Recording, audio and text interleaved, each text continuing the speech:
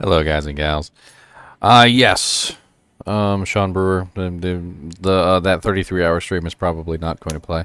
I recorded all the footage from it though, so I'm not really too worried about it. But it may take a long time before the footage even pops up, and it's only going to be 12 hours, not 33 hours, because there's a 12-hour limit, and that's the reason why it's so effed up. I've had several videos like that over the years. Today we're going to be leveling up the Rogue. I already got her past the starter quest. I'll hop into Discord here.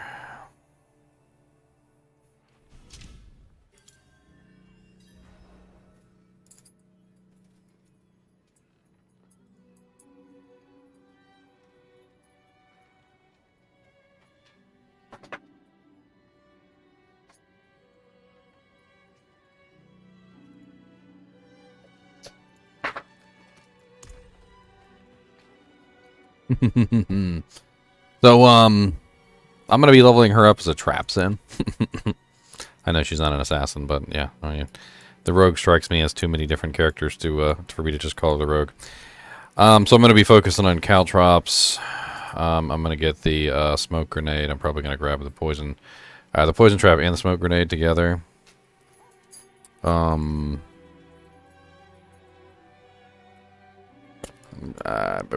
trying to think here. There's a bunch of like crazy stuff to get.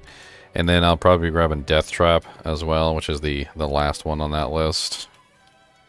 And then of course Trap Master.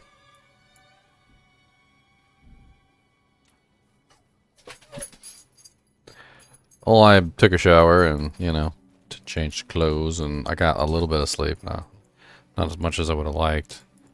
I crawled into bed and laid down and like I woke up at like 9:10 like a.m. in the morning, and I went to bed at like 5. Was that 5 to 6, 6, 7, 7, 8, 8, 9, like maybe like 4 hours of sleep, and I couldn't get back to sleep. But I went and got myself some Taco Hell. Some Taco Hell. My Taco Hell cup. I figure I might as well eat good if I'm not going to sleep good.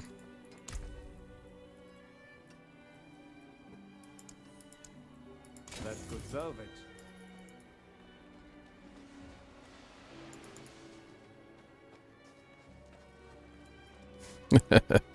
Raphael said I wait for some discounts.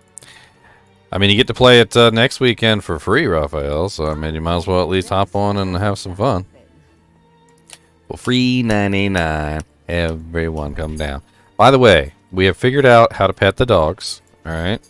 If you guys have not figured out how to pet the dogs, let me show you how to pet the dogs. First off, you must approach said dog like this. Okay? Approach said dog.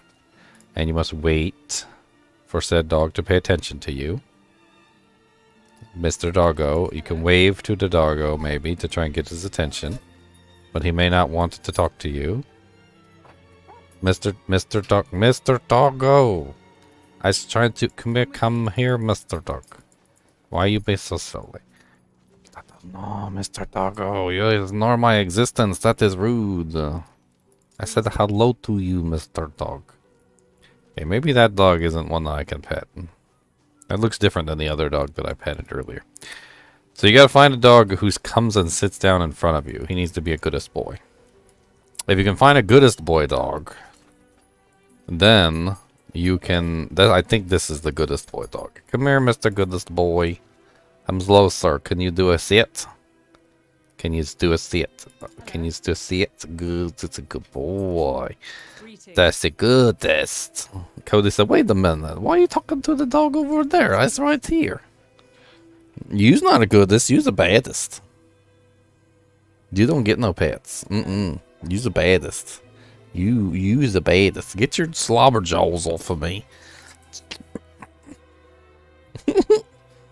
Anyway, they come sit down, and you use the emotes to interact with them. It's pretty cool. They already came out and said that it would not be on Game Pass, Gianni Yuma. So your bet has failed. That was an official post on Twitter a little while back. They officially said that it was not coming to beta, or not coming to Game Pass. Now that could potentially change at some point, maybe when Xbox acquires Blizzard, and that which has not happened yet, by the way. But as of right now, the answer is no.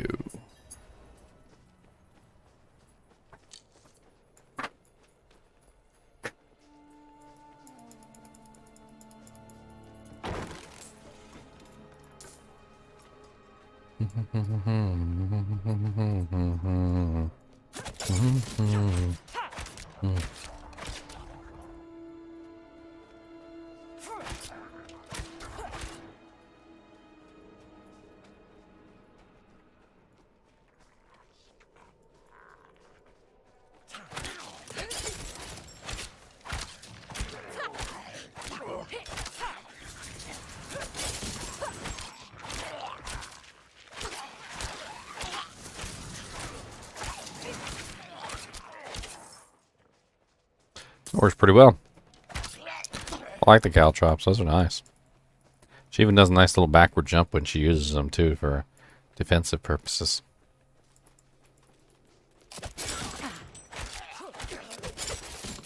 And you can double up, get a little bit more distance. It looks like it builds up charges. So I've got a certain number of seconds before it builds up the next charge. It's pretty cool.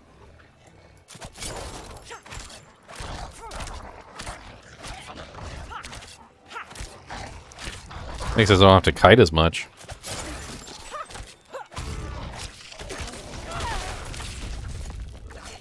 Ooh, that's a big bad bear. He's a mighty big bear. He's a big bad bear indeed.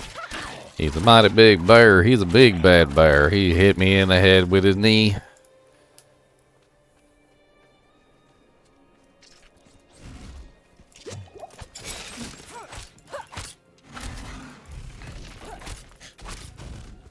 Why the hell the bats getting slowed by my caltrops? That's hilarious. Oh, my freaking... Oh, I am wrong. They're bats. They're flying through the air. How they get messed up by my doojanks on the ground? Used to make no sense. You're so silly. Somebody said if you let the bats coalesce, they turn into a vampire. Let me see if I can get like a whole bunch of bats. Like in one spot. Alright, here's another thing of bats. Let's put them all together. Can we get one? Oh, does caltrops do an initial pulse of damage? I didn't think it actually damaged anything.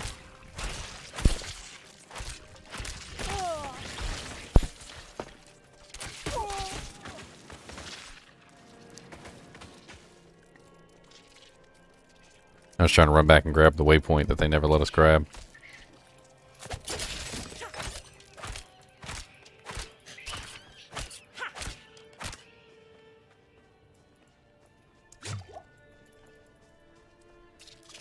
For some reason, there's a waypoint at like the starter village.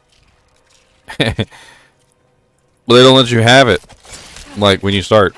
Like they're like, nah, you can have it.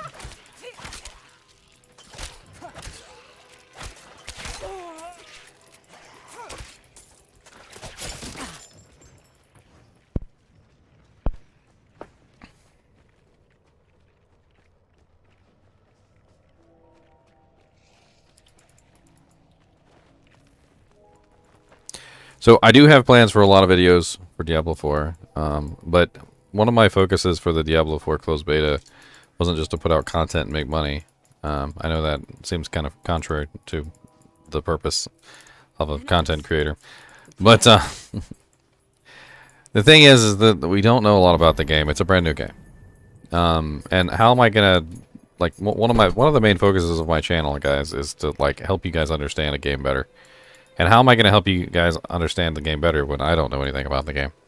So my focus for this beta, instead of like been trying to exploit you guys for as much money as you're worth, and put out cheesy videos that will probably get like 10 or 12,000 views and make me like 30 or 40 bucks, I'm focusing on trying to actually play the characters, learn them, like do all the quests, like try and understand how the mechanics work, all that stuff, and that way, you know, like later when I start making videos on, you know, teaching you guys how the mechanics works, I'll actually know what the hell I'm talking about.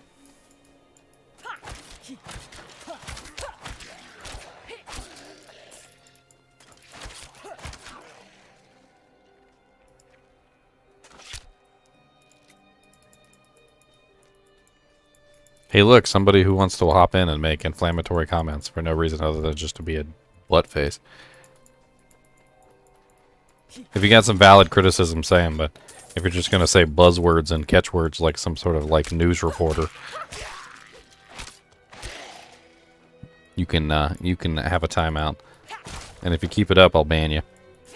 I ain't got no time for people who want to just like say random buzzwords. Bring some valid criticism to the table. Actually say something worth listening to.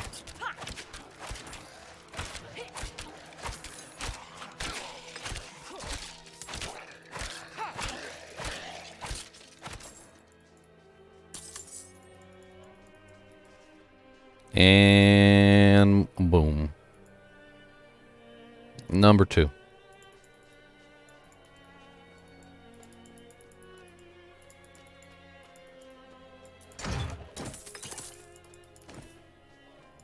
What's up, Cushmaster?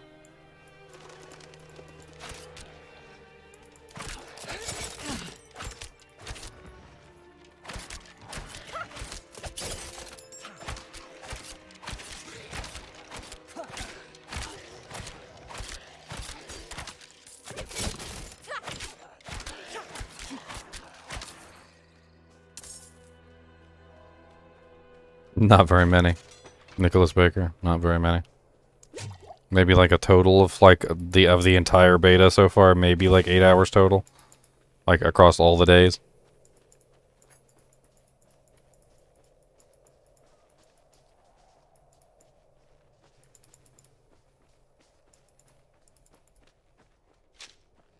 And that's like including naps that I took during the queue.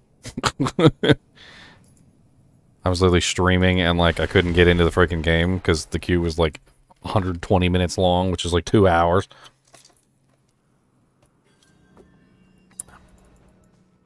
Honestly, I'm feeling it, so starting to not feel so great.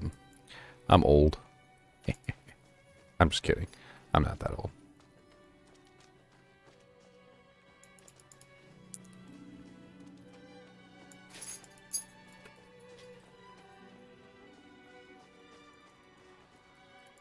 The new militia recruits have been mind giving.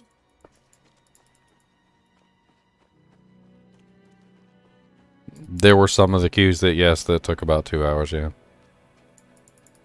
They were not, they were not nice queues.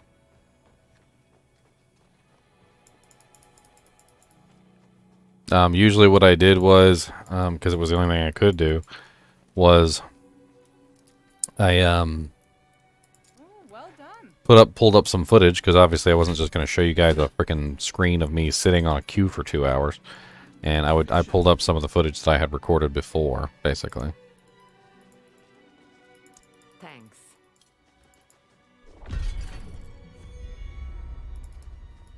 And I just let that play, and then when I came back, I turned it off. You know, it's not that big of a deal. But, I mean, we're going to level up the Trapsin today. The Trapsin.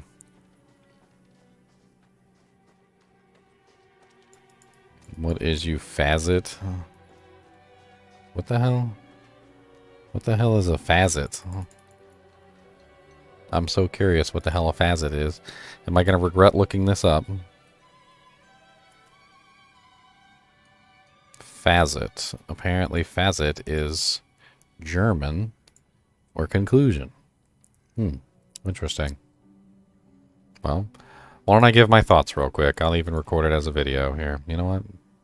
Let's do that real quick. Hold on.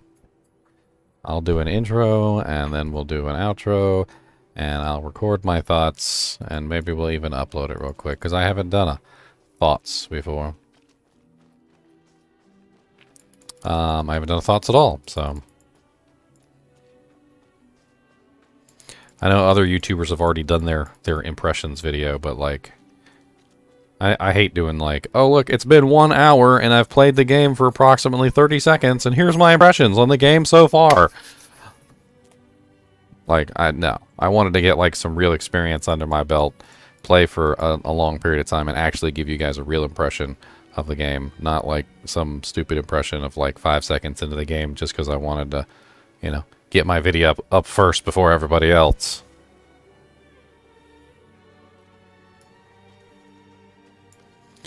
No, facet is a real word. I looked it up. It's German for conclusion. Of course, I'm probably saying it wrong.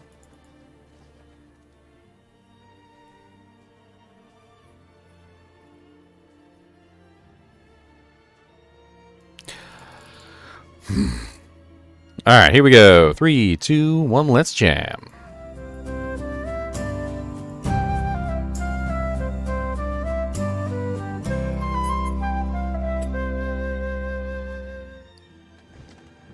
Hello guys and gals, and welcome. So it is now currently Sunday, 19th, and I've had, I don't know, like 40 some odd hours to play the closed beta. I've managed to completely level up a Barbarian, which I made a Bleedbarian. Pretty cool looking Bleedbarian. In fact, you know what, let me go back to my character select screen so I can show you all my cool characters that I've done so far. I have my Bleedbarian, which he's really cool. He's got like his half a chainmail on over here.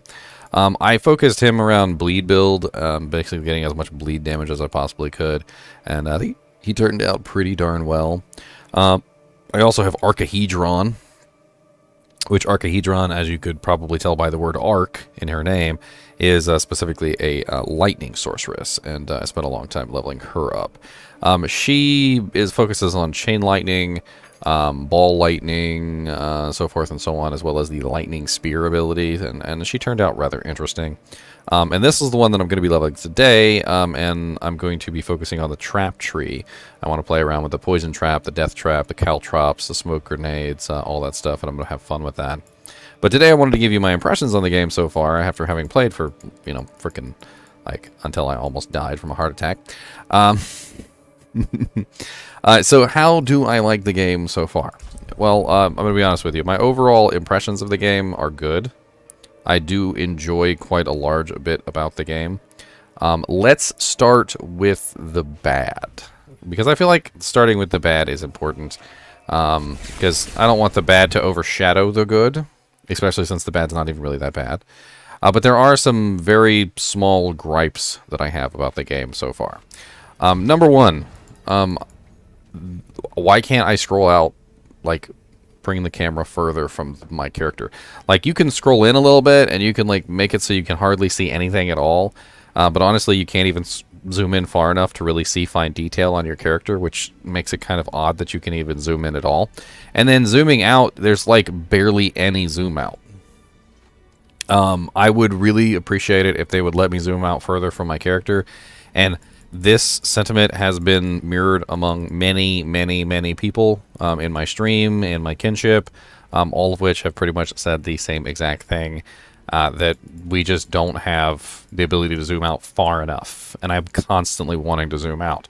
There's also another issue with the camera that seems to be when your character changes elevation, that he somehow seems to get closer to the camera. And I know maybe it's an optical illusion, maybe it's actually happening, but like, as you go up a mountain or you go up on top of a hill, like, it feels like the camera is getting closer to the character, and you instinctively go to zoom back out because you feel like your camera has zoomed in a little bit, and nothing happens, of course, because the camera won't zoom out any further, which is kind of a, you know, a thing. Another bad thing that I've encountered so far is that the dungeons are all kind of very samey. They all kind of have like the same map layout. It's a little weird that like all the dungeons kind of just I don't, it's like there's not a lot of variation in the tile sets, and I really would like to see more variation in the tile sets. I mean, Diablo II has more variation in the tile sets than this game does. In Diablo II, when you play in normal difficulty, normal difficulty has very limited tile sets. I'm not sure if you've ever actually like played through normal difficulty and actually paid attention, but like when you go to Durance of Hate in normal difficulty, the tile set is very small, sometimes almost linear in its you know, simplicity. And the bad thing about this is that it makes for just like a very dull and almost kind of like boring sort of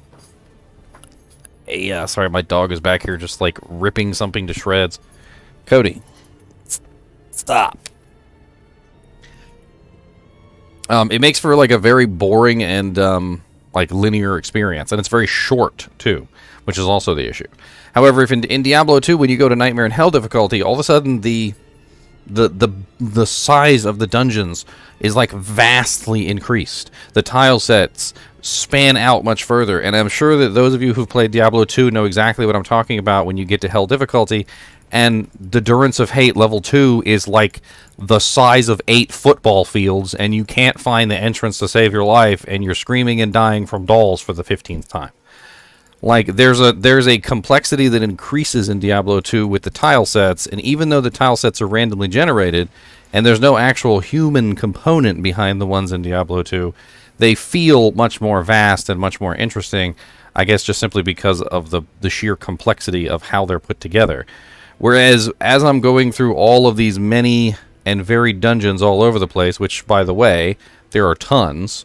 So you got a dungeon here, dungeon here. I mean, I'm just going to take a quick, you know, like, look through and show you that there's literally just, like, dungeons all over the place. Now, I feel like the word dungeon is a little overdone. When I say dungeon, MMO players think of something like a dungeon in an MMO. These are smaller than MMO dungeons, in my opinion. They're more like mini dungeons. And I don't particularly think that dungeon really quite qualifies what these are. They don't take very long at all. Like, if an average dungeon in an MMO took you maybe, I don't know, 15 minutes to 30 minutes, these are taking you anywhere between 5 to 7, like, to complete the entire dungeon. And they're not quite as fully fleshed out and as fully featured as, like, what I would consider to be a dungeon. In fact, I would dub them mini dungeons. You know, mini-me. Now, that's not to say they're not fun, and maybe their focus was to make shorter dungeons. Who knows? Maybe that's what their focus was. They wanted to make something that was smaller than a fully featured, full-size dungeon. But at the same time, I kind of wish there was fully featured, full-size dungeons, because some of these just feel really small. In fact, the weirdest thing is that there are these things in the game called strongholds. So strongholds appear around the map, and they're in various places. They usually are denoted by a big red skull-looking thing. You can convert them into, like, usable areas, like Nostrava right here is a stronghold. The stronghold battles actually feel more fully fleshed out than the dungeons do sometimes. Because there's multiple components. You've got to, like, solve little puzzles. You've got to go into houses. Like, honestly, the strongholds are better dungeons than the dungeons are. And that's saying a lot, because the strongholds are out on the open world. Like, this is an actual area in the open world. And the really cool thing about Nostrava was that after you completed Nostrava, there was a dungeon to go into. You unlocked one of the little mini dungeons at the end of completing the stronghold, and so it felt even bigger. It felt even more fleshed out, because you found the stronghold, you did the dungeon, you did the stronghold, you rescued the city, then a dungeon appeared before you. You did the dungeon, and it felt more like a fully fleshed out dungeon than the little mini dungeons do on their own. Number 3? We're on to number 3 now.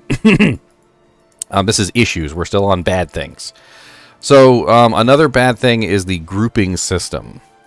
You can group up into groups of 4, which means that those players will be on the same layer.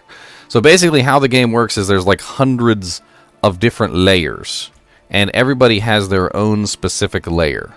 And this basically means that you can't see other people that are not on your layer.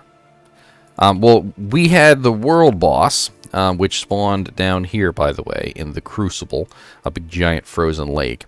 And we had a lot of trouble forming groups specifically for Ashava.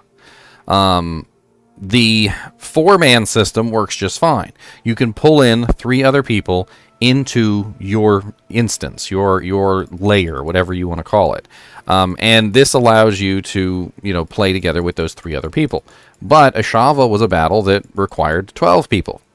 So, we have a clan. We got a whole clan right here with tons of people in it. We're trying to gather together all of our people within the clan and, bring them to bear on Ashava. And there is absolutely no way to form an alliance. We couldn't actually form an alliance to fight Ashava. So only 4 of us at any given time, for the most part, could fight Ashava together. And then we were grouped together with a whole bunch of randos. That's what I like to call people that just randomly show up and help you with stuff. And the randos were sometimes helpful and sometimes not. One of the times we were trying to do Ashava, we're literally sitting there trying to do Ashava, and there's like, you need to be around like at least level like 21, 22 to do Ashava, and not like die horribly in painful, blood-curdling screams. And we're like trying to do Ashava with a maximum of 12 characters, and there's like level 10s and level 15s and level 14s like there, and they're just all doing basically nothing and just dying over and over again. And there's a timer on the world boss, so like all of this dead weight that we can't get rid of, that we can't like make an alliance and actually like fight the boss. All the dead weight makes it so that you can't even kill her, because they put a timer on Ashava. So, and this is bad point number 4, is that the world boss is really freaking weird. It was fun fighting the world boss, don't get me wrong. But number 1, why is there a timer on the world boss? There shouldn't be a timer. World bosses are supposed to be something that roam around the world at random times, and they stay up until they're dead. They stay up until they're killed. There shouldn't be a timer on the world boss. Number 2, if you're going to put a timer on the world boss, which I don't necessarily think is entirely terrible, but if you're going to put a timer on the world boss, then you're making it into a race. Okay? And if you're making it into a race, don't tie my leg to the nearest level 10 character who's going to slow me down infinitely. Because that's basically what they did. They made it so that you couldn't form teams. They made it into a DPS race to kill Ashava, and then they shoved in a whole bunch of low levels with us for no apparent reason, so that we literally couldn't even beat the DPS race, because you need all 12 people to actually be doing something to beat it before the time runs out. And half the time we were literally like 6 or 7 men down, because like everybody in the group was just either like too weak or dead all the time, or even AFK. So you couldn't actually put together a competent team to fight the boss. Issue number 5. I don't know if I really want to call this an issue, but like it really seems very difficult to earn gold.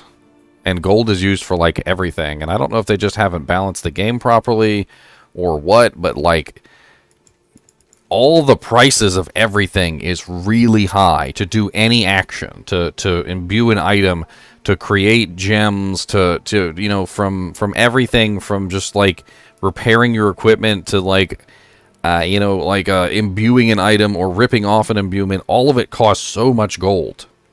And you literally find yourself in a situation where you just never have enough gold. Ever.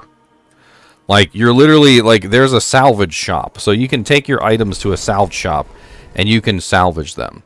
Which is usually what you would do in a game like this, is you would take your trash and you would bring them over to the, the blacksmith. And then your first thing that you're going to do is you're going to take all the crap that you've picked up in a dungeon, and you're going to go through it, make sure there's nothing good in there, and then you're going to just get rid of it all, right? No. Salvaging items is no. Don't do that, Because then if you salvage all your items, if you salvage everything that you get from the dungeon, you've got no gold to do anything with. You can't repair your items. You can't pull off legendary effects. You can't add legendary effects. You can't upgrade items. You can't do anything.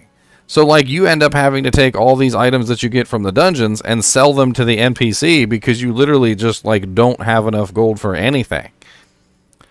And I'm not sure if it's just some sort of, like, balancing equation issue, or maybe they're just deliberately making the gold extremely rare.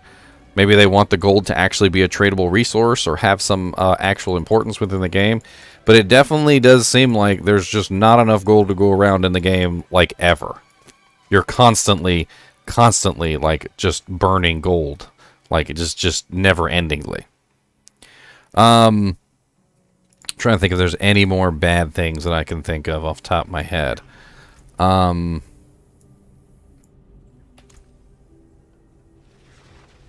I think that's pretty much it for the bad things, which is actually pretty surprising. Now, the ugly. The game uses a lot of memory. This is something that's very important, and I went over this in my, can your PC run this, like back in before the game launched. And I wanted to show people that the game really does burn lots of memory.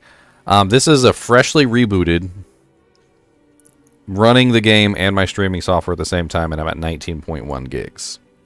I call this the ugly because it's not exactly like the worst thing in the world to have an issue where the game is sucking up a lot of RAM.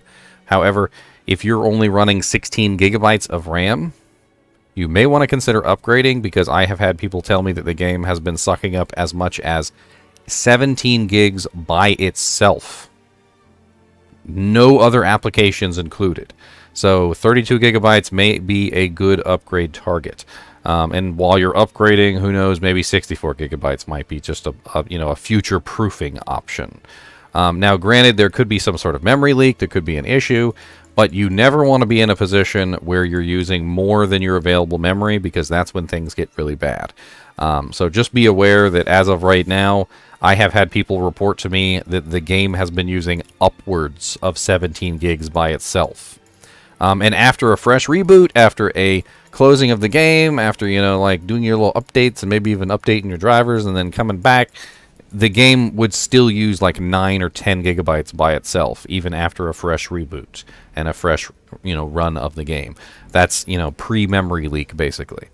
I'm currently on pre-memory leak right now because my game has just launched. So if I take a look at the game under details and I go to Diablo 4, you can see how much my game is currently eating. So it's currently eating 6.45 gigabytes on its own. And that's pre-memory issues. Or, I haven't really done anything yet. I haven't done any dungeons. I haven't done any world bosses. I've done nothing.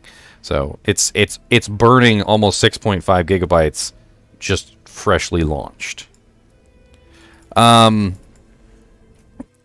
else is the ugly? I'm trying to gather my thoughts here. There's a lot to do on the map. And, like, these little statues are pretty cool.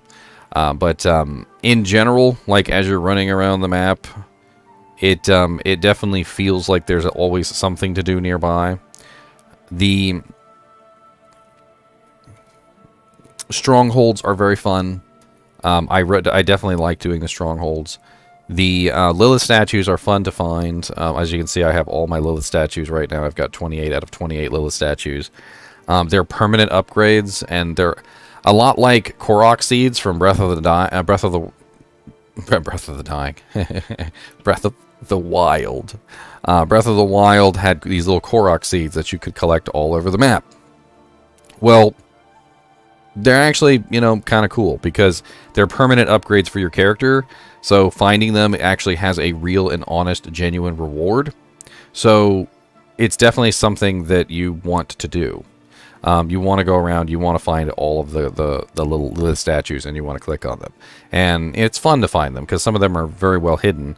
You can, of course, also just look up a map online and cheat, but either way.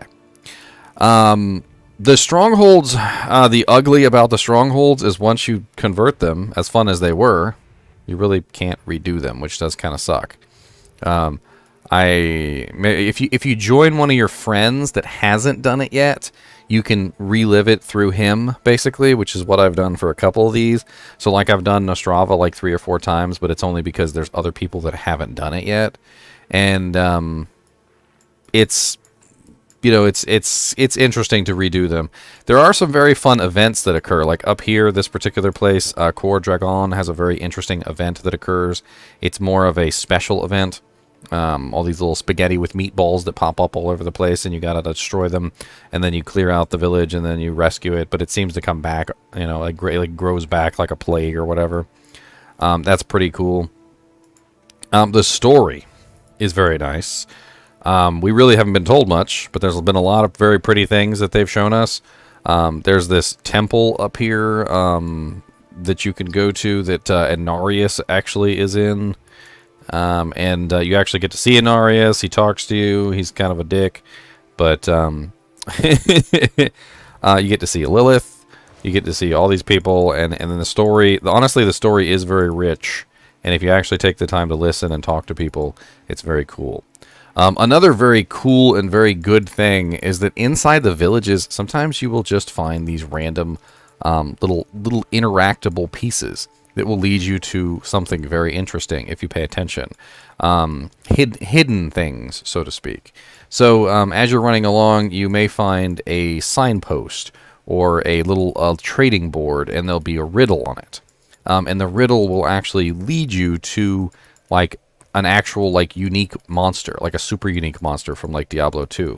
And you can fight that super unique monster, and they have very specific things that they can drop. So like one in particular talked about a specific monster that was apparently terrorizing the countryside, and it told you kind of like roundabout where they were, and you go there and you find this freaking ridiculously strong monster. It's like level 35 in a level 25 zone, and he kicks your butt, and if you keep at it, you can kill him, and he drops like a very specific item, like a unique item, which I thought was pretty cool. The ambiance of the game. I would definitely say the ambiance of the game is another good point. So, like, for instance, I've never liked Diablo 3's, like, the way that it looks. Diablo 3 looked like garbage to me. It looked like some dog vomited on a piece of paper, and then somebody brought the piece of paper over to me and tried to hand it to me as a work of art, and I slap it out of their hand. I do not like the way that Diablo 3 looked, and I am so happy that this does not look or feel like Diablo 3 in just about any way. I've even had some people who love Diablo 3. Okay, these are people that I don't want my friend to be my friend because they like Diablo 3. Like, if you like Diablo 3, I don't want you as my friend. And they come in and they're like, the game doesn't feel enough like Diablo 3. It feels too much like Diablo 2. And you know what? That is a very good sign, in my opinion. That is an extremely good sign, because when you have somebody who hates Diablo 2 who comes in and literally tells you that the game doesn't feel enough like Diablo 3 and it feels too much like the game they don't like, that is a good sign, in my opinion, because the guy who loves Diablo 3 is upset, and that pleases me greatly.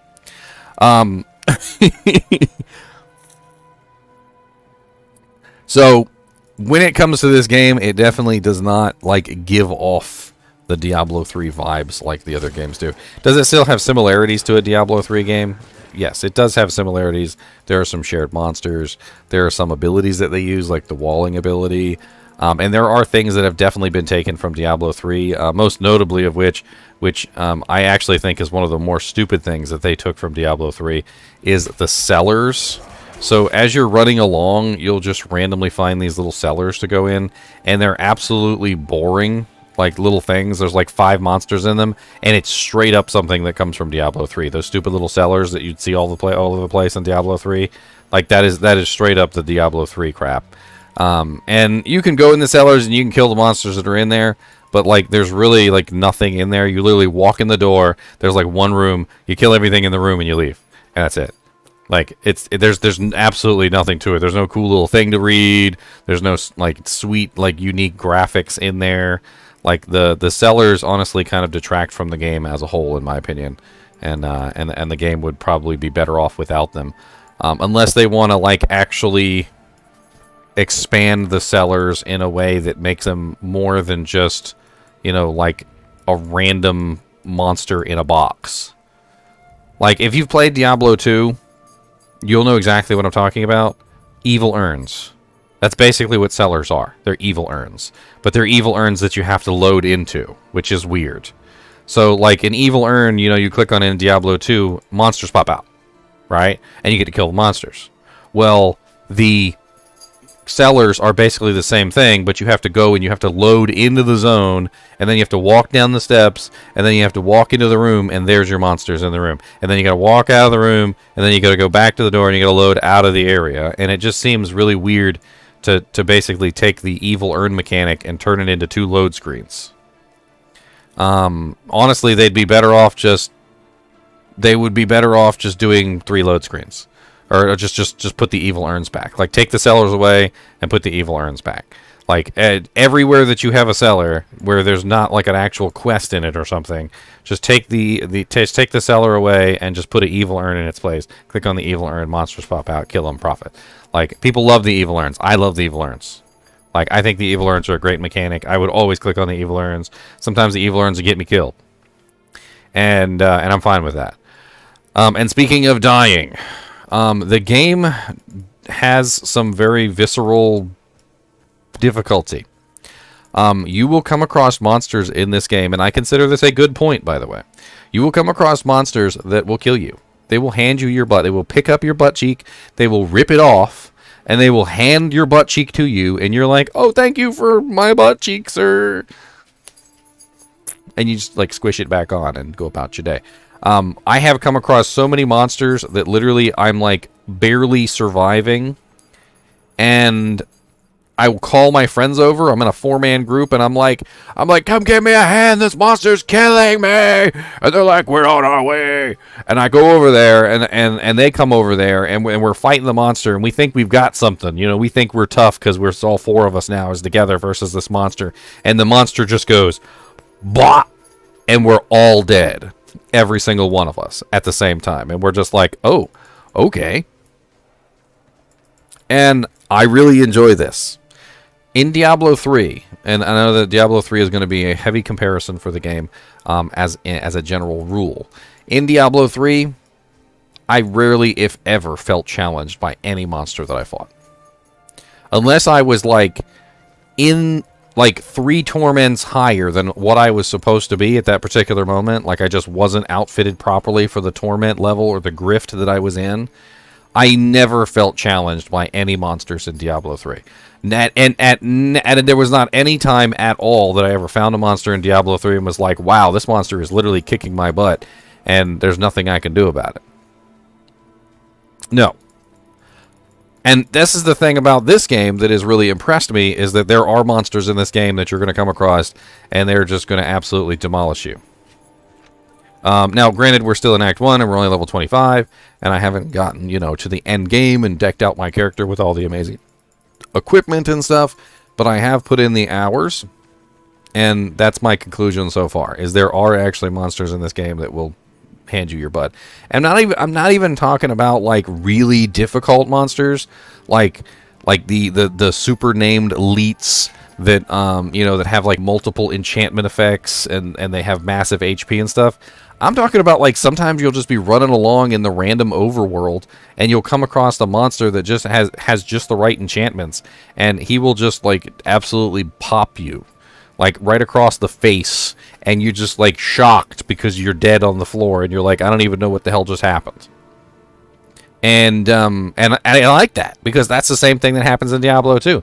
Diablo 2 is great. It's a fun game that you can play, and your character can be overpowered. And no matter how overpowered your character is in Diablo 2, you can always come across a monster that will just like literally just, and you're like, I don't even know what just happened. You're like, I literally just walked out here. I was just minding my own business. My buffs were up and everything, and then all of a sudden I was dead. And your friends are like, "What do you mean? What killed you?" And they start laughing at you, right? And they're like, "Oh man, you died. You're a noob." And then they're like, "We'll help you get your body back." And then they go die trying to help you get your body back, because the monster freaking knuckle punches them in the eye too. And it's freaking great. I love that kind of freaking gameplay. And that is exactly how a game should be. Combat wise, like as far as besides, just the fact that monsters are dangerous and deadly, I really do enjoy the combat, especially the Barbarian. The Diablo 2 Barbarian was never my favorite. But this Barbarian is a lot more fun to play than the Diablo 2 Barbarian. And he's still very, very similar to the Diablo 2 Barbarian. He has many of the same abilities, and the gameplay is very fun on this character. I haven't had a chance, obviously, to play the Necromancer and the Druid yet, and I would like to eventually, but it's neither here nor there. The skill system, I'm going to say, is a big thumbs up for me.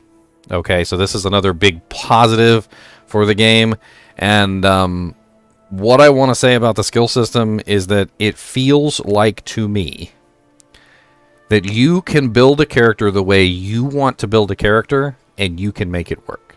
If you come in here with a decision, so you just simply say to yourself, I would like to make a rogue that uses bows and weapons at the same time, and maybe or maybe I want to make a barbarian that runs around and whirlwinds everything, or I want to make a barbarian that makes everything bleed, or there seems to always be a way that you can make your idea up here into reality on this. And that is a very, very good thing, in my opinion, because what that means is that it will open up into theory crafts, tons and tons of different theory crafts and ways that you can build characters and design them. There are tons of ways that you can augment a character with different abilities. With this particular character, I went in with one idea and I came out on the other side with a different idea. I ended up when I first started, I was going to use Rupture. And then eventually, through playing around with the character, I actually really tended to like the skill Rend, and I started to use Rend a lot more than Rupture. I started out with Whirlwind, and as good as Whirlwind was, it didn't fit my build, and so I started going into other things besides that. I didn't really have huge issues with defensive capability, and I did die quite a few times, but I was generally okay with being a glass cannon.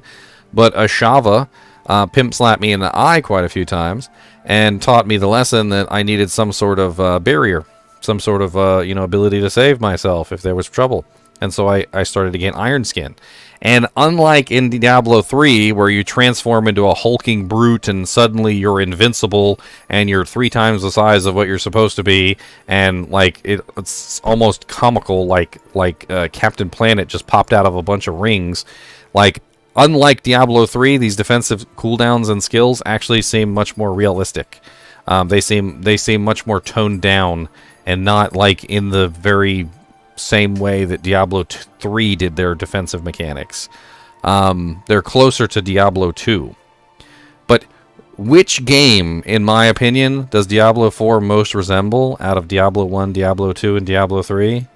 You're going to laugh at me, because my opinion is it most closely resembles Diablo 1. And some people have actually said ew when I said this, but Diablo 1 is a very simple game that requires you to manage your approach to battle differently than Diablo 2 and Diablo 3 did.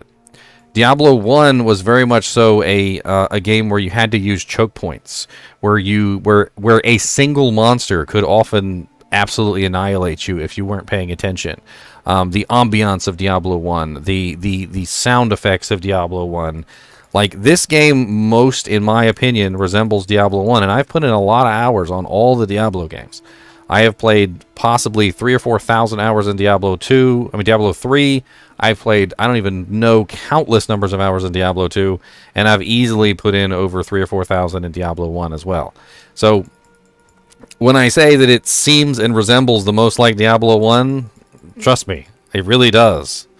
And I like that. I absolutely like that it has a very similar combat feeling to Diablo 1. I'm very impressed with what they've got here.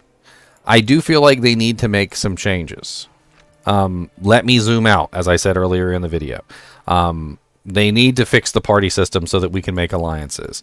The dungeons, they need to... I know that they seem to have this goal of putting dungeons everywhere, but these little mini dungeons need to be a little bit more fleshed out. they need to be meatier. Right now, like, you know, it's just a bone. It's like a bone with no meat on it. And you, like, put, like, a couple bones with no meat on it on a plate, and you hand it to somebody, and they're like, oh, thank you. Guess I'll just suck the marrow out of them. Like, you know, we want some steak and potatoes, and these are not steak and potatoes. Maybe there's some potatoes, and it's like a bone. Like, they're very limited. The story. So let's talk about the story for a second, and I'm going to do so without any spoilers. The story lets you breathe. So in a lot of games, they throw the story at you so fast, and like you don't have a chance to absorb anything. You don't have a chance to actually enjoy the story. This Diablo definitely is letting you enjoy the story. It's letting it breathe. It's giving you time to soak it in and understand what's going on and actually enjoy it. As opposed to, like, in Diablo 3, I always felt like the game was rushing me along to the next cutscene. It was always, like, trying to force me to the next encounter, and it was trying to do it quick. It's like, come on, let's go, let's talk to Cain, come on, Cain's dead with a butterfly, come on, Diablo has boobies, come on. Diablo, yep, Diablo broke Purius' weapon, come on, let's go. No, this game actually seems to be, like, letting you enjoy the story, which I think is really cool. Graphically, I do like the graphics overall. I definitely do enjoy it. The everything, even down to the like character outfits, I think they're pretty cool. I really enjoy the rare system. So those of you who are old like me, raise your hand. I'm just kidding. Those of you who are old like me, you remember when Diablo 2 didn't have rune words, when Diablo 2 didn't have the advanced uniques. And what was the number uno king item in the game? What was the thing that you always searched for in Diablo 2 Classic? It was rares. Rares were the king. And I remember, and I love that time from Diablo 2 Classic. I always thought it was amazing, you know, going and finding a rare, and then you identify the rare, and it could be the most godlike rare that ever existed. And rares are very powerful in this game.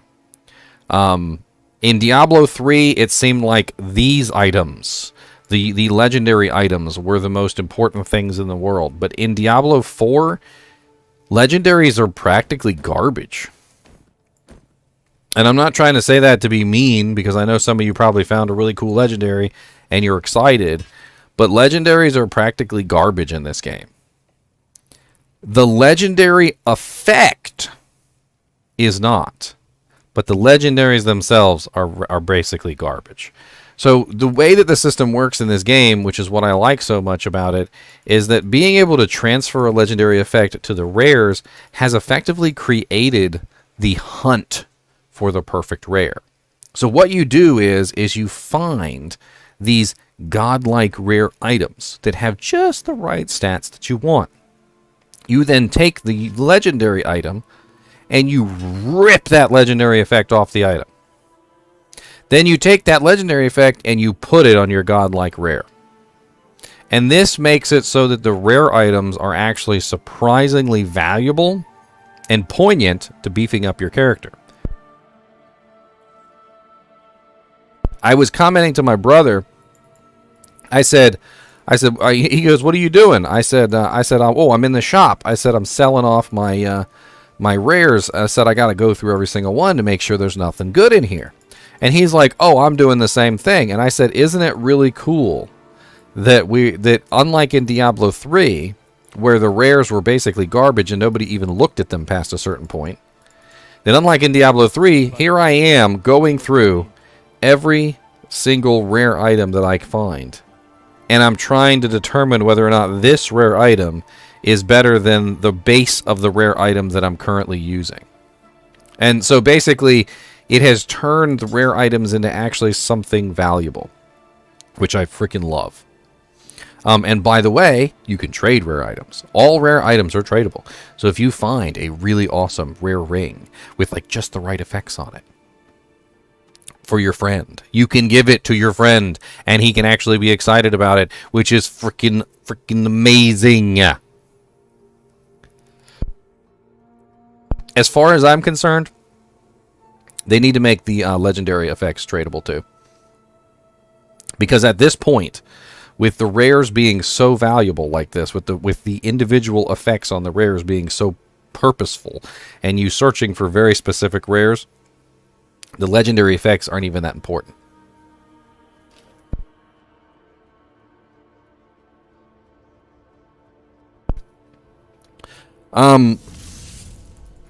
We obviously we're not in Act 2, we're not in Act 3, we're not in Act 4 yet, so whatever. We don't know if there's a Herodric Cube.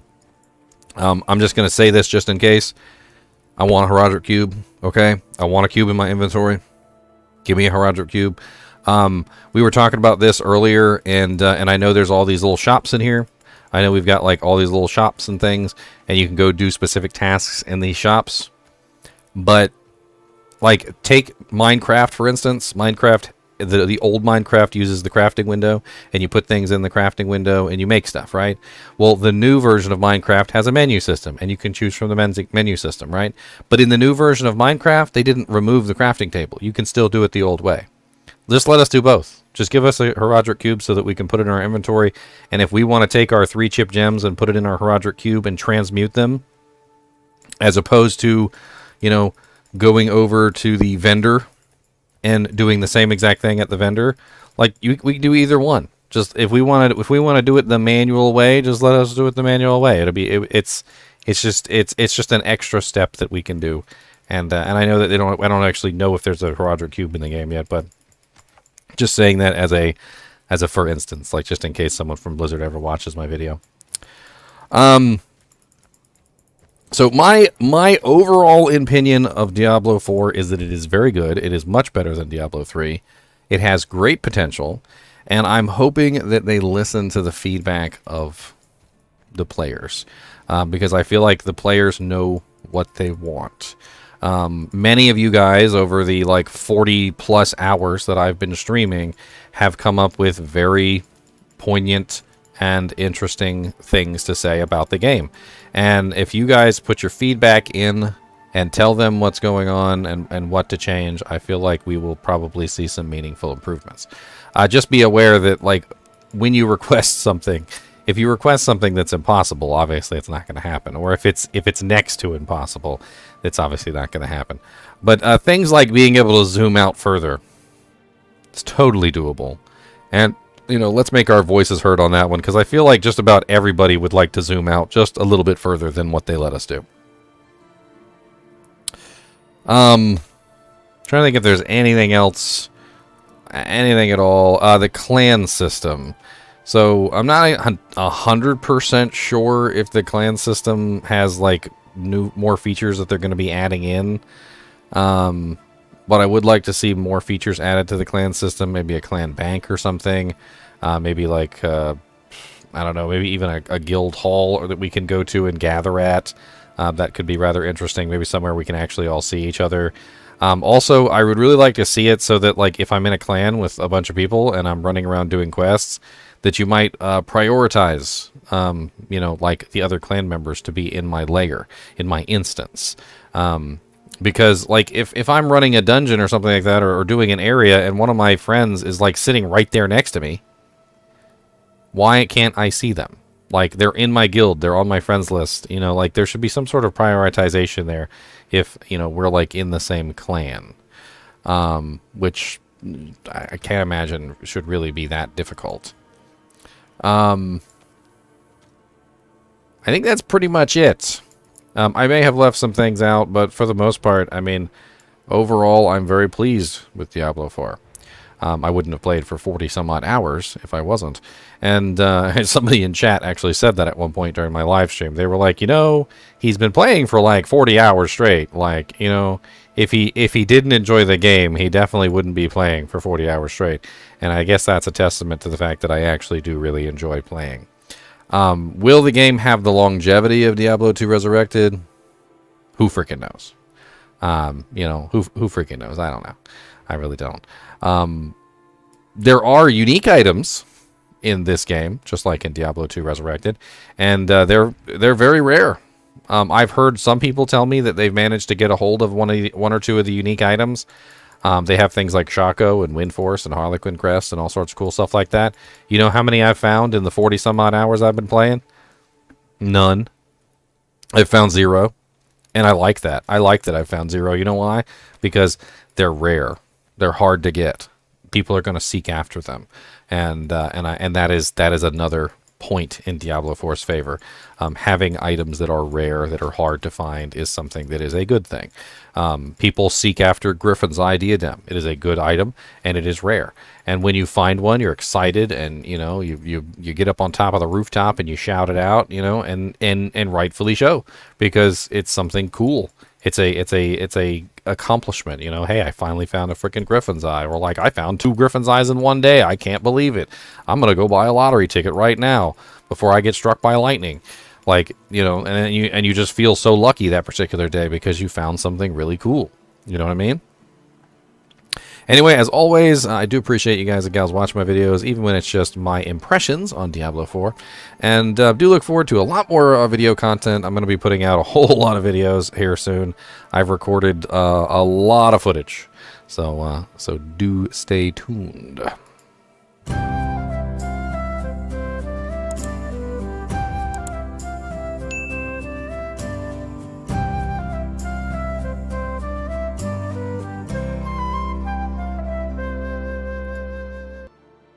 Alright, so that was my impressions video. I'm actually going to upload that right now, and I'm sure it's going to lag you guys out, but I don't care.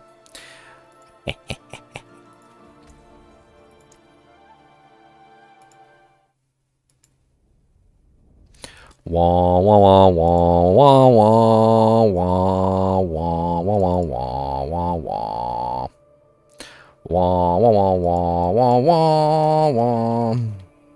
That was a really good explanation of everything. Well, I tried my best. The one thing I will note, though, is I don't think uniques drop until World Tier 3, according to the thing that you read in the journal. Really? Somebody said they found some frosties. Yeah, according to the thing, if you read the tiers, it says uniques start dropping at World Tier 3. World Tier 3, okay.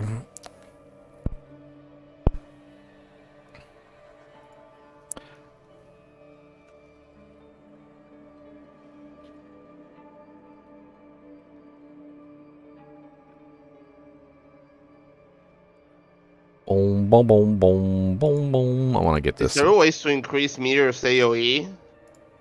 I don't know. You can check the ability lists. I mean, what are the options when you go to? On the 2 upgrades, not really. It's just one that makes it faster, but not one that makes it bigger. I remember the one that makes it faster, and you should probably do that one. Is there no legendary effect that makes it bigger? I don't know. Like We don't know all the legendary effects, but what you could do is you could go through the Codex of Power, and you could see which legendary effects are working. What is world tier difficulty? Well, there's multiple difficulties. You can start out on Adventurer, which is the really easy difficulty, and then Veteran is like the more difficult one to start with. And then I don't think you can choose any of the other ones until you hit higher levels. So, like, you need to actually be a certain level before they even let you touch any of the higher difficulty settings.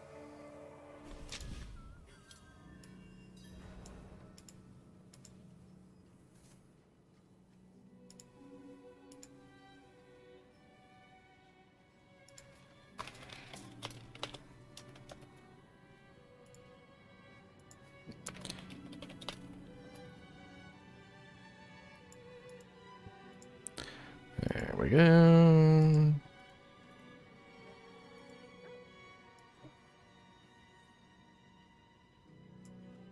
Nothing meteor specifically related in the Codex. What are you trying to do? I was just wondering if there was some way to increase AoE on the meteor. Oh, to make the meteor splash bigger? Mm-hmm. Nothing's in the skill tree that does that? Nope. Not that I can see right now. Then probably not until late game if there's an item that does it. But if there's nothing in the tree that does it and nothing in the codex, then it's going to be a late game legendary.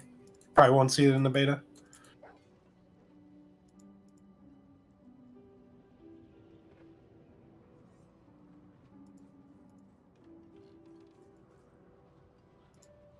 Okay. I did a world boss last time, my level 19 sorcerers, and got the chain lightning, 50% chance to proc 2 additional chains, which was kind of cool. I kill it faster than I ever killed on the barb, which is crazy. Freaking Sork OP.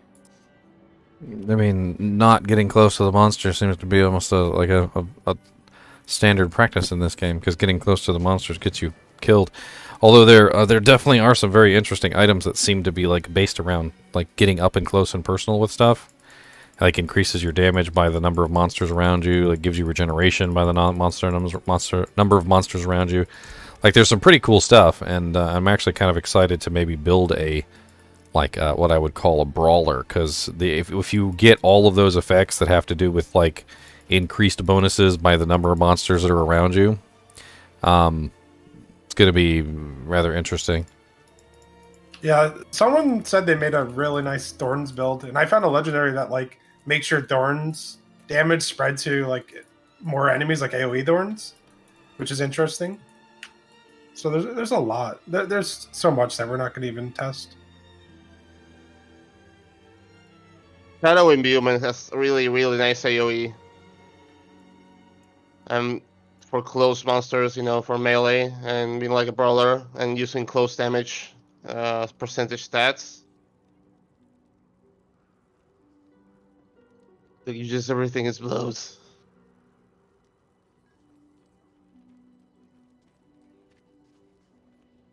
The one thing I will say so far about the Sword versus the Barbarian is the damage is just so much higher compared to my Barb. And my Barb has like perfect gear now. There's some balancing that needs to be done with the Sorceress. Like I also felt like the Sorceress was just kind of like a little broken.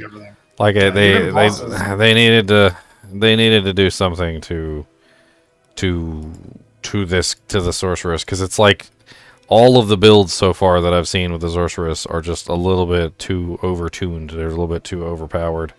But we are only level 25, but still, it's just like they are not having a hard time.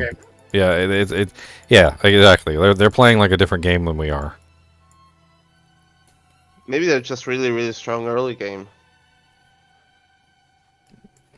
We don't know how the late game scaling and build potential is going to be yet.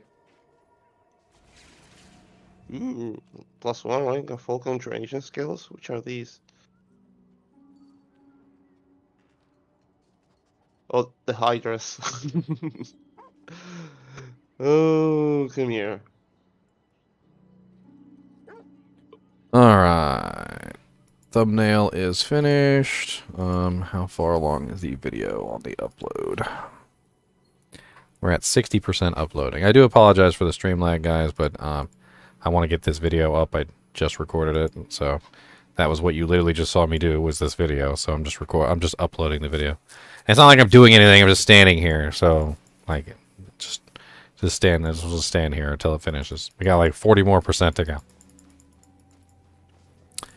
And I'm actually going to schedule that to...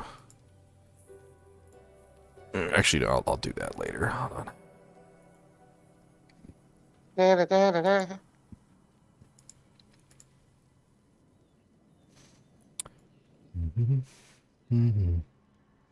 Yeah, once the video gets 200 likes, it'll stop lagging. So you guys make sure you hit the like button, okay?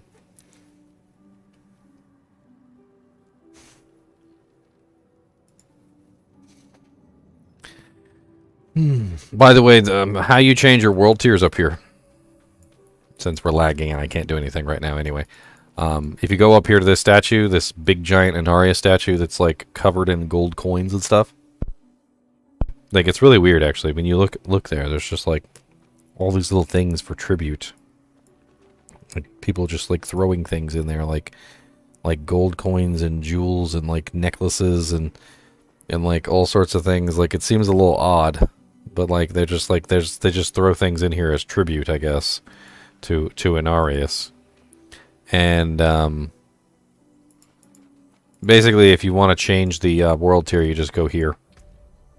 And here are your world tiers right here. So we have Adventurer is your low-level world tier. This is your like baby.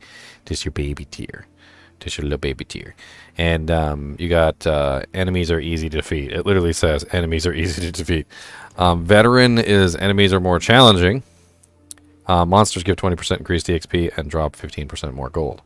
Nightmare unlocked upon completing the campaign and Cathedral of Light capstone dungeon in Kavashad, World Tier 2 Veteran.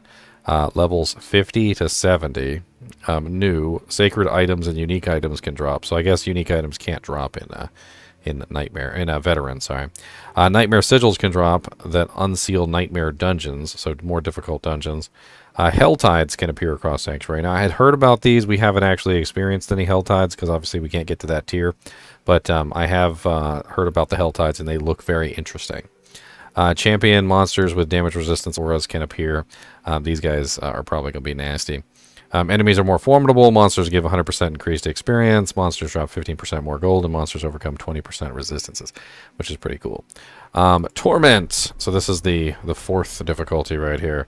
Unlocked by completing the Fallen Temple capstone dungeon in Northeastern Dry Steppes, World Tier 3 Nightmare.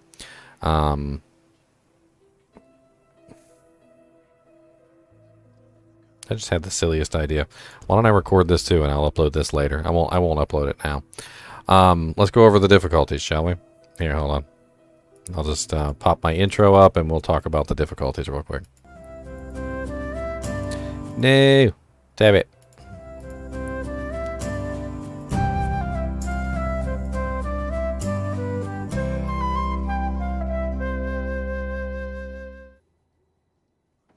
Hello guys and gals, and welcome! So today I wanted to make a quick video just going over the different difficulties in Diablo 4. So if you want to change your difficulty in Diablo 4, you can do so at the World Tier statue, which is actually kind of cool. It's a statue of Inarius, and it's all like golden-fied, and like for some reason they're tributing like stuff to Inarius. As you can see, there's like swords and like jewels and like crowns and stuff in here. There's all sorts of things. But basically, you just click on the World Tier statue, and it shows you your different difficulty settings. So the easiest difficulty setting is Adventurer, and it literally just says enemies are easy to defeat. So very, very low, the lowest difficulty setting you can possibly get to. Veteran, which you can start out at Veteran. So when you start your character, you can choose to play as a Veteran difficulty mode instead of the easier Adventurer. And you get 20% more EXP and 15% more gold, and the enemies are more challenging. This is level 1 to 50. Nightmare difficulty mode is locked until level 50 and until you complete the Cathedral of Light capstone dungeon in Kavashad, which is World Tier 2 Veteran. And has a lot of things that unlock in Nightmare. So you finally get access to sacred items and unique items. Nightmare sigils can drop, and the unsealed Nightmare dungeons. Hell tides happen, which seem to be like events where the kind of like hell will like invade. Very similar to Diablo 2's terror zones, seems like. Champion monsters with damage resistance auras can appear, so the monsters are going to get a lot more tougher. And as you can see here, enemies are formidable. Monsters give 100% increased experience. Monsters drop 15% more gold, and monsters overcome 20% resistance. Then finally, we have Torment difficulty, which is level 70+, and that is unlocked by completing the Fallen Temple capstone dungeon in Northeastern Dry Steppes, World Tier 3 Nightmare. Ancestral items can then start dropping, as well as new unique items can start to drop. So there are some unique items that you can only find in World Tier 4. Enemies are more fearsome. Monsters give 200% increased EXP, monsters drop 15% more gold, and monsters have a 40% resistance to effects. So right now we're stuck on Veteran. We can't really go any further. But if you did want to change it to an easier difficulty setting, you could go to Adventurer mode. That's pretty much it. I look forward to trying out some of the higher difficulty modes, but unfortunately we are locked to our little lobby selves. Anyway, as always, I do appreciate you guys and gals watching my videos, even when we're just going over the difficulty settings. And as always, keep watching.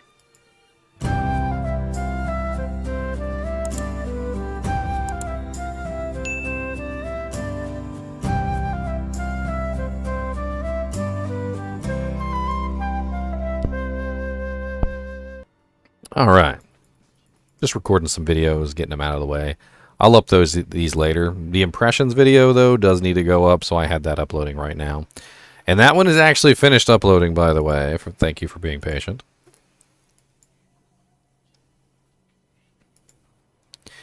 I'm going to go ahead and schedule that one for today. And let's go ahead and schedule it for like...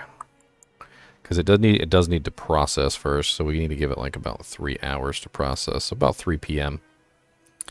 And I'll put that as a premiere.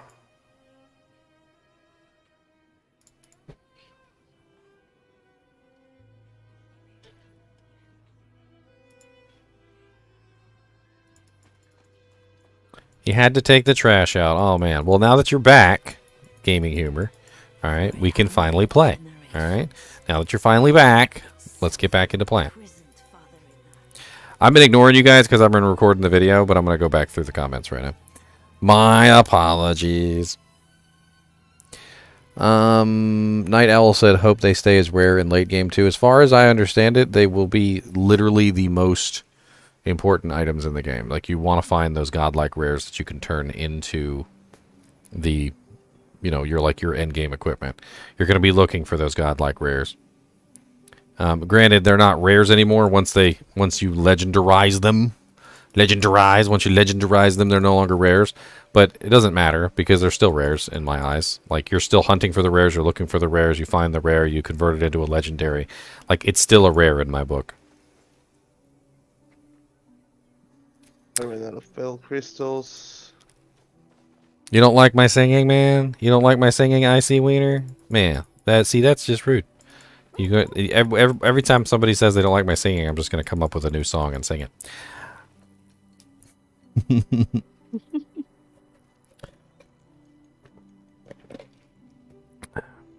What's my favorite class so far?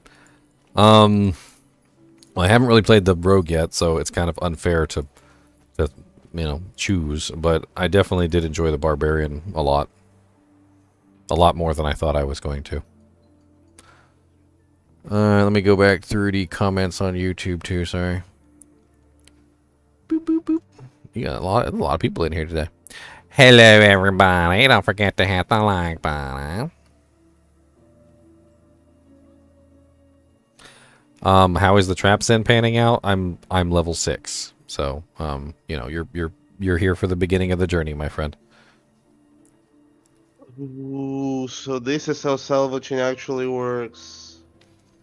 So you don't always get the same materials. The veil crystals are at a chance, and those are the ones you need to imprint aspects later, but they're not guaranteed. So you either get your gold or you get your crystals. I think you also need them to socket things too. If you want to add sockets. Caspar agrees with me on Diablo 1, he said. He said the game does feel a lot like Diablo 1.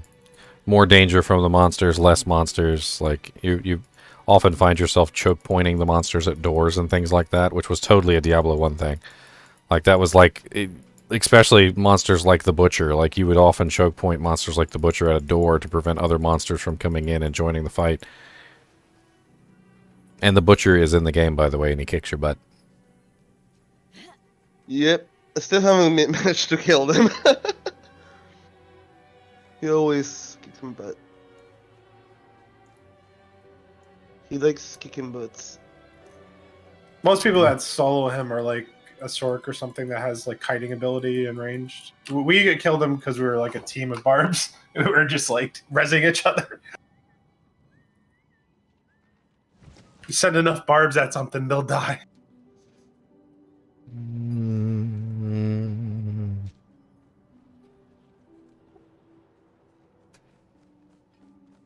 You guys are talking about world tiers.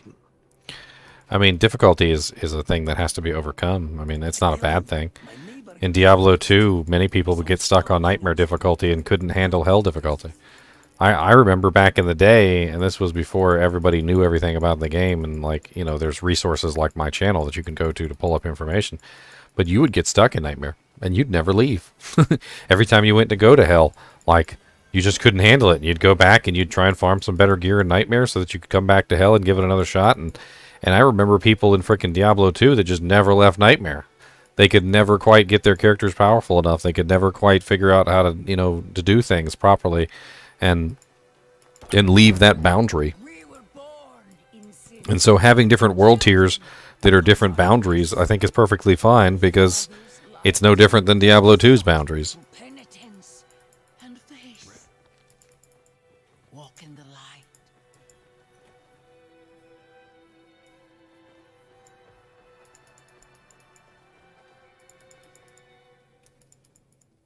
I already did all this and I don't care. Take the night's report before you go.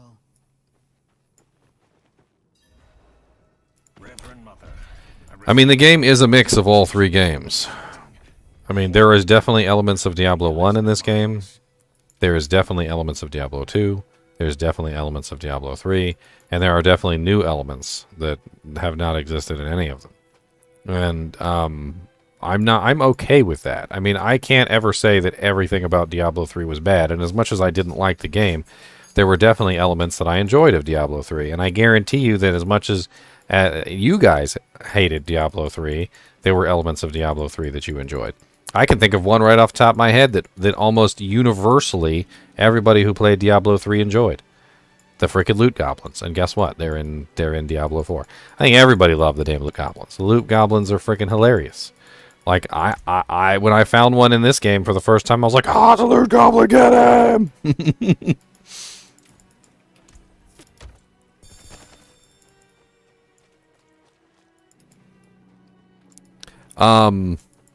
There were other aspects of Diablo 3 that I liked as well, so I can't always say that I hated everything about the game. But let me put it this way. I would fall asleep playing Diablo 3. It was boring to me. In my complete and utter honesty, I think the real reason why I stopped playing Diablo 3 wasn't just because I didn't like it, because I've played games that I haven't liked before just because other people are playing it. You know, like to play with my friends. Like if one of my friends is playing the game, I will totally play the game with them, even if it's something that I don't necessarily enjoy. I stopped playing Diablo 3 because I was literally falling asleep while I played it. It was boring. Like, it was so boring to the point where literally I couldn't keep my eyes open. And I've definitely have been very tired while playing this game, and I have had no such issues with this game. And never at any point while I have been playing did I feel bored and wanted to fall asleep while I've been playing Diablo 4. There's something about the way the combat works in Diablo 3. There's something about the endless button mashing and the fact that monsters don't really have even like a possibility of killing you if you built your character correctly. Like, there's no scariness. There's no I don't know, maybe I should have just played hardcore Diablo 3 so that I actually was scared to die. But like, there's just something almost like oddly mind-numbingly hypnotic about playing Diablo 3 that puts me to sleep.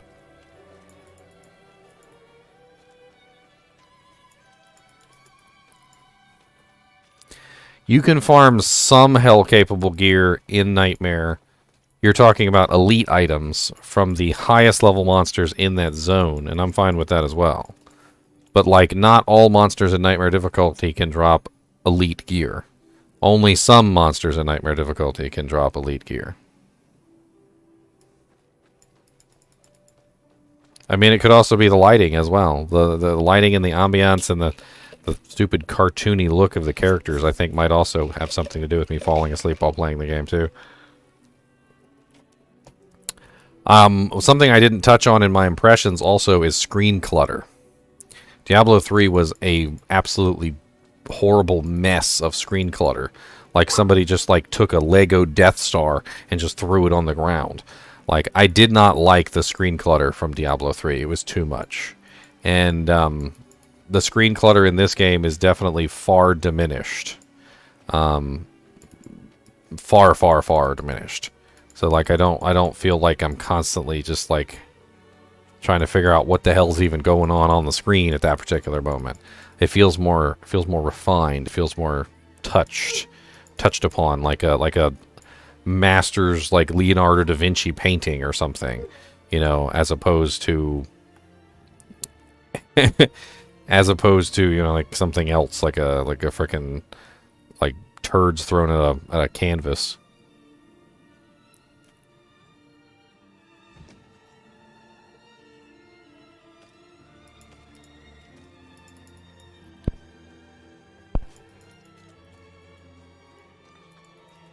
I mean, I think there should be uniques in all the world tiers, to be honest. I think they need to spread them out, just the same way they are in Diablo 2. You know, there's uniques you can find in normal, there's uniques you can find in Nightmare, and there's uniques you can find in Hell. I have absolutely no problem with there being different tiers of uniques, and also make the uniques useful no matter where you find them. Because Mage Fist Gauntlets are extremely useful normal difficulty uniques. You find them in normal difficulty, and they're absolutely great, and people still use them even at the end game. And I'm perfectly fine with that. But then again, there's other items like Griffin's Eye Diadem, which you're not finding unless you're in a level 85 plus zone.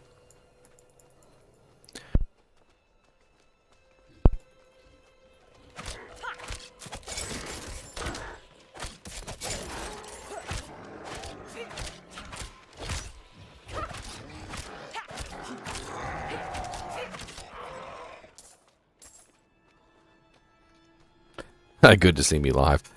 Man, Brian, I've been live for literally like... what was it? I was live for almost like 50 hours or some stupid crazy number like that. And I got myself a nap, and this is just like the next live stream. Like, I've been live all weekend. All weekend.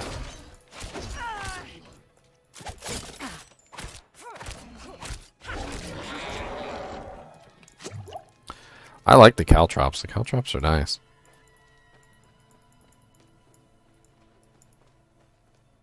The caltrops are very powerful. I like Shadow Step a lot. Oh, what enchantment should I use? For what? For sorceress. Depends on what your build is. Ooh, Fireball looks nice. I mean, are you going for a burn build, or are you going for a damage build, or are you going for like? Because I'm just experimenting. Because like the fire build is crazy with like there's bonuses that you can get for like the number of burning effects on monsters, and there's some pretty good enchantments that kind of follow the same logic. But then there's also like a whole other way that you could build the fire tree besides going for burning effects. Yeah, I'm liking how this Explode on Death thing goes on with the Fireball. Can be a similar thing to get a better AoE clear and have Hydras do a single target. Goes really well with Blizzard as well. You know, it's one thing I'm gonna call out right now. It's a very bold statement here, but Diablo 3 is dead. When Diablo 4 comes out, Diablo 3 is dead. Isn't it already dead? I don't think anyone is going to play that game after this game comes out. Diablo 4, as it is right now, is superior to Diablo 3 in every way that I can think of. And at this particular point, even if the Diablo 4 is released in this exact state, even if Diablo 4 is exactly like this upon its release, it will absolutely crush Diablo 3 out of existence.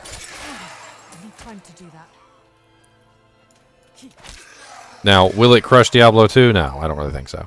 I think the player base in Diablo 2 will decline upon the launch of Diablo 4, and people will definitely enjoy Diablo 4 just the same way that any game will decrease the population of another game when it's on launch. But I don't think Diablo 4 is going to negatively affect the population of Diablo 2. But Diablo 3, I just can't even see people playing it anymore. I shouldn't be holding this in my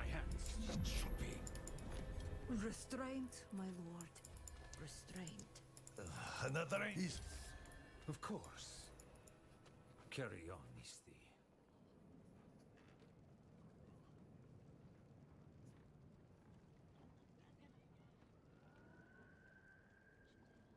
Yes, Immortal too, because Immortal is nothing more than like a Diablo 3 clone anyway. Like when I played Immortal, that was the impression I got. It was like a Diablo 3 clone with like some slightly better mechanics and a whole bunch of ripping you off.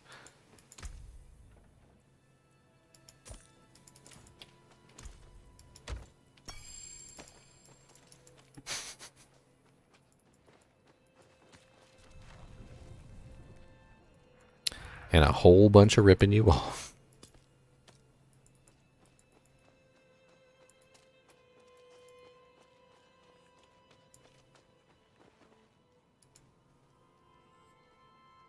Who we got online? Warren is up here. Third gear, Lobo, Leonard.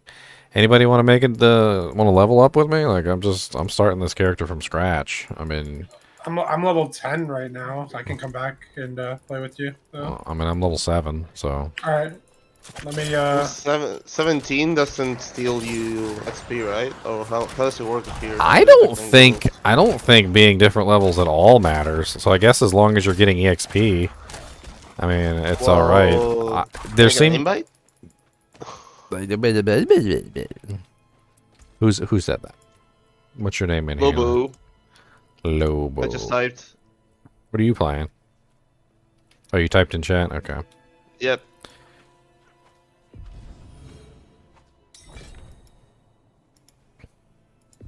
Okay, Lobo and... Oh, you're doing a Sorcerer. Then we got a Barbarian. You making a Barbarian gear? Mm-hmm. Her name is Trapsin, okay? Trapsin's pin, that's where you are. Oh, Trapsin's pin. Oh, got a feeling in my soul that the game is gonna be really freaking good, oh yeah.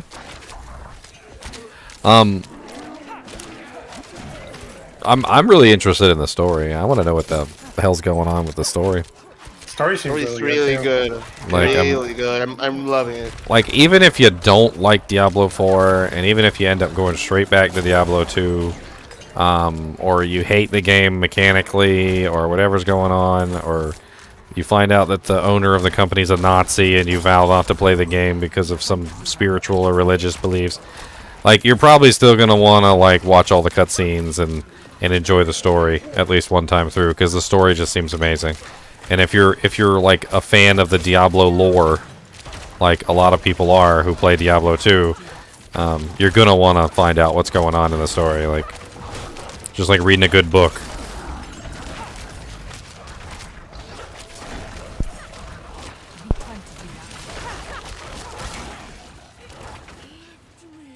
I am getting SP.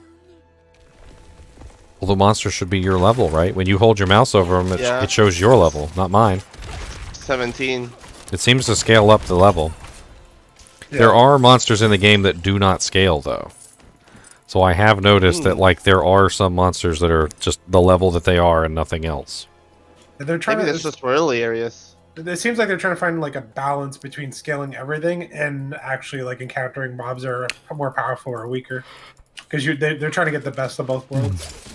Because they have that level 35 mob here, so if you're level 9, you go fight him, you get rocked. He's level 35. Yeah, he's always level 35. And I'm assuming that if you're really high level, he'd still be level 35 too. So like if you came in with like a level 70 or something, he'd still be 35.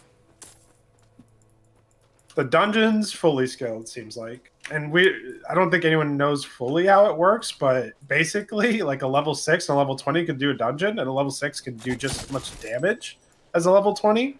So it's like, the way it scales is basically your equals. It's very weird.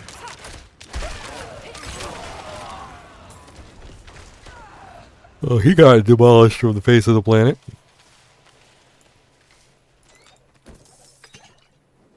Did you fill up your group already or no? Oh, we still got one more person. Alright, I typed in guild chat. Leon's on? Yep. Okay. I want to do a dungeon. I want to do a dungeon I haven't done yet. There's one right There's a bunch of Right here. there's a bunch of necromancer dungeons down here that I was kind of avoiding because they had necromancer skills in them. Let's go do one of those. There's a lot of druid ones as well. I mean, they're trying to prepare us for the other weekend, I think. Oh yeah, definitely. And that's why I want to get them. But I also haven't done those dungeons yet, so. Oh, this is actually ridiculous. My enchantment procs even if I don't kill anything. See how the monsters are exploding in fireballs when they die? Oh, here, let's do this one real quick. I haven't done the frosty mine. This is the cellars we're talking about. Very tiny. Like you go in here, it's like, oh look, there's 5 monsters. Kill them. Oh, that's it. Yep, that's the whole it. That's it. You know, just move along. That's it. No, that's it. They're no, literally go, leave. But I want to look around. Like, no, that's it. Leave.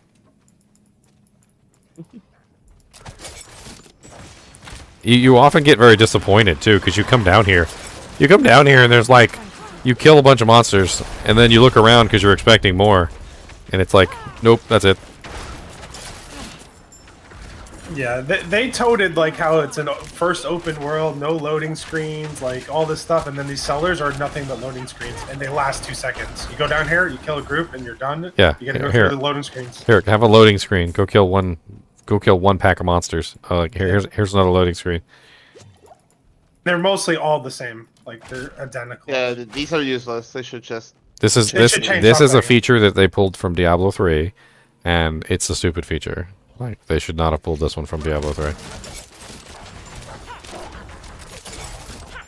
At least like it's actually really stupid. I mean, let me put it this way: it detracts nothing from the game as a whole.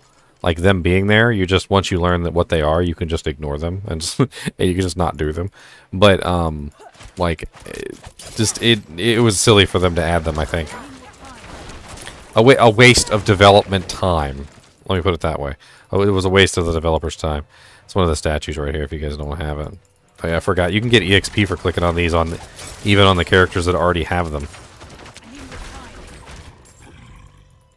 it'd be nice, like if they're gonna keep them, if they can add something to it, like maybe like spawn a random boss in there, kind of like the way Butcher spawns in the game. Like start spawning bosses down there. I don't know. What the hell is Something. crushed beast bones? Make it worth going through 2 loading screens. What the hell was that? It's a crushed beast bones. Probably just another crafting material, huh? There should be a necro dungeon like right down here. I'm pretty sure. I'm going by memory because I don't have the map explored. But if one of you guys can see them and you know where it is, I mean, yeah, here it is. This is the decomposed one down there. It just popped up on the map. We'll go do that one.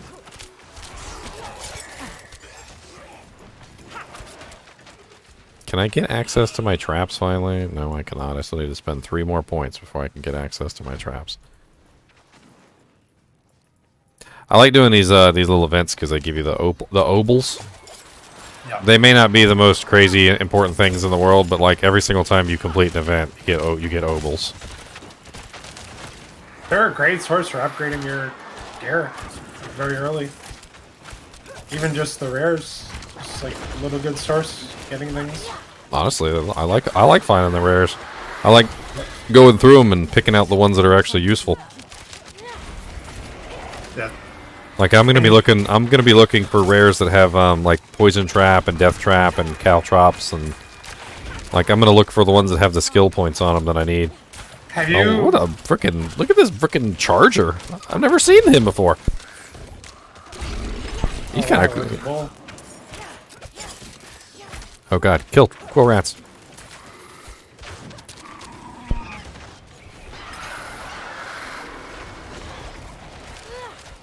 Have you tried to craft on a rare yet? Like remove an affix and add a new one? No, I have not.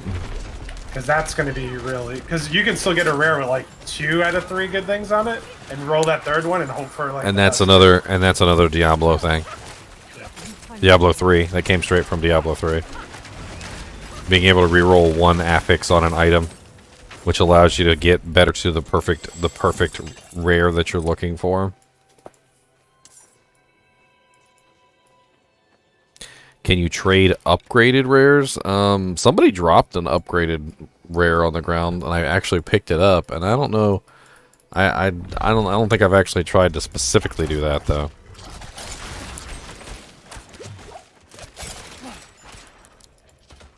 Dude, the caltrops are amazing. If you're a ranged character, like a ranged rogue at all, like the caltrops are just like a must-have. I used them for melee build like until 24, 23. Then I switched to stun grenade. I'm probably gonna be using stun grenade as well. I'm just gonna go like full traps. Stun grenade, poison, trap, the death trap, caltrops. Really nice. I'm gonna be using all of them. I'm gonna have to see if I can get all the legendary effects that have to do with traps. I'm pretty sure this is it.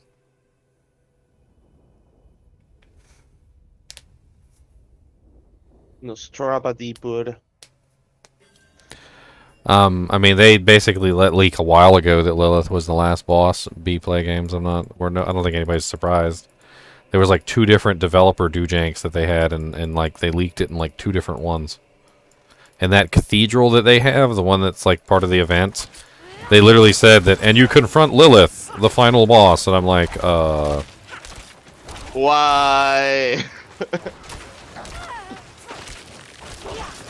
Get him, Hydrus. Wish I had the thing legendary for him. Like Lilith final boss confirmed? What?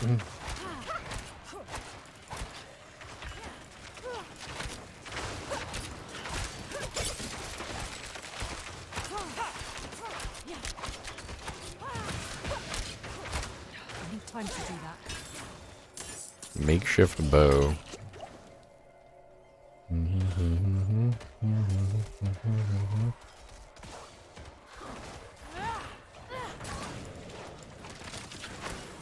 Die, quill rats.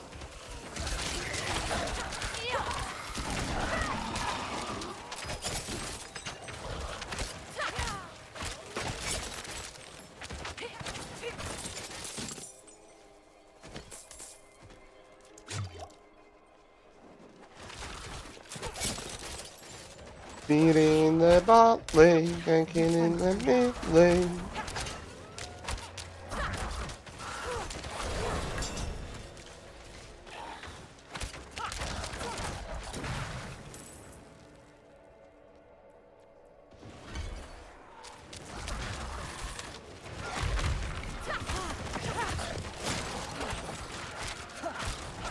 Does anybody else feel like it's better just to get the upgrades for abilities before you actually level them up?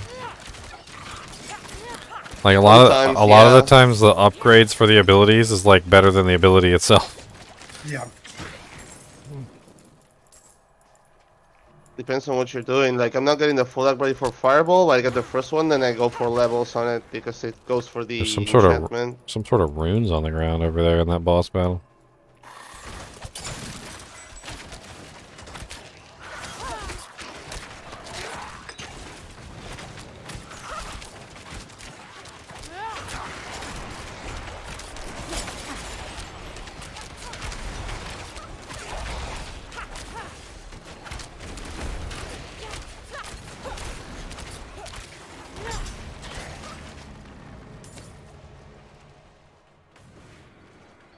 Game's really pretty. You gotta get him that.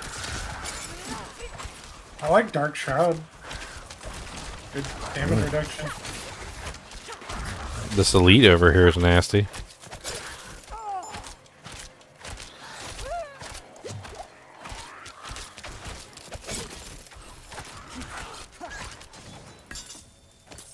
He gave me a boot. He gave me a boot blade.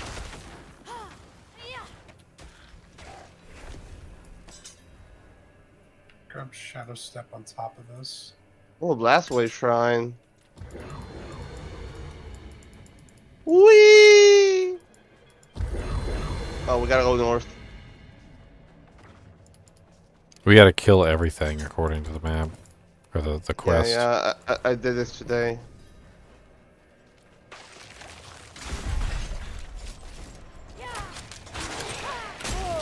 Okay, that's pretty nice. Frozen solid. By the way, the freezing animation is really cool. Yeah. What's up, Jester1147? Almost at 100 likes, boys. 98 likes. We need 2 more likes. Nightmare of the Deep Wood.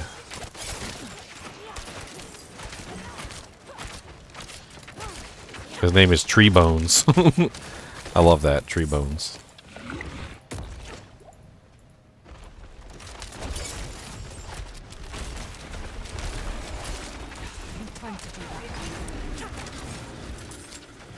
I know Caltrops is, I think, meant to be a defensive skill, but I'll be damned most of the time.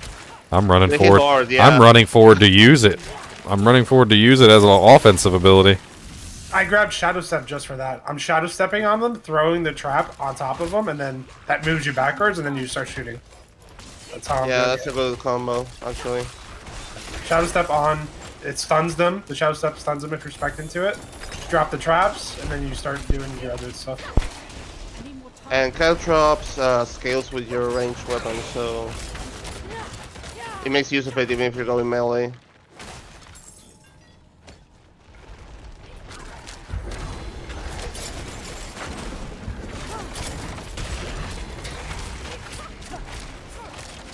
Bone Warrior Captain.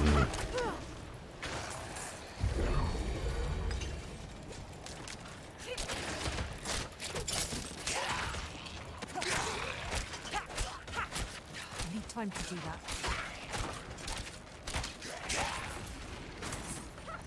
Waka waka waka waka waka waka waka waka waka.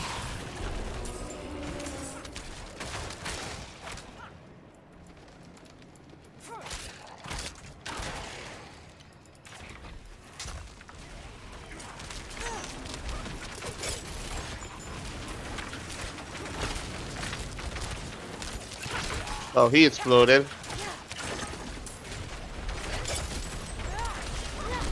What's up, dude? I need time to do that. Oh.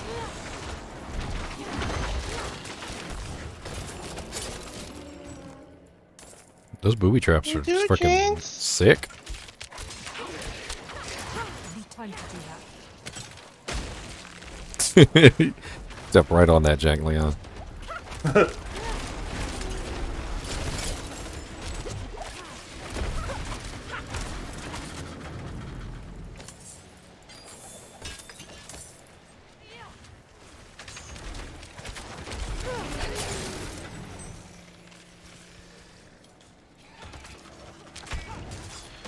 Resplendent chest.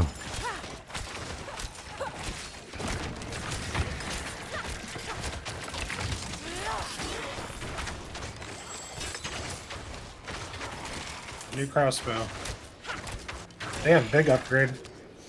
Did you see the special attack that you can get or ability? It just gives you like a huge bonus depending on what type of weapon you're using.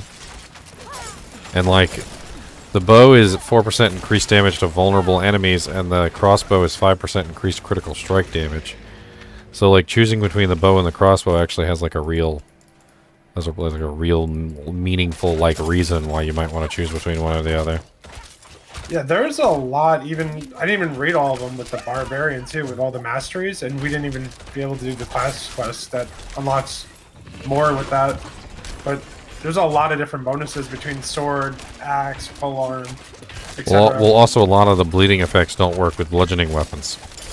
Right? Yeah, you need a slashing. You need a slashing weapon for a lot of that stuff. So like, if you want to get the like the bleed effect from Whirlwind, for instance, you have to use a slashing weapon for the Whirlwind.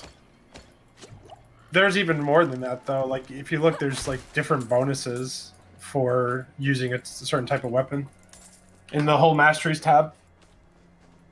There's another area over here. Slay the tree bones. Slay the tree bones. How many tree bones are there? I don't know. It's a couple tree bones. Tree bones reminds me of that freaking article I remember I read a while back. Apparently they were cutting down a tree. And inside the tree apparently was a Civil War soldier. Apparently the soldier had died. He was leaning up against the tree. And apparently he never fell. So he was still leaning up against the tree. And the tree slowly grew around him. And he was inside the tree. And when they cut the tree down, everything was perfectly preserved inside the tree. Like everything from his belt buckle to his weapon to all of it. It was all just inside the tree. Tree bones.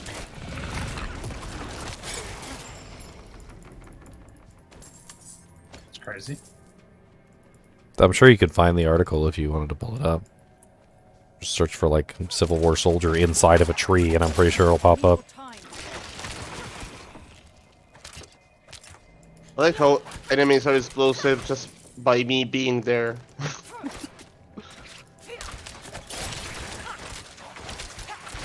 Got like 2 levels from this dungeon. There's a lot of monsters in this dungeon. I kind of like this one. This is a little bit bigger than some of the others, it feels like. I don't know. Maybe because it's outdoors. Maybe because it's outdoors, it just feels bigger. Yeah, I like the outdoor dungeon. Got rid of all those little narrow hallways. There's another area over here we haven't been to. It's up this way. Oh, there's still a bunch of monsters down here. Okay. Must kill everything. Well, screw your little wagon.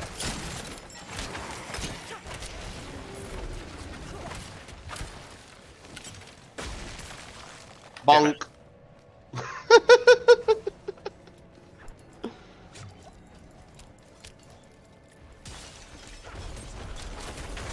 How many hours left in the beta? It doesn't end until tomorrow.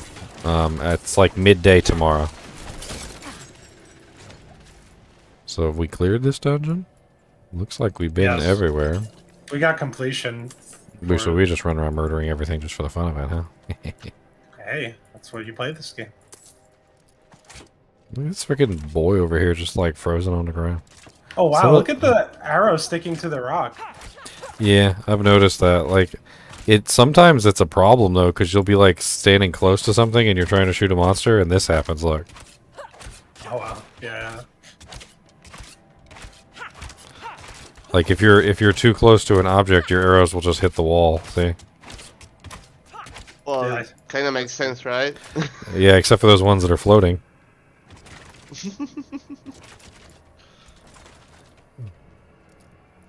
Alright, so E, leave dungeon.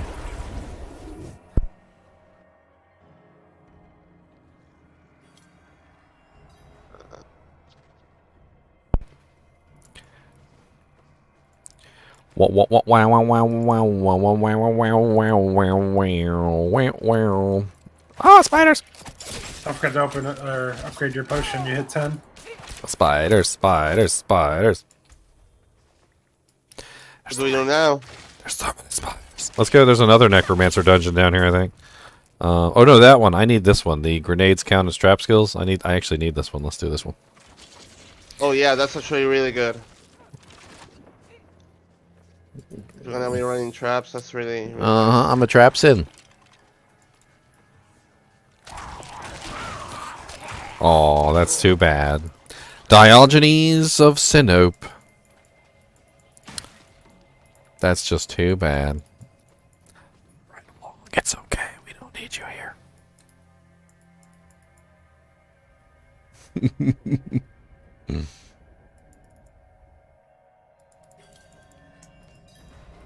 getting hungry.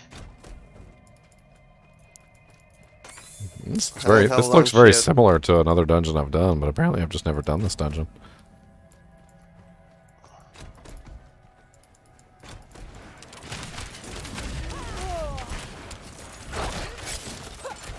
Well, what's nice is all the dungeons are themed to the zone. So a lot of the ones in the zone will look similar, or have similar qualities. It's the first time I've seen bears in the dungeon. Time to do that. Yeah, that is weird. What is he doing in here? Hibernating? There's those ones that burst out, that pop when they die. Loader. Time to do that.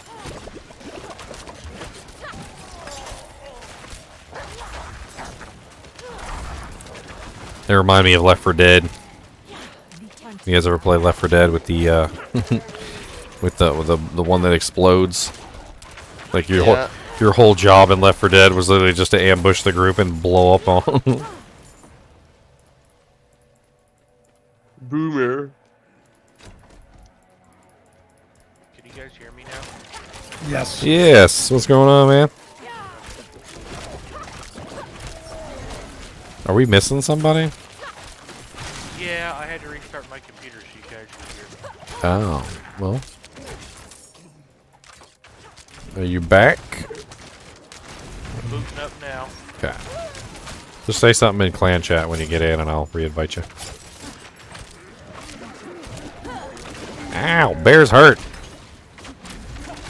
Yeah, they actually hit hard. Oh yeah, you don't want to let them hit you. A lot of the monsters in this game, you don't want to let them hit you. As soon as they touch you, you're like, ow, ow, ow, ow, ow. Wow, ow, ow, ow. Bonk. Oh. Right now, the fastest leveling may be a 4-person party dungeoning. Dungeons spamming is really, really fast. Oh, oh, elite Ow! bear. Ow, oh god. And we were talking about the bears hitting hard. He slammed. I heard it. Here's Well, an elite bear for he you. kind of just spawned behind us though. Like it wasn't really like we knew he was there. He ambushed us pretty pretty good. We're just going through the door. We got like bottlenecked at the door, and then all of a sudden he was behind us at the door. Like, look at them cheeks. So, one of the ideas I thought about for fixing the cellars would be just maximize monster density.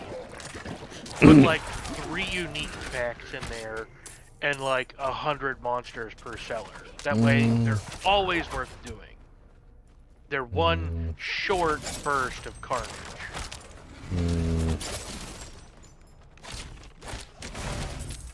You have to validate 2 loading screens for sure.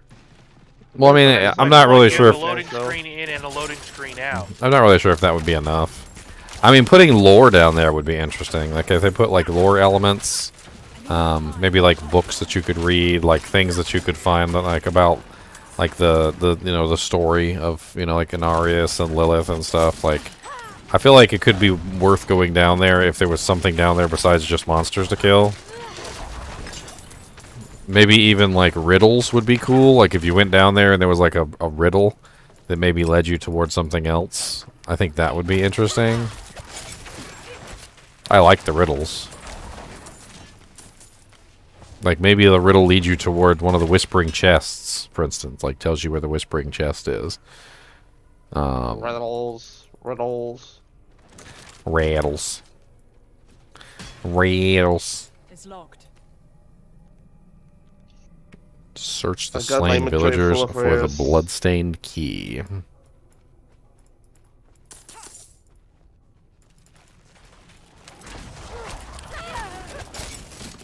I found a side quest down there before. There. Oh, there's 2. Well, the regular bears aren't so bad because they're pretty easy to kill, but then when you get one of the elite bears, he like, you look pretty good in them jeans, my friend.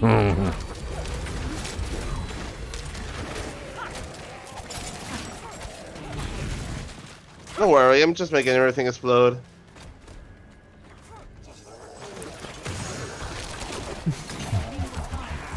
So I found a bug. The game's not giving me Is the that 2 Treasure renowned, goblin. Goblin! Not giving you what? the 2 renowned skill points I earned. Maybe you're not high enough level? Oh, a legendary ring. Legendary gloves. Lucky hit, dealing direct damage to enemies affected by your trap skills, has a 48% chance to make them vulnerable for 3 seconds. Ooh. These gloves are nice. How does lucky hit work? It's kind of different. Like it's like an additional way of talking about like critical hit chance. So like you've got like crit chance, then you've got like your overpower chance, which is like a devastate. So it's just like additional damage onto a crit, and then you've got lucky hit, which is kind of like another form of a crit, but instead of actually like, because crits are doing more damage. Like usually when you get a crit, it's like, okay, you hit somebody in the eyeball or something. Like that was a high damage hit. Lucky hit is like something that causes like an effect to happen. In this particular case, lucky hit is going to cause me to get a trap skills bonus. Yeah, the way it was explained to me was it's just proc chance in this game. They should have just named it. Sort of, proc. yeah. But you have to actually have the proc chance. So like, I guess you could say that the proc chance is global, and then the actual like putting on the item gives you the actual proc. I mean, I could see it kind of like that. Like, imagine you put on a Storm Lash, and instead of the Storm Lash saying you have a 20% chance to proc, you know, like static fields, it just says you have a chance to proc static field based on your lucky hit chance. And then you might beef up your lucky hit chance to increase that proc chance. I'm pretty sure if I look in my stats, it'll probably tell me what my current lucky hit percentage is. Yeah, I'm currently at 4.5% lucky hit chance. I'm definitely going to want to bring that up.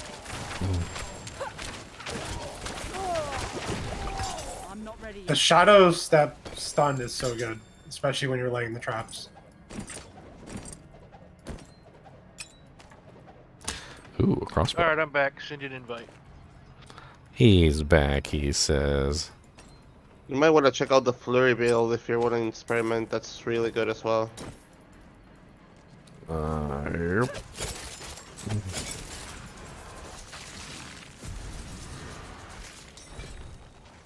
I'm frozen! I wonder if we'll eventually sync up. Could be an interesting experiment here. Because, like, we're all different levels, but if after a while we all end up being around the same level, could be an interesting thing. That freaking dreadful bloated. What's up, buddy? He's done now. He's on the traps.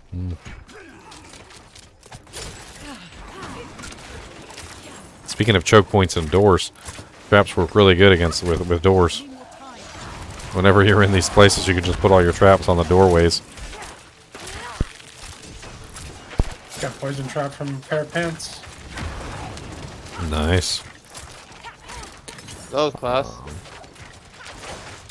I cannot carry more. I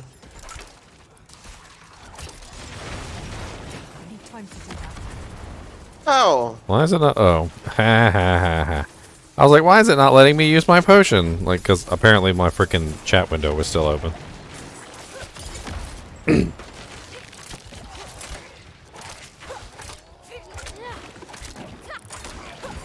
Hydros are bay. It's Roman's birthday. Happy birthday to you. Happy birthday to you. Happy birthday, dear Roman. Why don't you go take a big poo?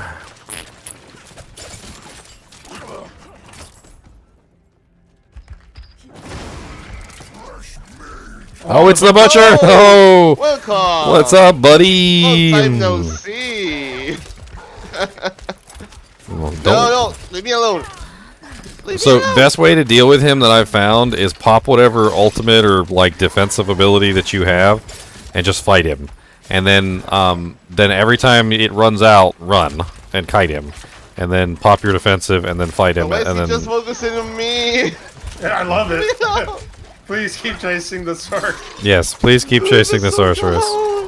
Please keep chasing the sorceress. Please, no, not me. Oh no, you died. What'd I do? Here, let me res you so he can chase you again. I do. Yes, come back and get chased, dude. He's on me now. I don't like this. He's saying fresh meat. I don't want to be fresh meat. The butcher. I can't get over the guy yesterday who was like, they put Pudge in here. I'm like, That was me. oh man. was me. I'm like, that's not Pudge. I didn't play Diablo 1. He's immune to my slowdown effects, I've noticed. Yeah. Like He's I like a can't mage. get him I can't slow him with the caltrops, which I was really hoping I'd be able to. Oh god! Oh, okay, alright. Hey, did you see him rush across the whole map to me? Yeah. Whoa! Yeah. I was He is like, awesome. I'm safe over here, and Yeah, he's like, yeah, no, you're yeah, not, yeah. sucker. I love his kilt he's wearing and everything. Just a beautiful design.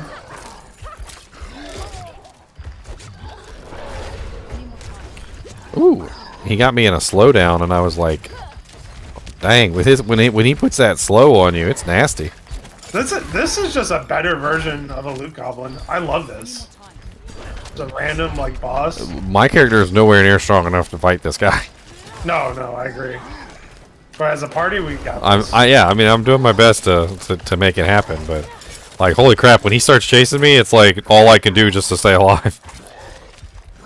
Oh, I got my poison traps now. Okay, here we go. Now I can actually help out a little on the damage. Here, bring him over here for my traps. We got both the poison trap. Oh, okay, never mind. He's gonna come smash me. He's gonna come smash me in the face. I'm dead here. I have no more pods.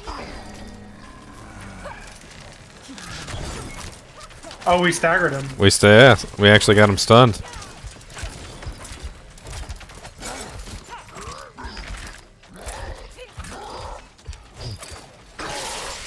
There we go. Hey! There we go.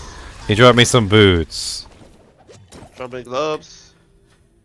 You automatically drop smoke grenade at the end of a dash. Dash's cooldown is reduced by 0.32 seconds for each enemy dazed. Oh, those are kind of nice. I like those. Carry any more.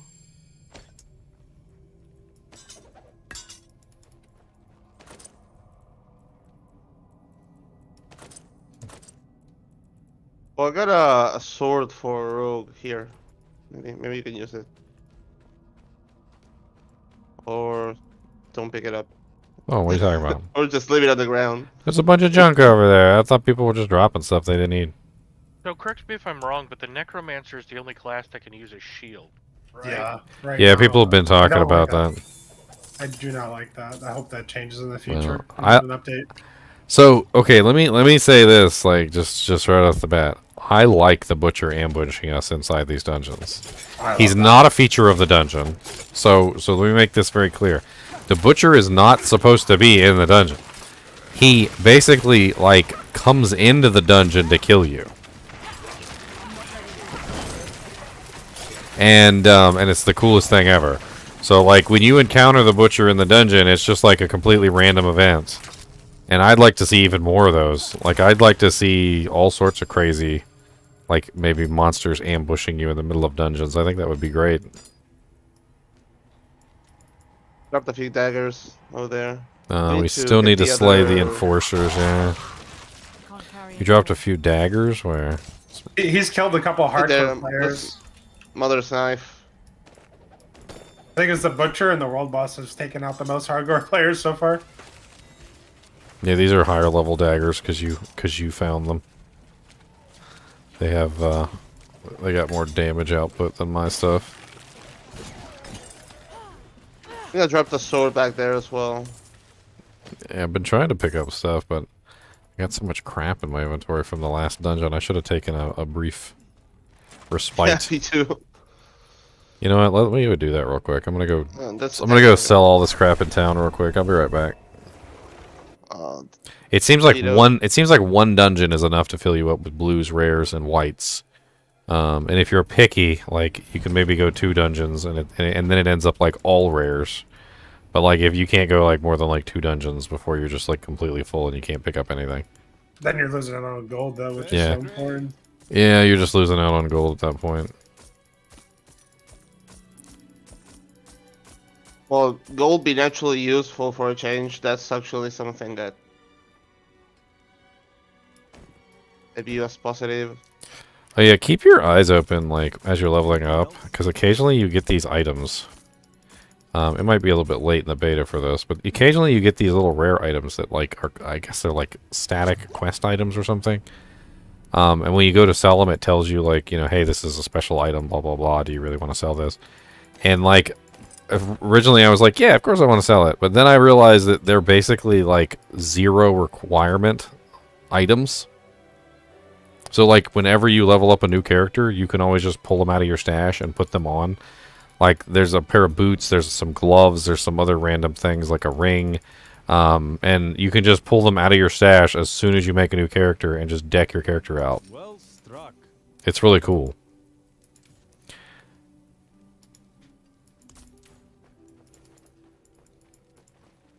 I gotta take my dog out. I'll be right back. Let's have a look. There's more ankle mastery. More move speed. What do I lose?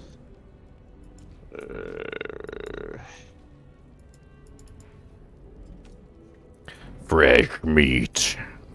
I think that's the first time I fought him at such a low level.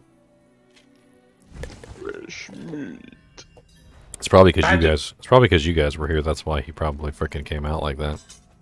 Imagine playing hardcore and you're in your first dungeon and he's just there. Dude, he would just kill you. Like,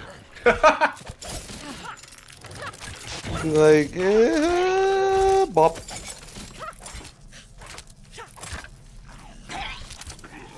He'll just bop you in the head. And probably one shot you.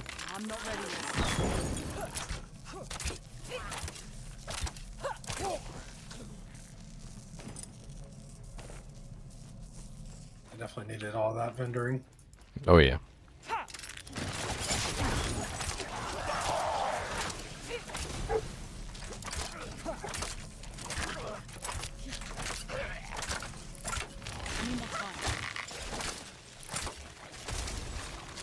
Dear Father Bliss.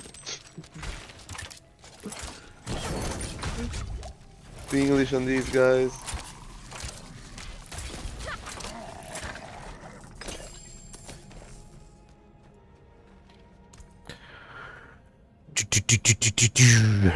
Do you want a +1 to poison trap pants? So I could drop them here. Oh yeah, sure. I'm just wearing blue pants right now anyway, so I'm sure they're better than what I got.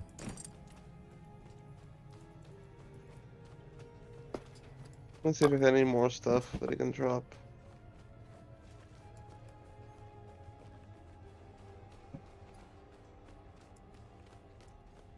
We still have to slay in a Sorcerer. I think we missed the section down here. Yeah, we definitely missed something. You guys are already back? I see it. Yeah, I see it. It's all the way down there. Yeah, we're just running around, just murdering stuff. Surf. They don't got to murder everything. Come on down and touch my ring. Fresh meat. I like my meat fresh. Hey, hey, hey. I like the dash evade animation on the rogue. Does like the spin.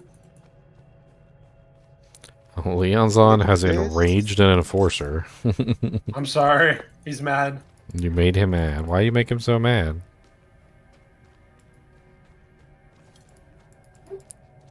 Would you like boots to have +1 to Shadow Step and +1 to Caltrops? Oh yeah. Well, actually, I have these boots on right now, but I might I can maybe use them to enchant with. I don't know. We'll see. Oh, there you are over there. Well, the ones I have, I just found are the have +1 Shadow Step on them, but not the Caltrops. They're also legendary too. Let me get you some Dujangs here. I got some stuff. I like Shadow Step a lot. I guess I could always throw that on there since I have a free point on it. Alright, this should be... Okay.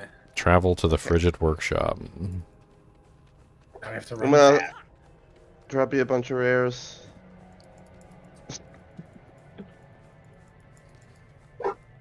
What? Where's my portal? You can just TP to one of us. Yeah, we're all in here too. We're running to the goal line. What the hell is my dog barking at? It's like he's always barking at something. Alright, Ginger. Oh, there you are. Here. Just a whole bunch of Jank. rogue rares. Do jank. Do jank. Dujak. Oh, this stuff's high level. Ooh. The amulet's way better than what I had on. Everything else I can't use. It's too high level. It's crack cocaine Cody? Yeah. You know him well, I say. Crack cocaine Cody is a crack cocaine dog. He's always hopped up on some crack cocaine and we don't know why he's a log. Oh. Oh, there we go.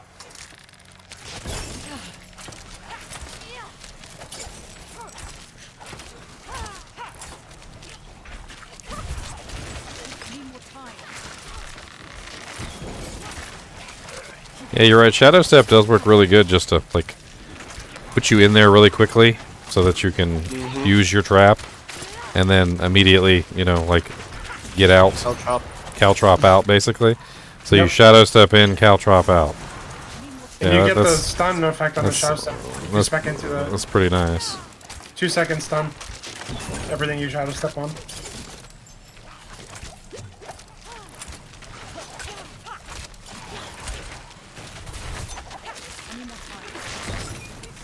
Seems to flow well.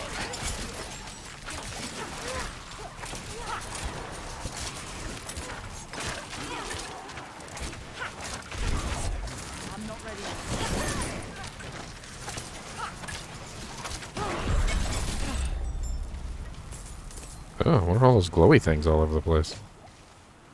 That was weird. What, getting glowy things is weird? Yeah, I don't know. You have to see it on my stream. It was weird. It was like there was all these like red things all over the place.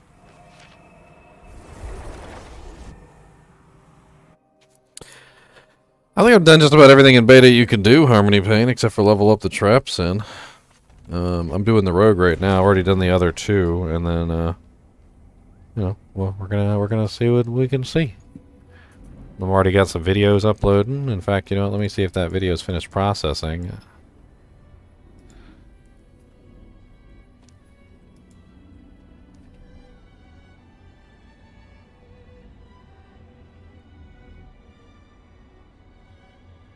It is finished processing. Okay. Selling all my dujinks at the vendor. Give me all my gold. Fair trade. Mana cost reduction. I'm really liking that. What do I get with the... Oh, more mana cost reduction. Are you like actually Okay. are you doing ranged, or are you doing traps? I'm doing ranged, like crossbow bow. Because I got these gloves, +1 flurry and +1 barrage. It's a double plus. I don't know if you wanted to take a look at them. I may actually craft on them. Yeah, +1/+1s. I dropped them by the vendor over here. Coming. Thank you.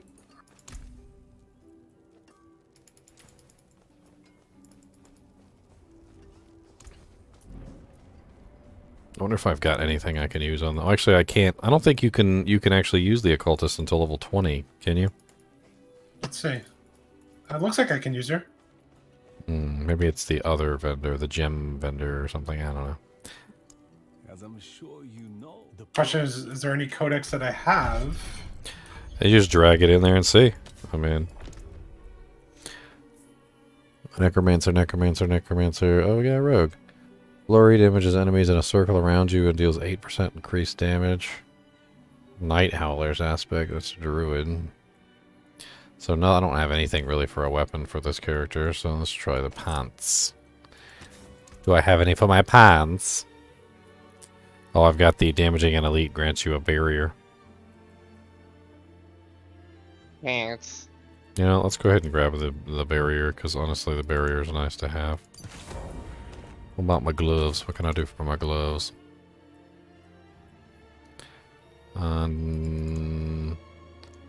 Oh, your grenade skills count as trap skills. On the glovey gloves. These are terrible gloves though. Do I really want to do that?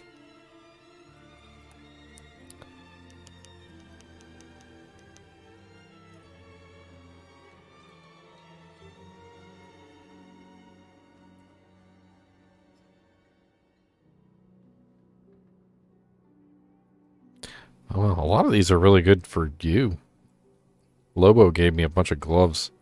There's 2 really nice gloves. Both of them are, one's rank 1 flurry, rank 1 rapid fire. One is rank 1 rapid fire, rank 1 penetrating shot. And they're both like archer gloves. Yeah, I went full melee and got a bunch of range stuff. I decided to save because I knew someone would need it and sometime. Where the hell did my armor go? Oh, I'm wearing a blue armor. Oh. I think the best base I found is an amulet. Let me see if it's in my stash. Thing.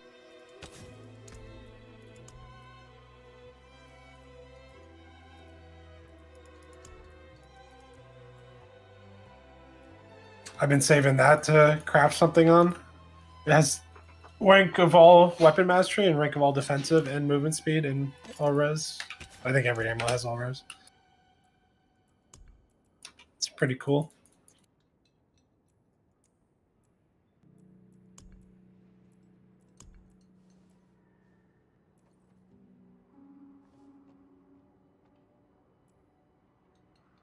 I'm trying to think of like the use case of Shaco, because like it gives you +2 all skills, but then you're limited to only using 6 skills. I feel like they should give you another bar. Yeah, I feel the same. They need at least 2 more slots, 2 more skill slots, like to have 8 in total. That would be a good middle ground. Like Diablo 2, you can bind like 8 skills to keys to be able to quick cast. So why can't we do same here? And I also come to think of that it may be too broken for some builds to be able to have so many skills available. I don't know. Yeah, it's definitely a balancing thing too, but they have these items like Shaco, like Stone Jordan, that give you plus to all skills, which means you have all your skills on your tree, but then you can only use 6. So it's like, the +1, +2 is good. Don't get me wrong; that's always going to be good. But then you have access to all these things, you can't use them. Well, It's kind of weird. I mean, I'm kind of enjoying the whole plus to skill thing. Like, that's something that just wasn't even in No, Diablo. I love that. Wasn't even in Diablo 3. That was, like, completely missing.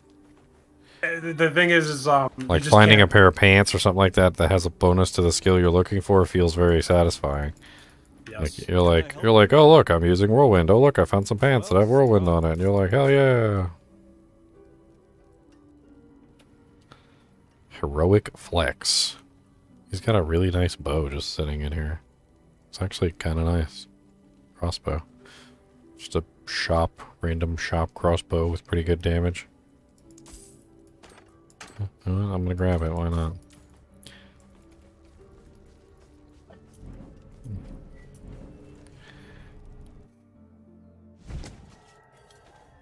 I think that's my goal for the day, is I just want to, like, I want to do, like, every dungeon. I want to experience all of them, see if there's anything really cool maybe that we're missing, or if there's some really neat ones. I haven't done Tormented Ruins. That's down here. Let's go to Tormented Ruins. That one is near Nevesk. Give me 1 second. I'm in the kitchen pitching something to eat. No. I'll be right there. No.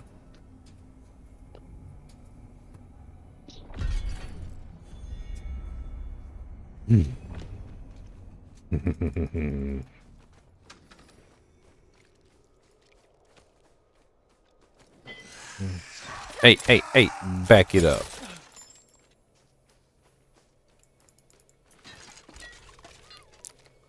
I think I have that waypoint, but I'm going to TP on you and see if I can just grab the waypoint.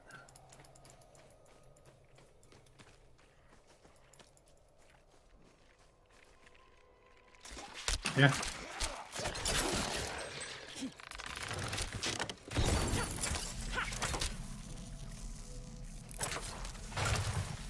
So far, my sword just does the most damage for sure of all 3 of them. Yes. Just the damage is unbelievable. Hashtag please lay off drugs, Cody. Drugs are bad, okay? They're bad. They're bad, okay? Okay, they're bad. They're bad. Drugs are bad, okay?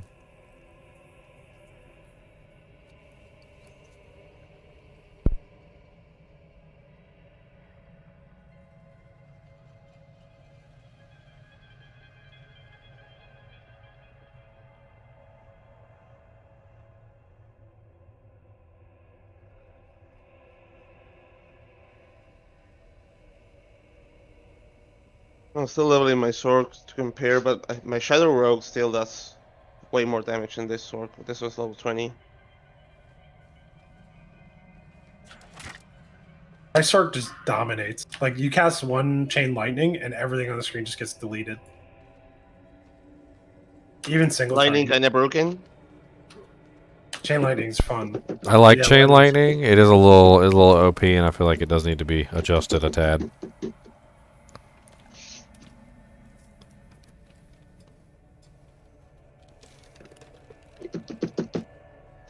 Like, I feel like when I'm playing my Barb, and it seems similar on the Rogue, I'm like trying to do all these things, like make them vulnerable, drop this, do this, like in a certain order, get my Berserk going, and like, you know, try to play perfect, like set it up to do some good damage, and then my sword just goes in there, is like chain lightning, dead. Like, it doesn't care about doing all the setup. It's just like, you're dead. Well, it's funny, my Barbarian, I had set him up for bleeds. Everything bleed, bleed, bleed, right? And then at the end, they give you this skill called Iron Maelstrom that literally just, like, causes everybody to bleed, like, horribly. And, like, if you set up your character for bleeds and then use Iron Maelstrom, like, it literally hits the entire screen.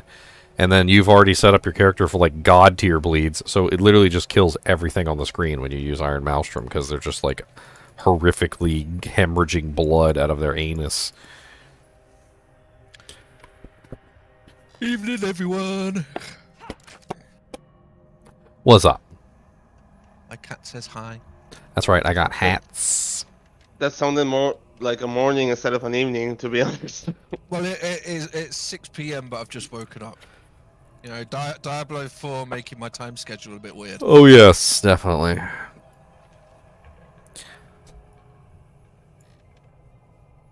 I see you started on a Trapsin. Yep, the Trapsin. I don't know how traps are in this game, to be honest. What are we waiting on?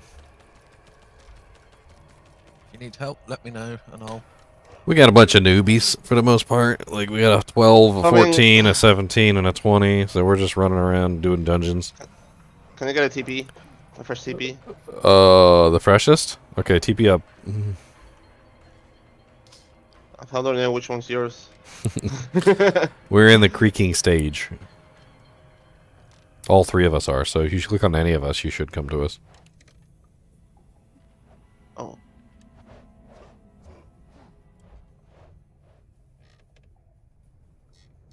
Have we found any gear that extends the time of Hydra? I haven't played the Hydra Sorceress, but we do have some expert Hydra Sorceresses in the kinship right now, so you can ask questions of. Oh. If anybody feels like answering the Hydra questions, go ahead.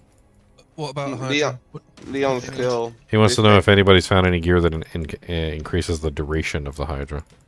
No, I haven't found gear that increases the duration, but I have found gear that, like, the ultimate, what's it, when you press S, the special skill thing.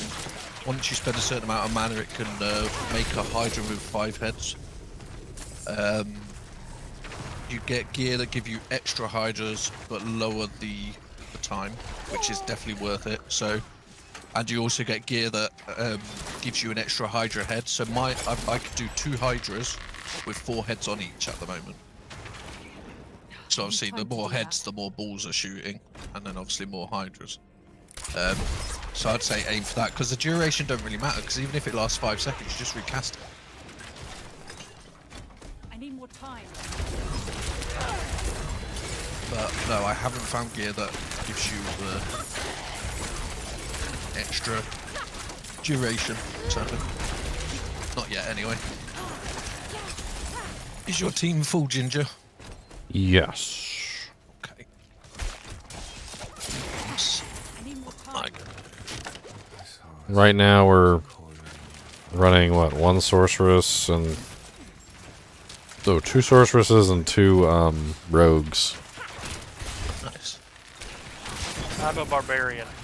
Oh, we had a barbarian. You had like kind of like a hood over your face. So I don't know. I need to finish discovering the rest of my map because I'm at 70 out of 77 for discovered areas. Let's see. It's two rows, barbarian and sorceress. A spear of light, piercing hatred's heart. Do we know how long when world boss is? No, there's no more world bosses until next week. Ah, well at least I got to kill that one yesterday then. Yeah, I was here for all 4 of them. Oh, I just did the one. I'm happy with that. I was actually quite surprised though, because you get the reward from it as well, don't you? The little jar that you click on, and it opens and drops a load of crap, and I got 3 or 4 legendaries out of that as well. I'm trying to listen to this Tormented Ruins log, and this one seems kind of interesting. He seems to mention terror and destruction. Terror is Diablo, right? And destruction Yes. is Baal, right? Yep. He says, I saw a child give birth to a mother as hatred's sun set, and that of terror and destruction dawned. That sounds like. I saw a child give birth to a mother. Perhaps they're talking Yeah, about... so that's Lilith is the mother, isn't she? Well, the child gives birth to the mother. So are they talking about Mephisto giving birth to Lilith? Because they even specifically mentioned terror and destruction in the poem. There's more to it. I mean, it's a pretty long one. It says, I saw a serpent cooling in the fires of the eternal conflict, saw my corpse, and from my mouth crawled hatred, the weak made strong.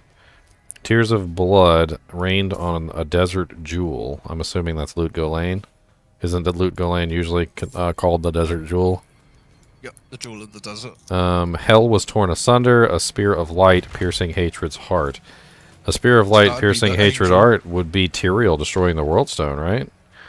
A wise man with 7 arms. What the hell would a wise man with 7 arms be? Unless they're on about Tyrael's wings or something. I don't know.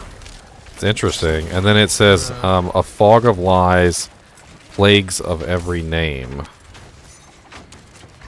I don't know. There's some interesting little doodads here. You know, all the people that love all the lore are going to go crazy over this stuff and try and figure every little bit out, which is going to be cool to read eventually. I ain't got the brain power for it, but I find it fascinating. Cirrus Play said Chaldeum is the jewel of the desert from Diablo 3. Oh, okay. I always thought Lut Gholein was the jewel, Yeah, me too. but I guess we just play a lot of D2. Nah, developers of Diablo 3 wanted to overwrite Diablo 2, so... Well, that's never going to work. Diablo 2 is the best.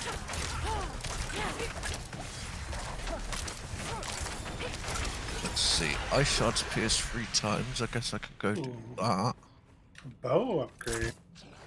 Yeah, Mephisto is Lilith's father. That's why they call her the daughter of hatred, because Mephisto is the is that hatred, Lord of hatred. the Lord of hatred. So that's why you'll hear her all the time being called the daughter of hatred. Shred your next werewolf spirit. This is a night and day difference. Basic skills gain 60% attack speed. I'm just attacking so fast now. Oh, I do like that. When you get the basic skill speed ones. Makes And then I such a went- big difference. Then I went from a crossbow to a bow too, so I gained the inherent attack speed plus that. And now my attack speed is insane. Nice. I love this.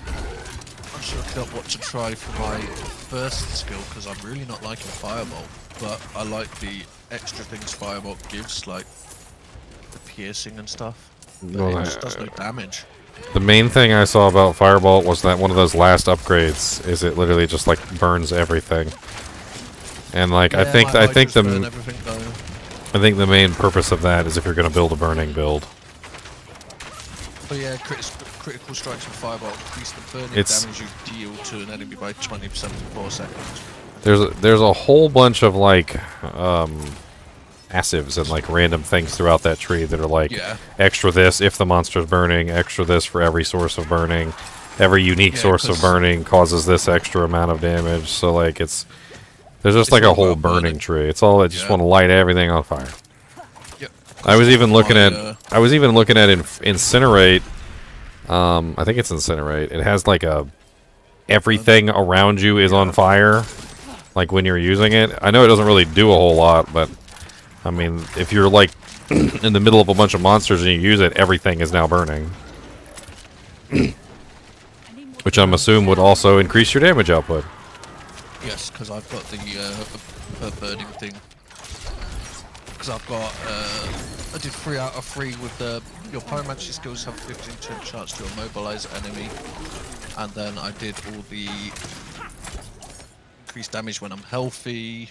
And then I get 10% increased crit strikes against burning enemies because my hydras are setting everything on fire. And then I did killing burning enemy increases my mana regeneration. I deal increased burning damage to enemies for each second they remain burning. Exactly. So you've got like the full burning Monty, so everything burning yeah. for you is even more burning. Yeah, my And hydras set and if them you all look on at the capstone says for each unique source of burning. So Yes. like I know you So I can't could do reach it yet. firebolt and, Oh, yeah. that's So you can have a monster already burning. You can have a monster burning already like here. 6 or 7 times, like from 6 or 7 different burning effects, and probably 'cause get I could- huge amounts of I could do damage my bonus. hydras. Well, I get a free, help? I get fireball and meteor for free. What's going on? I thought we were going to the boss. So I could try that. there's an elite here. Oh, we're in the boss fight. Unfortunately, I don't think we can leave. I'm coming. I'm leaving this guy. Bring him here. Actually, the game ported me to the boss fight. Or there goes the elite. The thing We can go back down and kill him. I'm trying this this enchantment. I've put firewall in there for now, and each time an enemy takes burning damage, there's a 5% chance to spawn 2 firewalls. And that's Then another 2 and that's firewalls another way that spawn. burning damage comes in handy with those builds. Yeah. Would them 2 that spawn add to the multiplicity, of other sources of burning? They would. Yeah, So we I put my weren't hydras sure. repeating, and We weren't burning sure at and first shit if it was just firewalls. like a standard burning thing or they all combined together or like what was Yeah, I going have on. No idea. But the thing is that capstone kind of reveals that all the different sources of burning seem to be separate. Yeah, so you could stack different burns on them, Yeah. Let's go down and kill this elite. which is very It's right down strange. here. And the firebolt, even though it doesn't do a lot of damage, from what I was noticing, because it pierces, every time you fire it, you should be lighting multiple things on fire. Oh, I As don't. long as you've got the piercing effect on there. Yes, I've got piercing effect on my firebolt, and then my hydras also. I've got a weapon that makes my hydras automatically burn There we go. everything. We're done, right? Yeah, I dungeon this one seven. is finished, yeah. Back to town. Yeah, I'm gonna Empty go. your inventories. Yep, empty the inventories. And then I've done this whole item thing with immobilize. So like my items give me 70% more damage to immobilized enemies. So my hydras immobilize stuff quite often.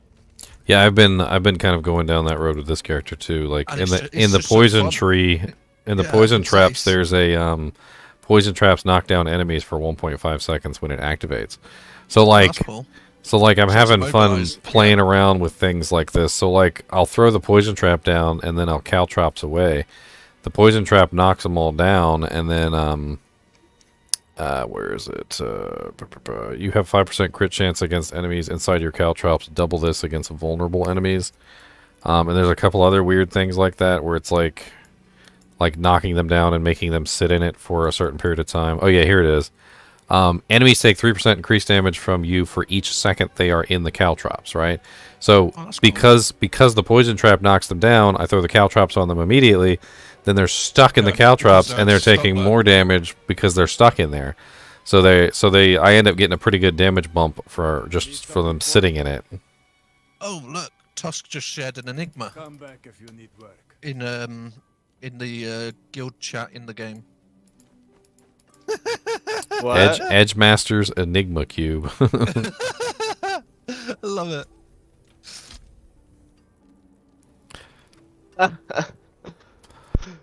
Why doesn't it give teleport though? At least the +1 to teleport. Well struck. Damage based on your available primary resource when cast. That's actually a really nice one. More damage when with your primary resource. Oh come on! I gambled 3 once and they all came rare. I mean, magic. I'm not sure if it's worth going to the Purveyor at low levels because it seems like it's more often than not blue. Oh, 20. I'm not that low. I could help with whatever. I'm pretty much just sitting here. If you need a hand with anything, let me know. Just looking through my skill tree and stuff to see what I want to try, and you know, the usual. Alright, so far I found I really like the Barbarian.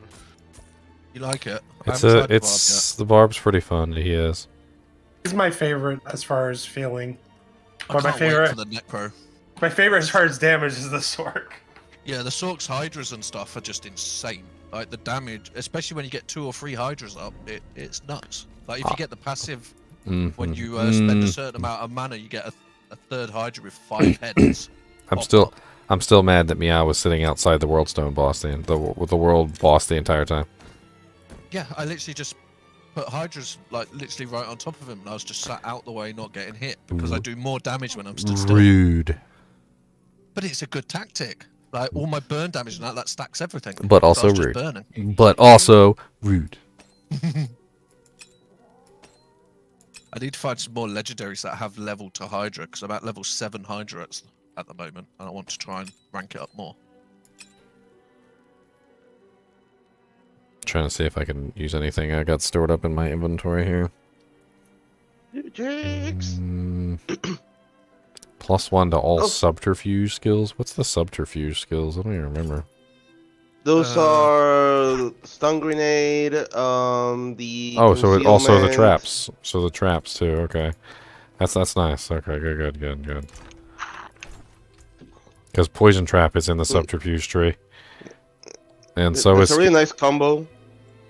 concealment. I don't know if I can actually fit that into the build, but there is an interesting item that I found that uses stealth.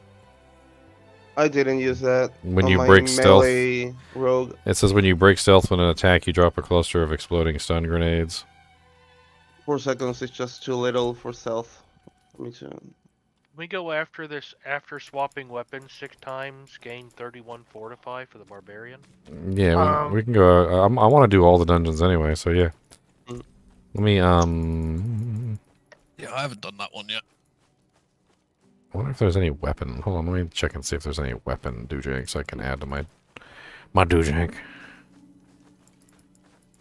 There's a really nice combo you can do with the shadow imbuement and stacking Why am I lagging all of a Jace, sudden? My dash. my FPS suddenly dropped to like 46 and it's stuck there. I kind of like Sometimes this this one, though. happens. This one, while channeling Incinerate, your burning damage is increased by 20%. I might try an Incinerate build with all the passives with Incinerate burn stuff around you and all that lot, and just see what that feels like. I 'Cause mean, that yeah, could be an interesting one, because I Just haven't really put a lot of burn. effort into that yet. just burning everything. Yeah, Incinerate looks interesting. I mean, burninate the countryside. You might as well just name your character when we go live. Just name him Trogdor. Burn. You never Burn have, Elmo or something for the No, meme. have you that ever gif. seen the Trogdor video? No. Oh my gosh. Oh my god. I mean, we need to show you the Trogdor video, sir. Let me load Where do your we go? stream. Hold on, Going hold on, straight hold, on? hold on. Let me pull it up here. I'm just Where loading do your we stream go now, now? so that I can see. I'm not sure if I can show it on stream, actually. I'll Like, just link it then. I was gonna link it to you. Hold on. Where do we go now? Where do we go? How are you finding the rogue so far? It's fine. Nothing wrong with it, really. A All lot right, of here you people go. complained about it I'm a linking. little bit. I'm linking Trogdor the Burninator in chat for you. There you go. was pretty happy with the build I made for Rogue. I freaking love Trogdor. You're gonna get it stuck in your head, and you're just gonna be like Trogdor. I did find that for traps for me were kind of underwhelming, so I went full melee. And the hybrid range with melee doesn't really synergize well because there's so much you can do with like going full on synergizing your shadow imbuement Yeah. and all that. That does really good damage and just outplays any hybrid builds. So either you go full traps, which were kind of clunky for me, or you go full melee or full ranged. Yeah. That's I'd the probably go three full range things. just because I love the ranged sort of play style. Find it very fun. My travel through my teleport. I'm at the dungeon. All the world bosses have already spawned. I mean, but the shadow imbuement build was really solid for me. I mean, really clicked with me. It's really fast clear speed, like amazingly fast. Same with the Hydras, they're just ridiculous. I'm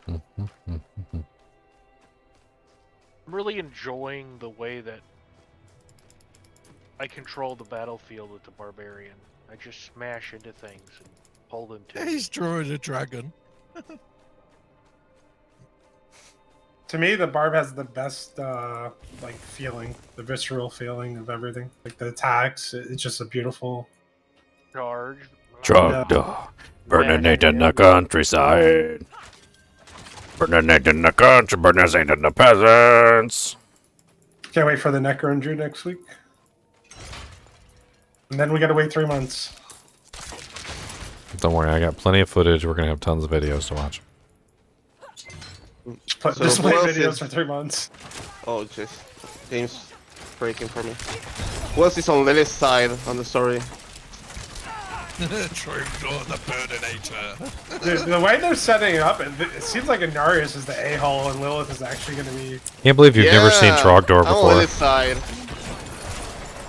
He's like classic. And then he starts singing the freaking like death metal version. He's like Trogdor. And then he gets like the beat going, and he's like dun dun dun dun dun dun dun dun. Burning it in the countryside. Burning it in the peasants.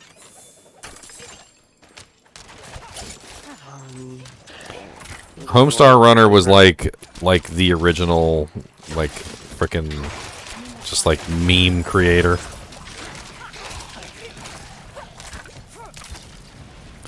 He burnt it. Also really liking using Blizzard as a crowd control for supporting Hydras. It's really nice. My favorite thing about the Trogdor clip is literally when he gets to what's his face and he's like, "Oh," he's like, "I didn't know you were gonna be here." Yeah, he just burns his picture. Yeah, he's like, it's like so complicated though. He's like, "Well, I think I've improved on your method a bit. I used some Kirasaring shading and a little bit of Leonardo DiCaprio, like he's like, oh man." Do you ever have the urge when you see those rocks falling in the middle of the dungeon to just go and put your head under them? They knock you down. They knock you down. In this one, I did it. They knocked you down. Yeah, they kind of hurt sometimes. Yeah, but don't you just need to walk under them every time you see them? They actually do knock you down.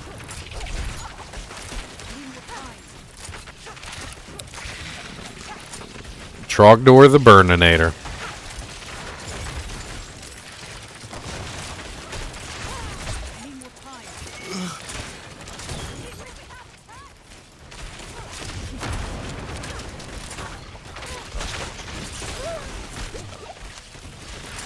There's so much stuff on screen. There's one elite, Shattering Spider. He's the one that's doing all the damage.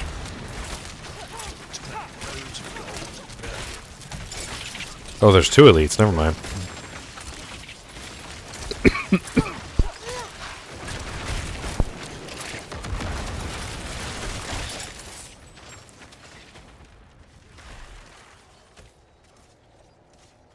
Whew.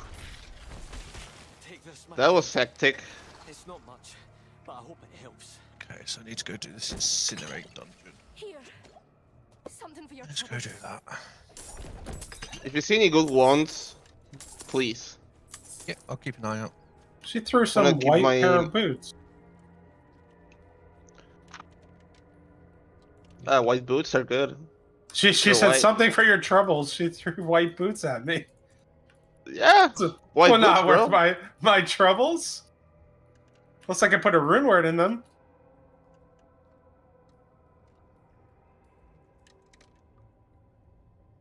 Oh, no, it actually wants me to do a quest in the dungeon that I was going to go to. Nice. Off we go. What I'm wondering is how are we going to live until June? I gotta go back on D2 and level a barb now and see the disappointment when I whirl when it doesn't feel the same.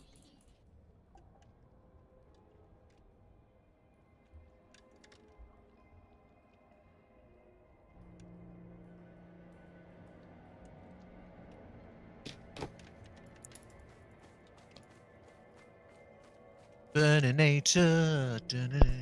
It'd be nice if they would do like one more beta, like somewhere in between the 3 months. That's right. Sing it with me. Dragna! Did they actually say that? No, they didn't. I said it'd be nice if they did it though. Gave us a different part of the game to test. The ending of that freaking thing is hilarious, though, where he's like, burning it in the countryside, and then he's like, burning it in the peasants, and then and, like the peasant lights on fire, and like, burning it in all the thatched huts. Oh, there's an event over here too. I guess I'll do that quickly as well. I'm just gonna dodge dragon with a beefy arm. Just one beefy arm. Yeah, that dragon looks funny with just one beefy arm. He's got a wing. Event Put some is wing. nearby. Put some wings on there. Event is this. It still cracks me up to this day, though. Every single time I watch it, no matter how many times I watch it, when it gets to that one part, he's like, oh, I didn't know you were gonna be here. He's like instantly offended as soon as he realizes that the super skilled guy is here. One construct dead. Let's go to this one. One thing I would have expected them to do and they didn't, and I would love that they would have done, is something like special effects when combining two elements on a build. Something like when you... Anyone played Magica? Nope. Well, No, like... I know what you're talking about. Like if you hit first with ice and then with fire, then you get something like a certain effect, and if you hit like first lighting and then ice, you get a different effect, and something like that. In Final Fantasy XI, they had weapon skills, and the weapon skills would interact interestingly. If you use them in the correct order, they would cause like cool-looking explosions and all sorts of other things. It was pretty neat. They called them chaining. You could do weapon chains. Okay, so I need to change that because it's not seeming to do firewalls. And then what was really cool is when the two weapon skills would chain, it would make like an explosion on the monster. And then if the mages cast a spell with the appropriate element correspondent to the chain, they'd get a big damage bonus like during that time period too. So it was really interesting. People love doing chains. You'd have whole printed out sheets of like which skills chain well with other skills. I need to keep an eye on this and see if random firewalls pop up. See if it's actually working. Sorry, I'm over here putting my points in. I leveled up, yay!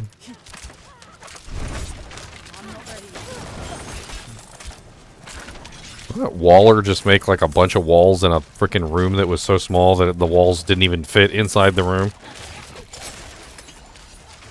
Well, that's a smaller architecture for you. Don't see any firewalls pop up.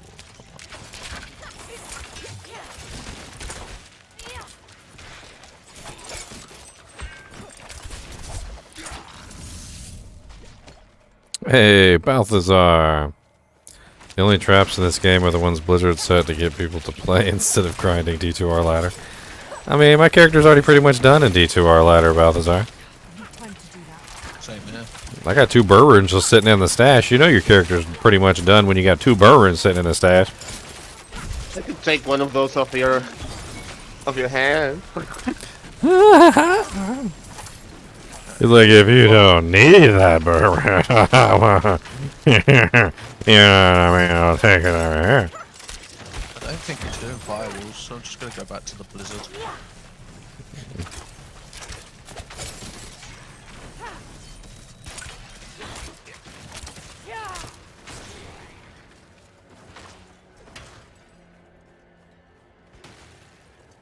I gotta make my infinity yet.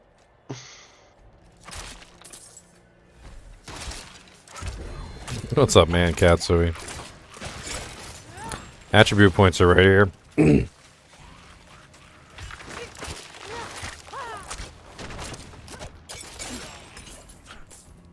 What? Oh, we straight to a different room.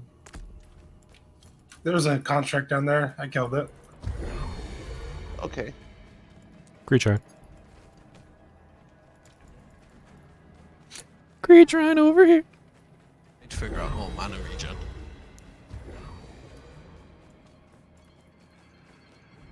Yes, the wonderful 4015 jewel did in fact make me rich. We're missing something. We missed a construct somewhere. Oh, know where it's northwest. Northwest. Oh, I see it, yeah. It's over this way.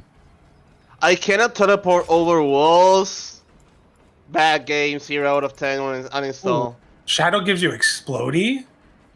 Yeah, Shadow gives you explodey. That's what I was talking about earlier. Oh, I'm going into Shadow. Give me explodey. Evil one! Hey, come back over here.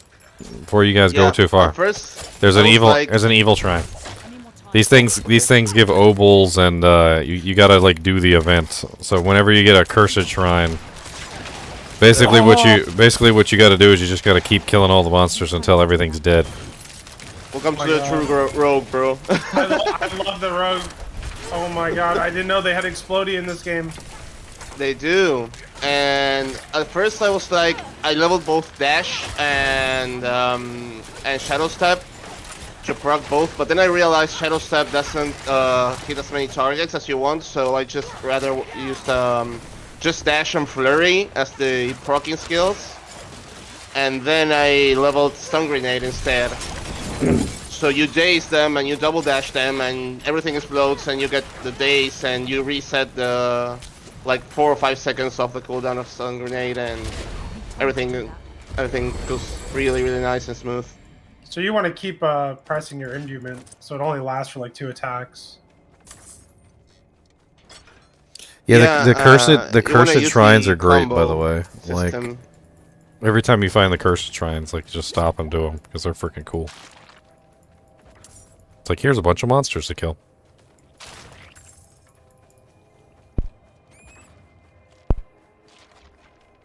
I really like if you have the aspect that makes flurry hit like a circular nova. If you have that, and then you combine it with the combo points and use those to proc the explosion of the shadow, the crits just start rolling in, and it's a lot of damage. That's a lot of damage. That is a lot of damage. A lot of damage. It's a lot of damage. Damage. Dumage? Cursed. Cursed shrine. You've been cursed by the shrine. Your life will slowly drain while you remain here. Yep. Stay and fight all the monsters. Hell A chest will appear. Oh, I'm down.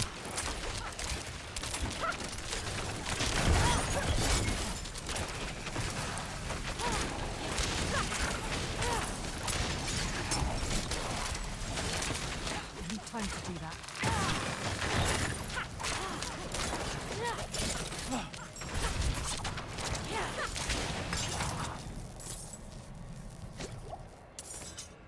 Now we gotta go all the way back around. And if you get enough bonus attack speed to basic skills, to where if you use the fastest basic skill, you just run out of energy, then you switch to the slowest one that always makes them vulnerable, and it's even more damage. Well, there's like the ultimate the ultimate lightning skill, like the one that lets you like spam abilities. Like you want to attack as fast as humanly possible with that thing because it just like spams everything. Like every single time you use an ability, it also spams like another random ability like from your lightning tree. And so like the faster you attack, the more craziness that appears on the screen. It's almost like the mosaic sin. Balthazar said, I was so disappointed when I found out Cham was the second highest rune. I was really hoping that would be the the next rune just before the Zod rune. I mean, Cham is a really nice rune. There's a lot of good stuff you can make with Chams. Druid likes Chams a lot. I mean, ever since we got Plague is amazing. The new Druid helmet's pretty sweet too. I mean, there's a lot of good things that Cham is for. I don't really know why, honestly, Cham isn't the most valuable rune, Balthazar, but like, it's definitely not a bad rune at all. It doesn't get as much usage as I mean, it used to. It used to, but now it's got a lot more usage. Like, ever since they've added the new rune words, Cham has been, like, one of the primary runes they keep putting in everything. I imagine it's just going to be a period of time before the economy catches up. Which is kind of what it seems like, yeah.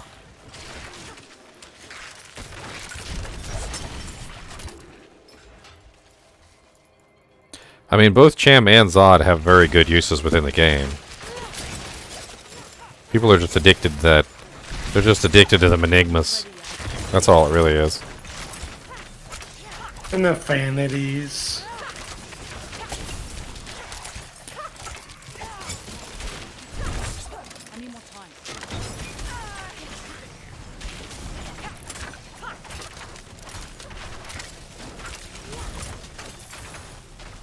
Catacomb key. Now we're done. Let's go with the boss. We get the catacombs. I avoided the trap because I didn't know if it was your trap or some other trap.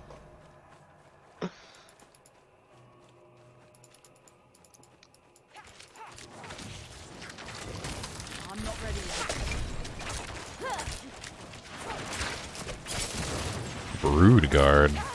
Pretty cool.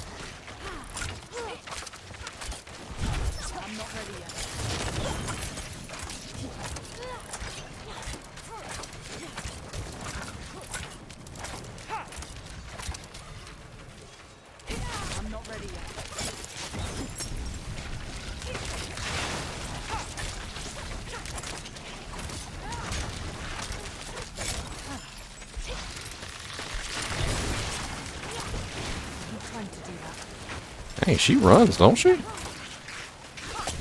Yeah, she doesn't get slowed at all by the Berserker.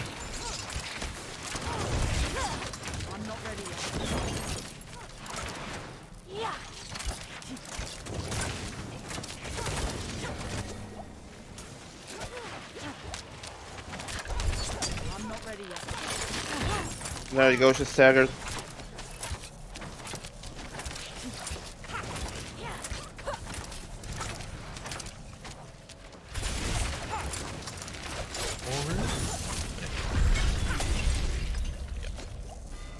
Oh damn! I'm killing the den mother. You have unlocked the aspect of the tempering blows. Come on. Sorcerer's tanking a boss. Yeah. It was a Superman 2 reference. Dang you, dude. They had $30, Balthazar? Oh, Kneel Before Zod. Yeah, Kneel Before Zod was pretty cool. I can't say too much. I have an almost perfect last wish and 2 Zod runes on my ladder smiter. If you got a freaking you got a last wish, you're definitely done with ladder, man. At that point, you're just playing around. I'm getting some weird stuttering going on. Do this, and let's do... Which one gets me better reach? And this one? Basic skill damage. Let's do this.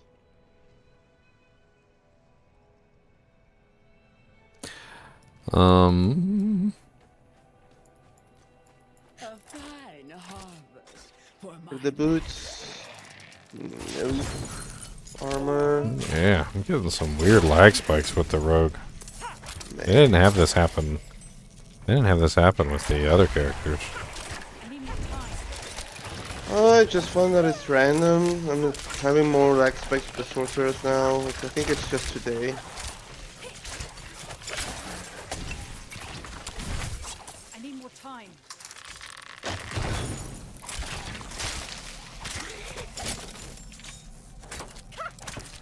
I like the bone wall. I need more time. This bone wall is really cool. Bone wall? Yeah, some of the monsters will cast bone walls. I've noticed.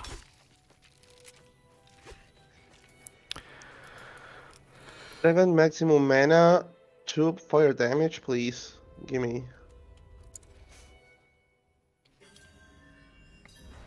How many runes have I found during my Diablo II Resurrected career? I'm pretty sure, like, as far as runes are concerned, like, usually other people are with me, like, when they fall, so I'm not really sure how many of those count as, like, me finding them myself or something. Well, just, you know, But I don't know. divided by your average number of players, so 5. So for every 5 runes, you get 1. And, like, are we also counting, like, Sur runes? Like, if I find 2 Sur runes and cube it up to a burr? Because I think I've gotten more of my burr runes by just finding, like, 2 Sur runes than I have finding the burr runes themselves. But I have found quite a few burr runes. I mean, we've had a whole bunch drop on stream. So I need There to was go one back that dropped right while we were in the middle of frickin' doing the bail runs. We were doing a bail run and frickin' like, oh, it's a bar rune. We turned it into a Chains of Honor immediately, and then I think we raffled it off.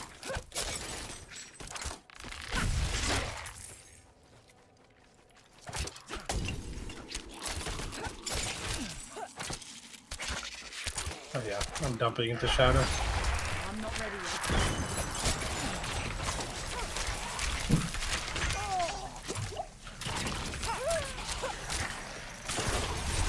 I'm not ready yet.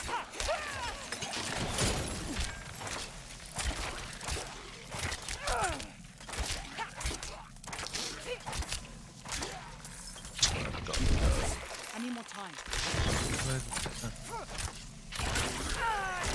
Yeah, I'll just try and find everything with rank to Hydra. I want to get my Hydras to like level 10 just for the fun of it, just to see how insane it goes, you know. Like full burning Hydras with mass damage.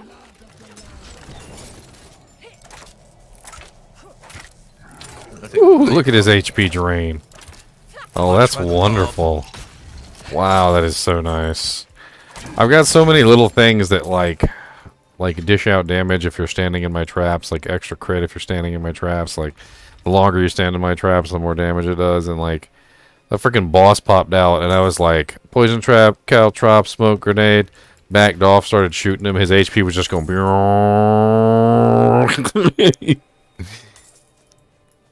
It's freaking amazing. Let me print some stuff. Actually.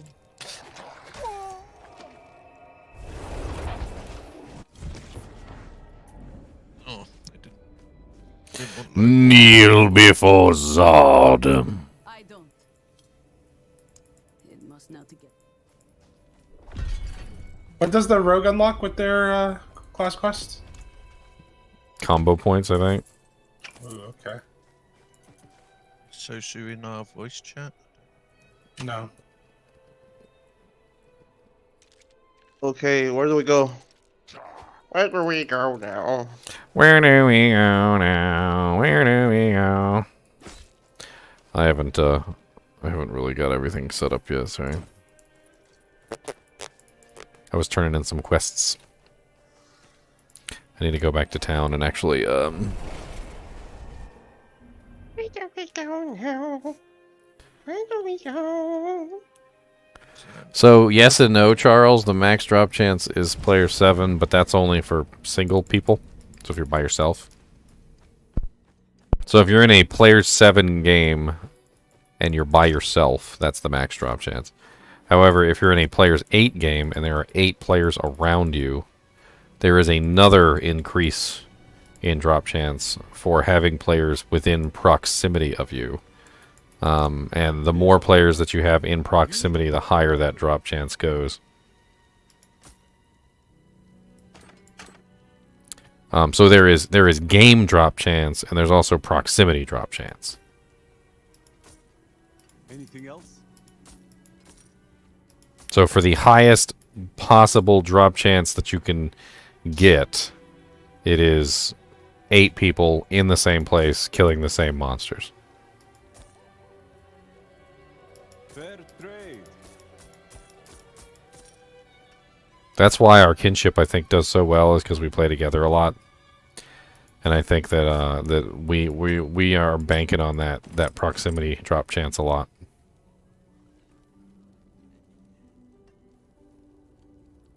I just can't wait for the open beta to try the Necro. It looks so good. Well struck. I know it's your accent and everything, but beater, when you say beater, it doesn't sound like beta. It just sounds like you're going to beat somebody. Like, come here, I'm going to beat you up, sucker. Yeah. Beat people up with a Necro. Be like, oh man, I'm so sad I can't beat her. Beat her. I'm going to go beat her in the bathroom.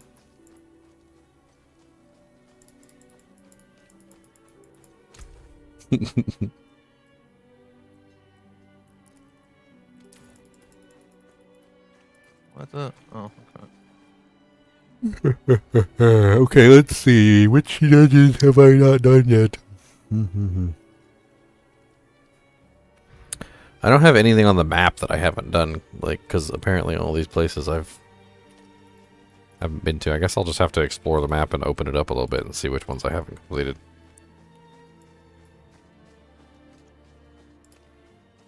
I mean, we can do any of them, but...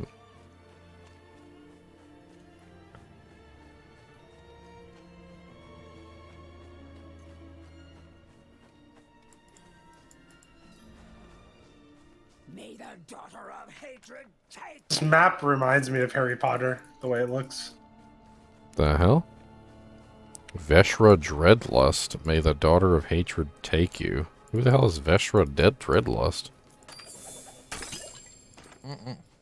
She just screamed out, may the daughter of hatred take you, like she's like around here somewhere. It's like NPCs. It's like villagers that just go by you and they know or sense that you have Lilith inside you, and just scream stuff at you.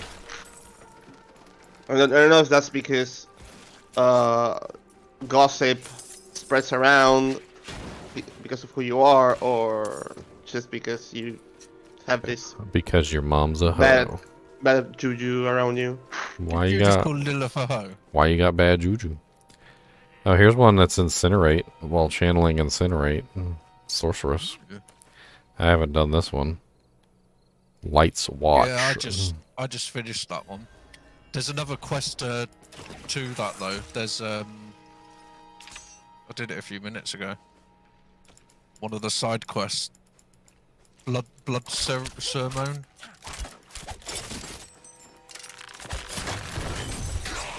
I'm not ready yet.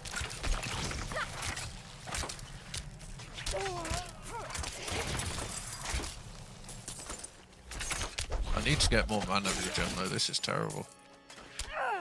It is a struggle. Who is shooting at me like that?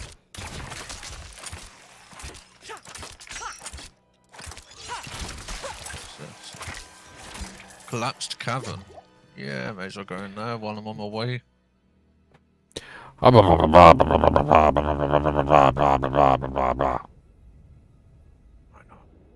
Is it? I think when you're 15, you have to do the rogue class quest, and there's a dungeon tied to it. It seems like, so we can do that after you're on it.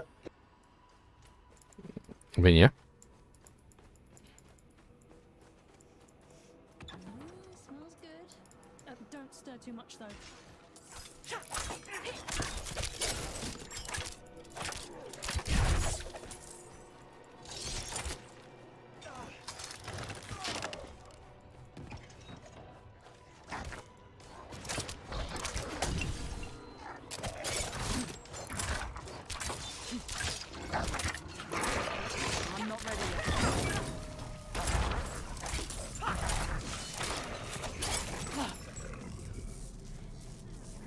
haven't done. What's better, faster meteors or immobilizing meteors? I'd probably say faster because meteors are so damn slow on this. I tried it earlier and it's too slow from like casting to hitting. Like, yeah, mobilize is nice, but I think by the time it mobilizes, like, you know, they've already run to you before your meteors hit. Yeah, I was thinking So the same thing as the faster meteors would probably be better. How do I teleport to you guys? There's this way to teleport to people. Yeah, in Kjolvishad around the waypoint is going to be 4 portals. One is yours and the rest are ours. Yep. So just go to town and then take one of their portals, and it will to do that. take you to them. Seems like it's only from the main town though. Yeah, only from Kjolvishad. But it's still good though that there's always a portal that'll take you somewhere. But yeah, I do sort of miss the D2, like, oh, TP please. I need the freshest of TPs. Yeah, it's a bit The odd, but you freshest. can't. Why are there vampires in there? No way, vampires.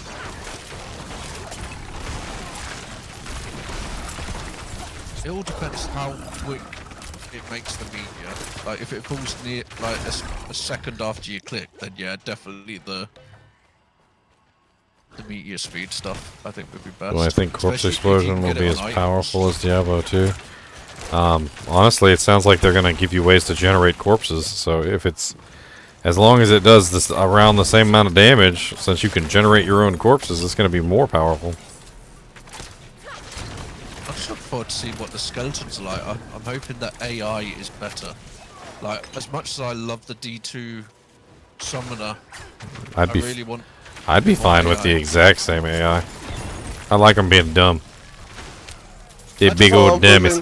I'm the commander. The big old dummies. Oh, there's this guy here. Time to hit something, they drop gold. Let's go. Let's have some gold farming. The big one over here. Aw, you put my trap down and you sucked him away from my trap. I'm from my blizzard.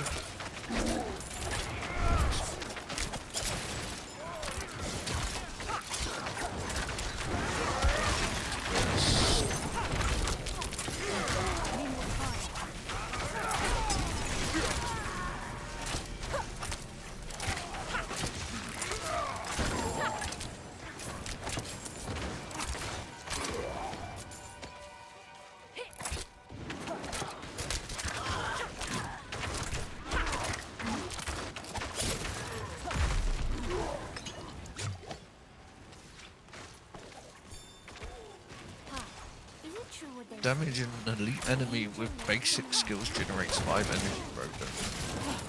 Broken.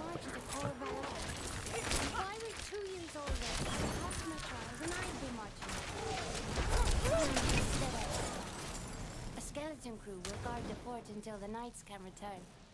You'd be proud. No more polishing shields for me. They gave me a sword. I doubt you will last. All right, sis.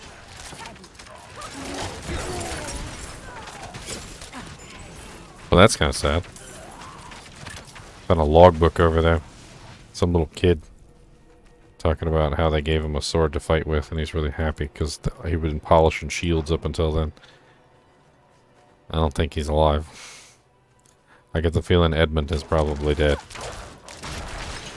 Poor kid.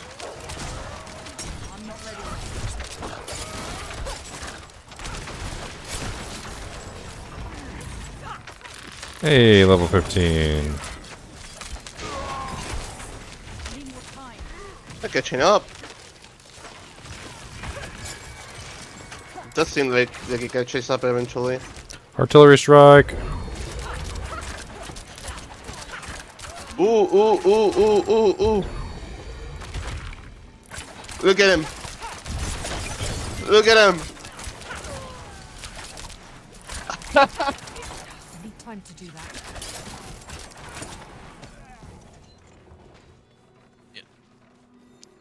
Look at the hydras. They're great, aren't they, the Hydras?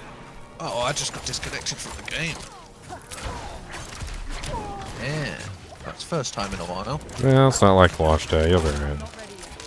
Oh yeah, it's letting me straight back in, but damn. It always lets you straight back in, you hacker. It was weird, wasn't it? Everyone else has got like an hour queue, and I'm like, oh, I'm back in. I don't know why it was like that. If it was just because it was like 4 or 5 a.m. UK time. Oh, I've got to run all the way back there. Seriously. I got there, so.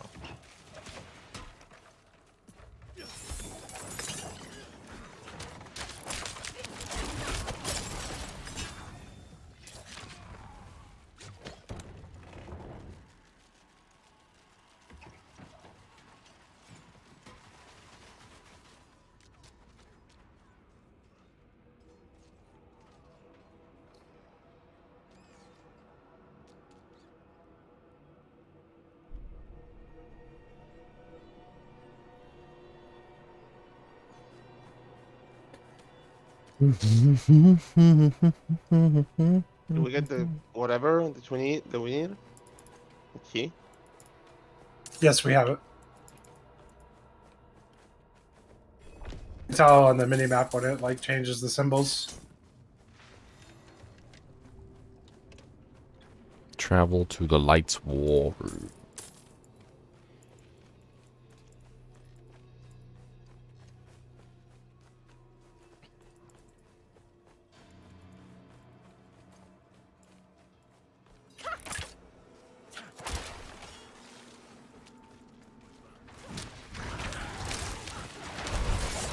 I'm not ready yet.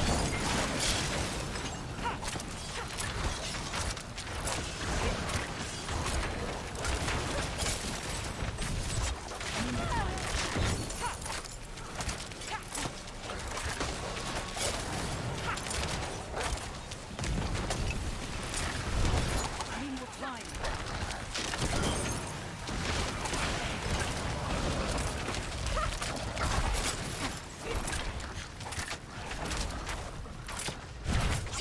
I'm not ready yet.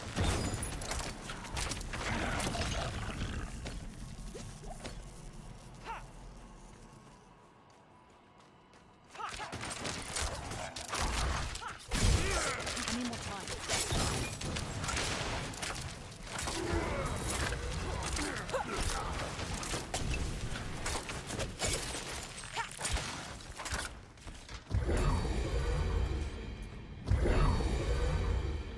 Ooh, all crits, huh?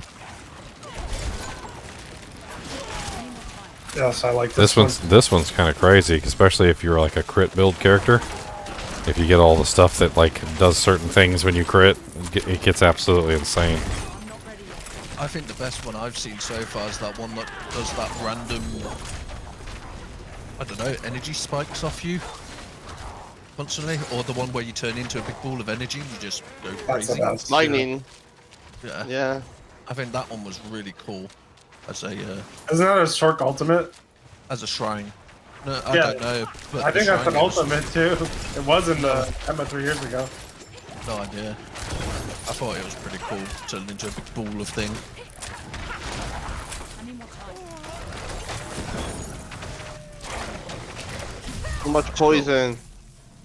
Well, I've nearly got enough gold to upgrade my item, I think. What's this? I'm not ready yet. Saint's Rest, okay. I guess I'll go and do that. Alright, sometimes the steel grasp works great, and other times it just doesn't do anything. Slay the... Purge the cellar. I shall purge the cellar.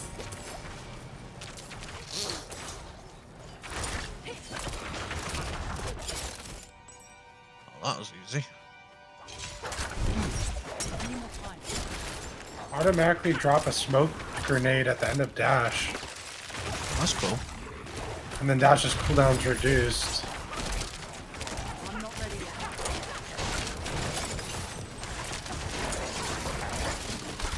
I'll probably go for the cooldown reduce stuff.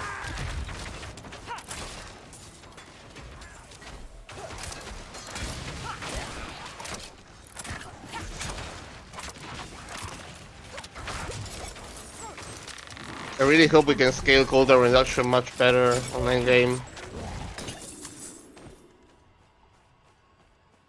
I do too.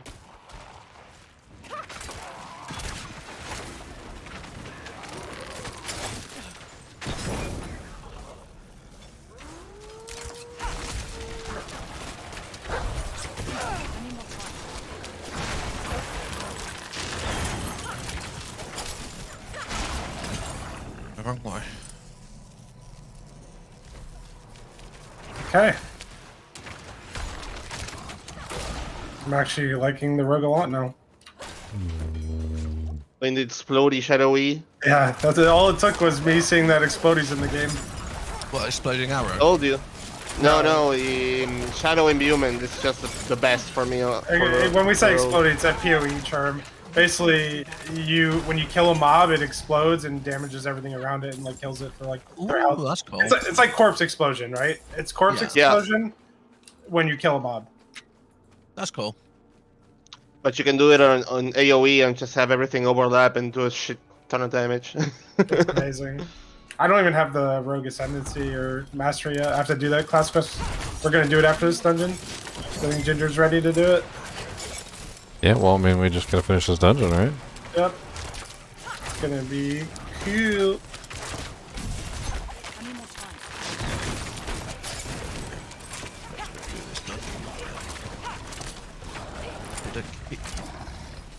I should have kept one of those high damage bows I had from my main.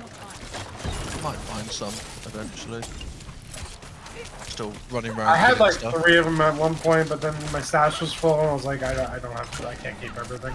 I have to I'll start. keep an eye out. I mean, I'm getting high enough where I'll probably find one myself soon. Yeah.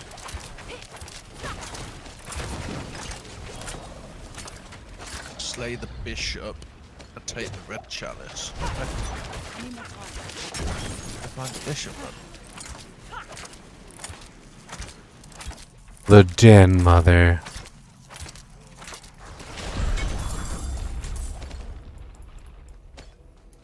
Aspect of conflagration has been added to your dojank.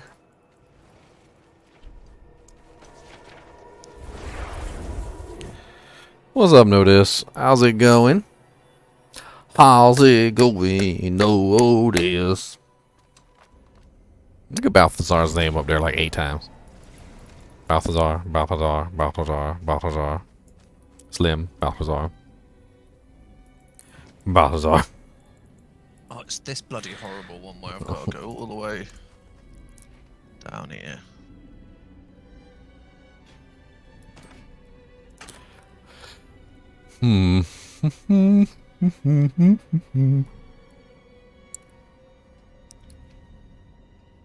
Those are kind of nice.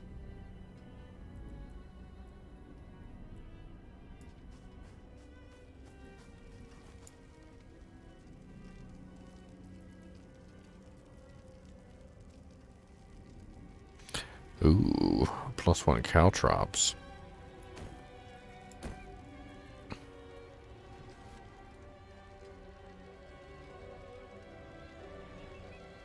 Oh, a cursed chest. Hell yeah. Massacre enough enemies. Fair trade. Sure.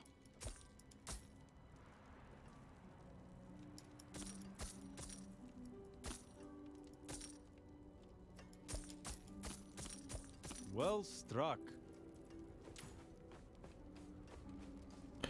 Alright, Ooh, let's loads of monsters. see here.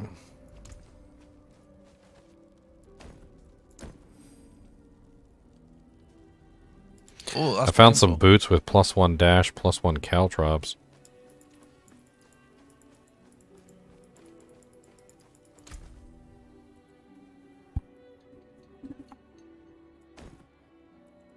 I like it.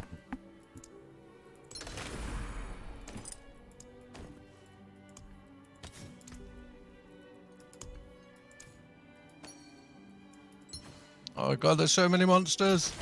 Until Whoa. This is a gnarly chest. Gnarly. Oh, it's bad. There's at least 50 to 80 monsters around me. I'm getting my ass handed to me. Oh, that was great fun, but that was sketchy. Oh, thank you for the follow, Joe F.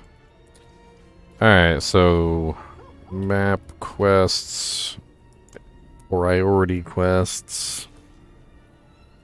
Oh, I need to do a bunch of things. Hold on, I need to go upgrade my potions. And we need to go to Menestad for this road quest. Let me go do my potions real quick, though.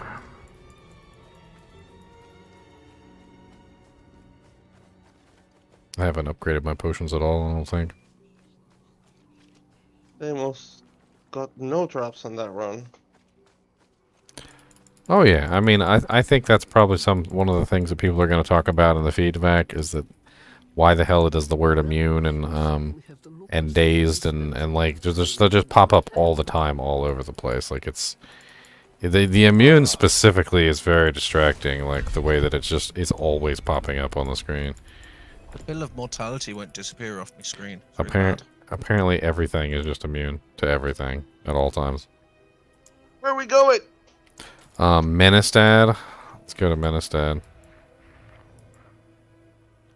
They should at least put a description next to it, like in parentheses, like immune slow, immune whatever Well, you're doing. it's not even just the fact that it's always popping up saying they're immune. It's that the immune is like so much larger than everything else, like scaled improportionately. I've turned off my damage numbers, so like for me, like all I see all the time is literally just like immune. I'm like, okay, they're immune. All right, but what are they immune to? You're not giving me any information. Immune. Meow. Meow. Meow. Well, we thought you should know that they're immune. What are they immune to? We don't know. They're just immune though. They're meow immune. Okay, I need to talk to somebody named Leyrana. Who the hell is Leyrana and where are you at? Unlocking your potential. Where the hell is Leyrana? Oh, there she is. Okay. She's over here. Oh, you're doing the specialization quest? I'm doing the Rogue True Potential, which is opens up something. Yeah, it actually gives you the best mechanic of the character, so yeah, you want that. Both of us have to do it, so I've been waiting, so we're ready to go now. I need more gold, come on. So where did it tell? I don't understand. To investigate the disturbance outside of town. Okay, yeah. So here. There's like 3 bodies you have to find, and then it leads to a dungeon. Let the bodies hit the floor. Let the bodies hit the floor. To like kick over some bodies, like who killed this guy? Oh, nice notice. It's good to make the flickering flame for the enchant sword. It's a nice one. It's a very nice one. Yeah, flickering flame's brilliant. Best sort of helmet, I'd say.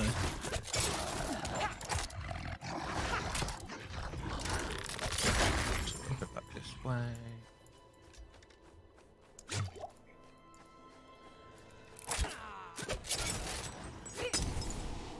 I need time to do that. I think I'm rolling something. What is the key? What is the answer? What is the secret? I need time to do that. By 3 they come.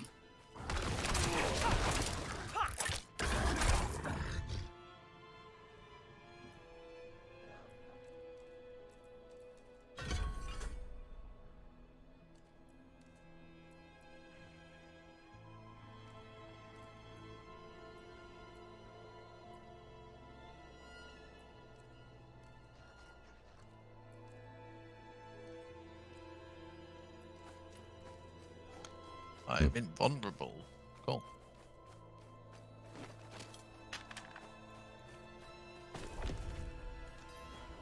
Dead. One of our new sisters. That's better than mine, notice. Mine rolled -10 on the res. I just had 2 legendary armors drop at the same time. Nice. Are they good? Hacker. I'll have a look at them in a minute. I'm just doing this quest. Hacker. All your legendaries belong to me. Diablo 4 will eventually have rune words. Yes, they're currently still working on the system. They want to get it right. Did they confirm it though? Yes. They have did. confirmed that. They did confirm that runewords will eventually be in the game.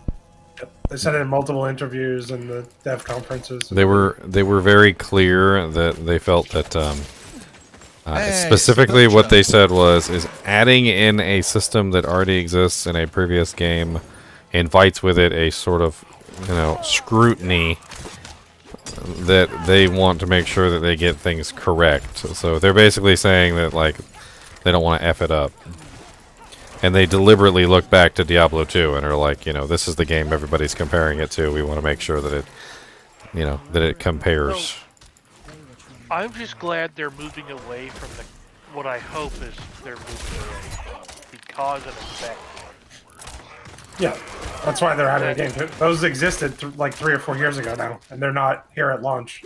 Like, how do I put this? If they add rune words and you can stack them onto anything, and all they do is give you a small series of minor bonuses that are good for you, I would still consider it a win if they can go on anything. You know what I mean? That's cool. I killed what's his name? The one everyone hates. I don't know. Rather than rune words being an actual like thing you build Fresh for a meat. slot, you get your legendary item with, let's say, 3 sockets, and you socket it with a rune word, and it gives you 10% physical damage, minus 2 seconds cooldown on the X skill, and a 2-second duration increase on X skill. I'd be okay with that. Yeah, well, runes always had 2 parts, right? They make a word, and then they have their individual buff. And the individual one is obvious. That already works in this game. These items have sockets. The way that I've always seen runewords is that they are things that you can build characters around. The majority of runewords are something that you could build an entire character around. Like, you look at the rune word, it has some sort of special effect, some sort of something that you can, like, actually use for a real purpose. Like, Enigma gives you teleport, like, your Flickering Flame actually gives you, like, the negative resistance and, like, the fire resistance auras. Like, they're always something special that, like, you couldn't necessarily get elsewhere. But it's not always necessarily good for you, either. Well, I think that's got what actually lost in this section. I think that's what makes runewords so amazing, is that they're not universally good. Like, runewords tend to be almost bad, like, for specific characters. Yeah. Like, as good as Grief is, there are many characters that, like, couldn't give two craps that Grief exists, because it doesn't work for them. Like, if you're a Kixin, for instance, you don't care Grief exists. Like, what does it do for you? It doesn't do anything for you. Like, it's a terrible rune word for a Kixin. Yeah, that's another quest done. Okay, let's have a look at these armors. Taking direct damage has 10% chance to inflict. What's up, Tomislav?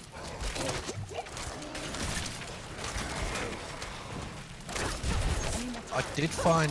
Oh, it's found. I was about to say I found a legendary wand as well, but charge bolts. Have to find Makira. Oh, but I do have some legendary sorcerer's gloves if you want them. They're not bound either. Down here. Check anything else not bound. That one isn't bound. Kind of want to keep it for the new look on salvage. Time to do that. I've got some gloves. Whoever's starting the sword. Oh, I got the... Oh, party time. So what do I do with these? This is a perfect one to get in a kill all enemies dungeon. Champions no more. Kill 3 elite monsters within 30 minutes. What am I meant to do with this weird thing? Reward unlocked. Challenge reward quick killer. Yeah, I would say we murdered everything really fast with them freaking conduit shrines. Right, let me go to the main town. Who needed a... Ooh, I got a Hydra. I got a Hydra staff. Oh, Nice. yeah. I got a Hydra staff.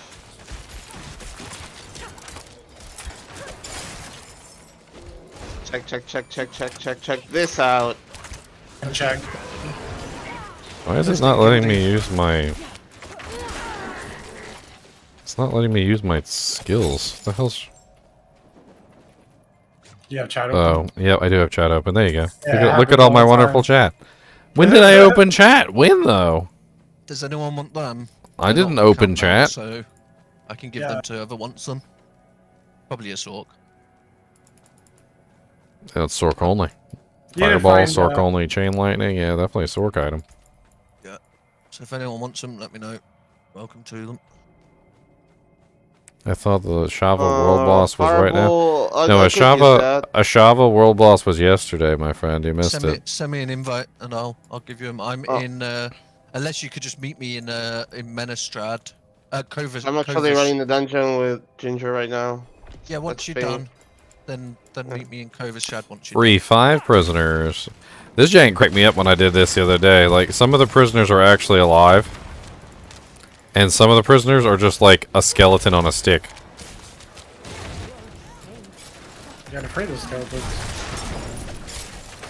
Yeah, this one up here is a skeleton. Prisoner remains. I mean, you're freeing him.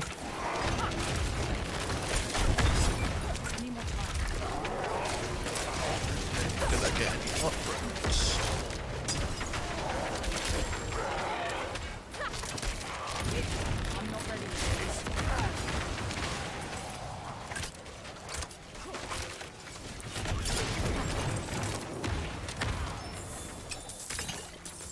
I'll also give you these rings when you come across this.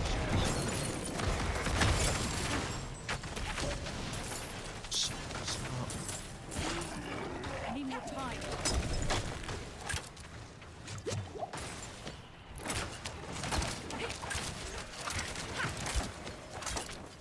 Let's go check what my new appearance things are. Legit Nothing can't else to see do. any of the chinchillas. So, are they planning on making viable expansions for D4 or? Yes. Probably, Yes. yeah. They've already announced that. Yes, they are. Wouldn't So surprise me. they're planning on 3 to 4 seasons a year, which will add content, seasonal content, and then they plan on an expansion. They didn't say how often. It's probably every 2 years an expansion, I would imagine, if the game's successful. Most Diablo games have only had one expansion. Yeah, but most of them, or all of them, haven't had a concurrent money-making system like this one has. If this makes enough money from cosmetics, Activision 3D has to actually keep developing expansions and things. Oh my goodness. I mean, D3 even had a second expansion plan. The game sucked. They just never did it. I guess it wasn't popular enough.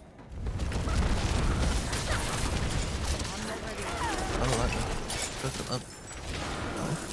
And then health. Health, so I'll give it a second.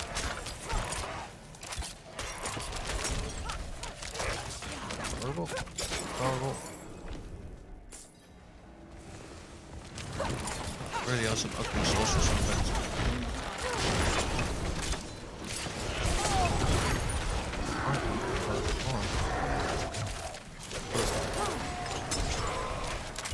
Wow.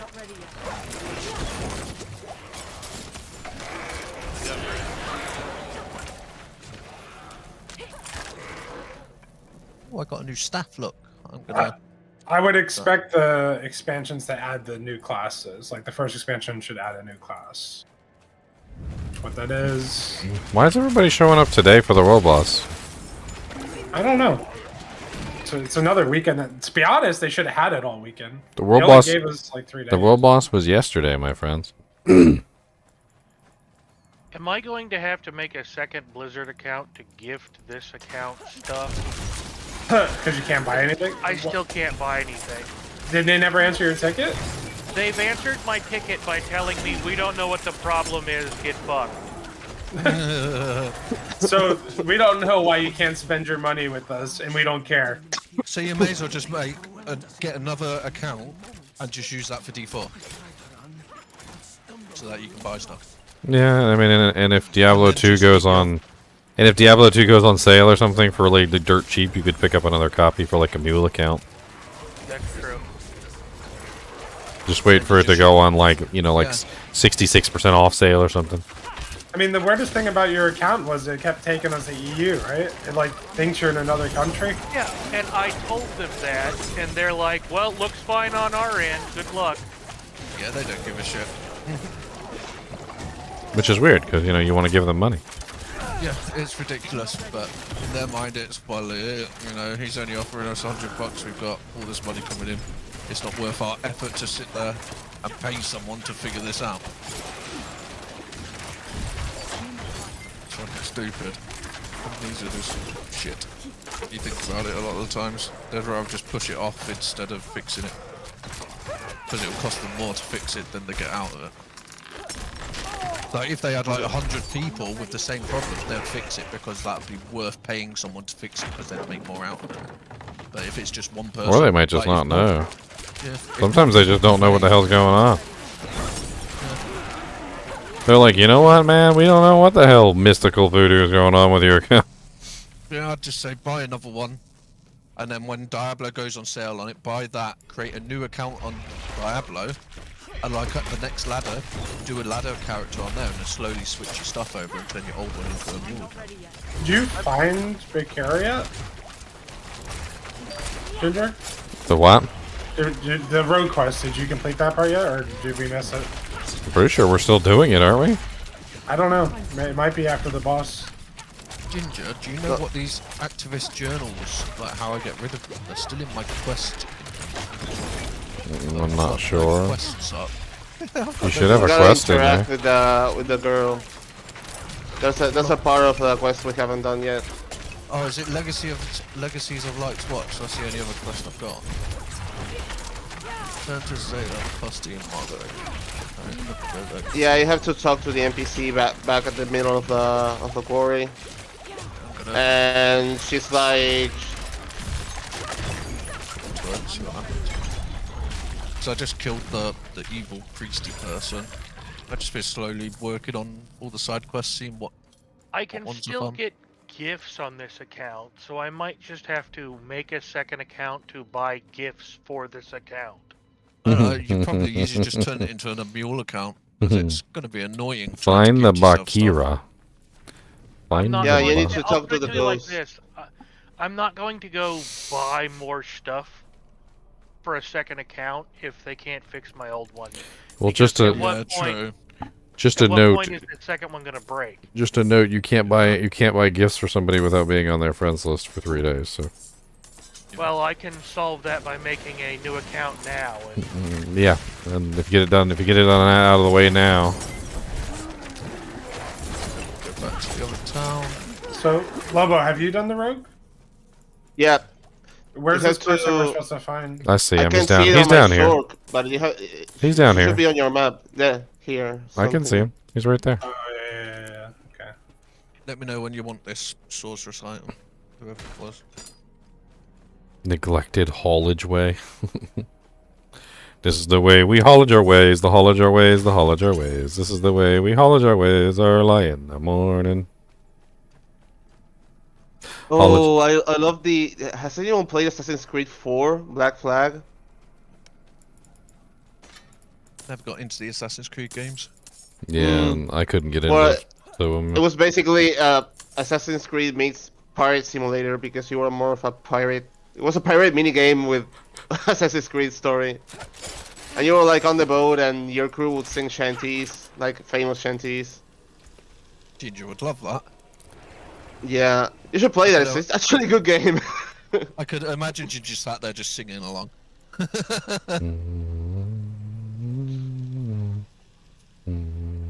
Let me know when you've done. NPC.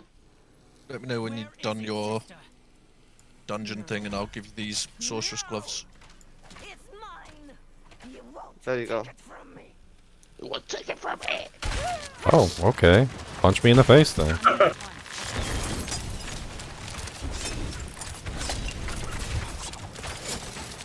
This is basically Golem. I just dropped every single trap I had on him. Stop this fight from ever happening. For all the good it did, you were a fighter to the Look at him, Hydras. You taught me well. Stop beating up ghosts. She's already dead. It's rude. What a waste. Oh, she gave me a potion. Delicious. You and me, we're done here. You saw masters in action. Well, we're done here. Bested one, even as you did good. We are indeed. I'm in Kyovashad. I don't even know how to say that. Kyovashad? I think they named these towns just to confuse us. Yeah, what did I unlock?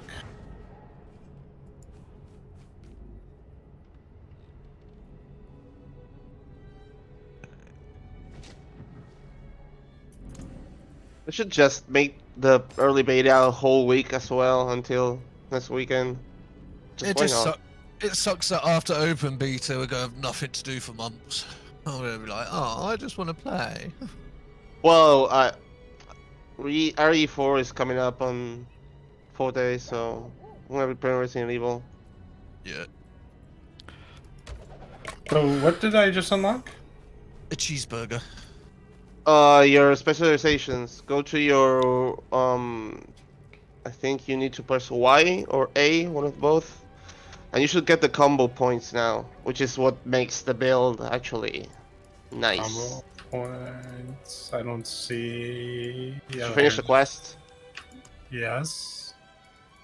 Combo points. Your basic skills now generate combo points. Core skills now consume combo points for additional effects. So any of your basic skill, whichever you choose, will just fill a little point bar you have on above your SP, and it'll just give a bonus damage to your core skill that you use to unleash. All right, So it's just a huge burst. I see it on the skill now. 1 point is this, 2 points is this, 3 points is that. So what I did was I The had combo the points- flurry skill. Combo points don't seem to do anything for the traps. Interesting. Yeah, there's another specialization for the traps that's better. It's the second one you unlock at 20 something. Hmm. Inner sight, preparation.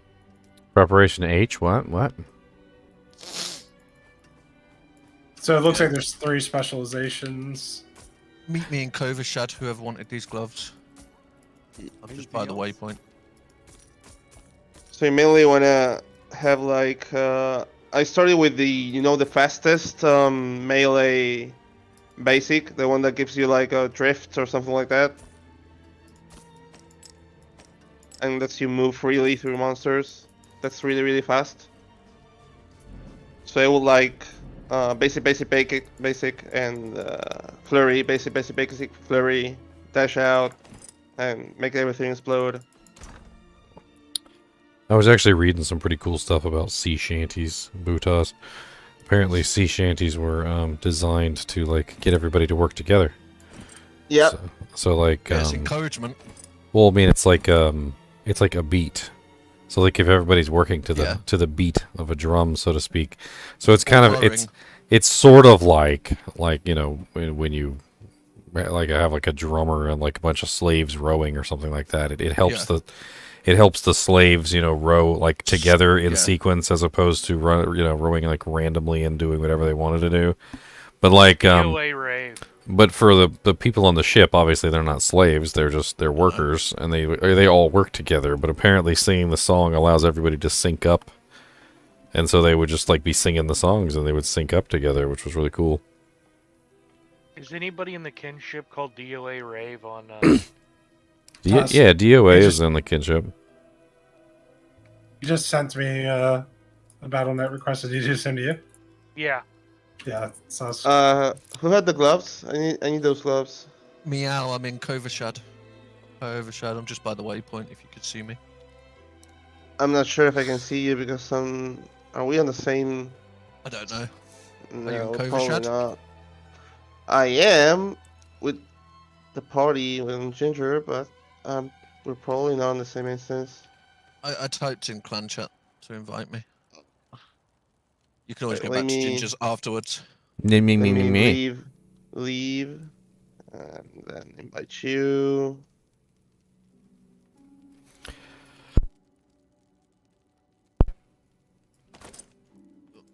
Now I can see you.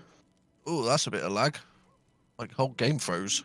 Jesus. Yeah, we just got synced instances. Yours Right. probably.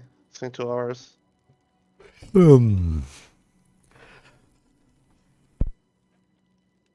Look at this. Whoa, what's all this? Just some rings in case they're better for you. I don't know.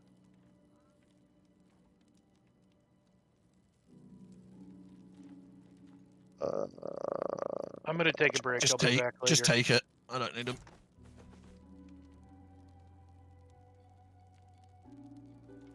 Enjoy. Thank you. Let me Ooh, see your what s- this does. I haven't got your staff skin yet. That's different. I like my tree one though. Mine looks like a big tree staff. Oh, this is actually nice. They have the same.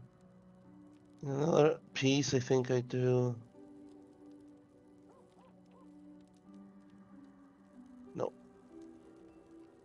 I don't. It's nice. Yeah, your staff looks really weird. I've seen that one before. It does, right? Hmm. Yeah, mine looks like a big tree, if you can see it. Mm, It's like a tree staff. yeah, it reminds me of It the reminds me. Yeah, the branch yeah. on Lineage 2. Lineage 2. It Lineage 2 reminds me a bit branch of staff. the Lord of the Rings, the white oak tree thing. Let's see, boots.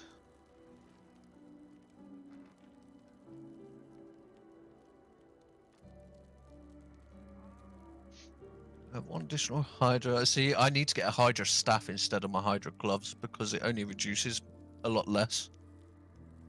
But I'll link my gloves. Mine do 20%, so really I need to find a staff with it on because So, it's less. for those of you who may have missed my impressions earlier today, I did do a video on stream of my impressions of Diablo 4. If you guys want to check it out, it just went live. That is my impressions. It's a premiere right now, though, so you might get caught in the middle of it somewhere. But it'll go back up as a regular video as soon as it premieres over. Are you doing more dungeons, Ginger? In a minute here. I think I might want to take a break real quick, and then I'll get back to it, because I want to try and hit 25 today on this girl.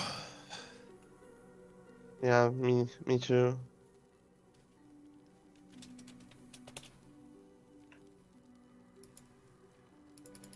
I need to choose a different skirt.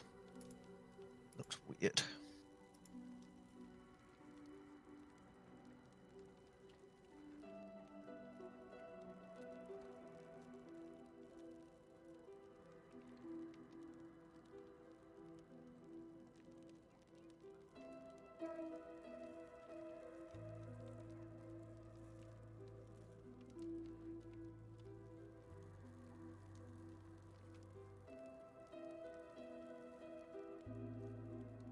How do I like the Arial font?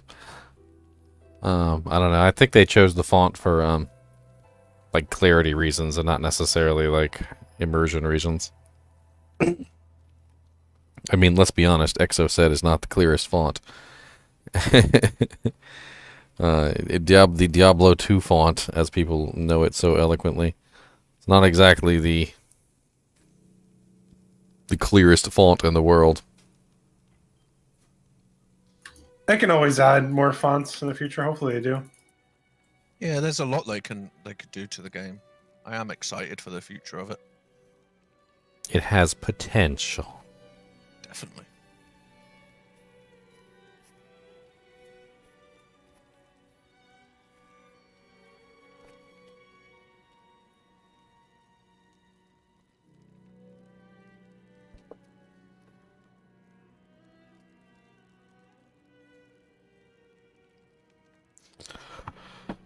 Hmm.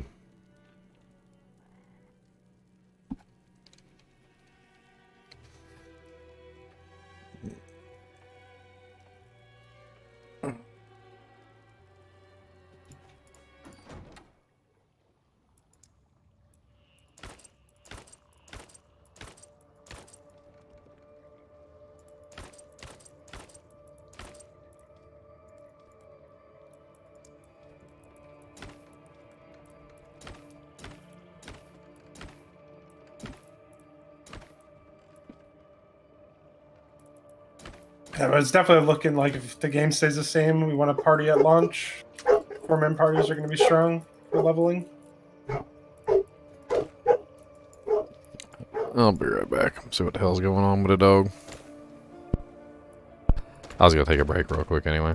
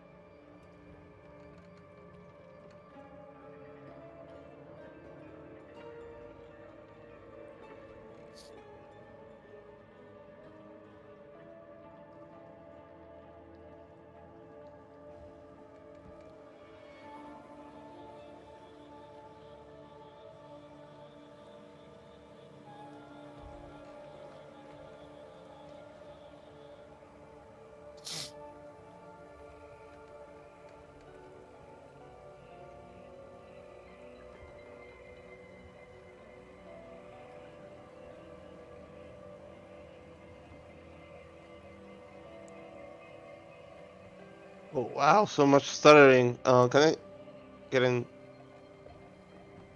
Are we not running dungeons now? So no Everyone's glitch? taking a break right now. Okay, that's good. Oh, clear my inventory and a lot of shit. Okay.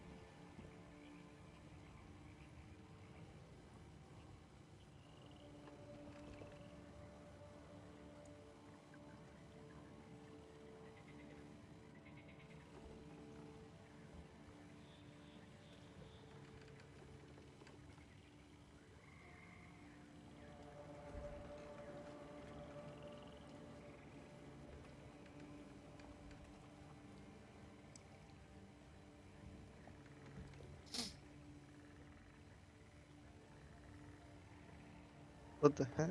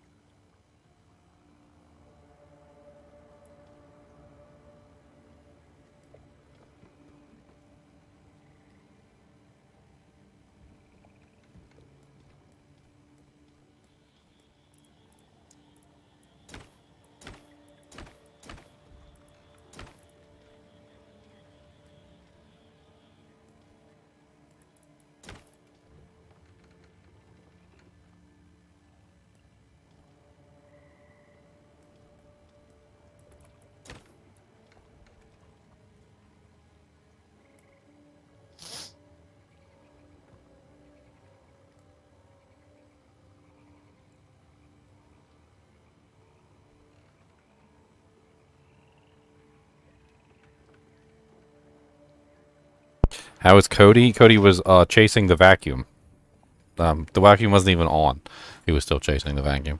I just realized there's a freaking axe blade on my freaking crossbow, and I was sitting there looking at my character, and there's just an axe blade on the bottom of my crossbow, which is freaking hilarious.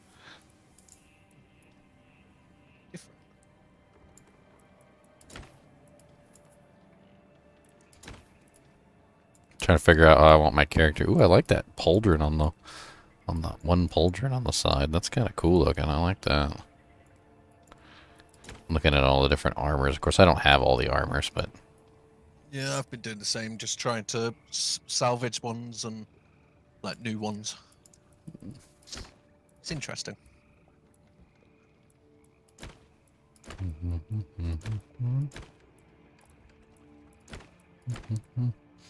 It's amazing how some of the boots just like do not go at all with some of the sets.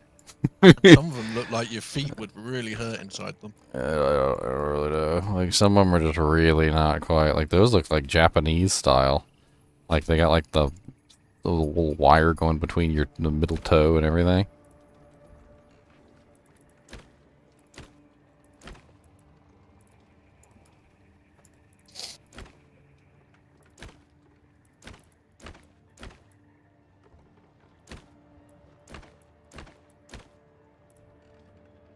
I think this look the best.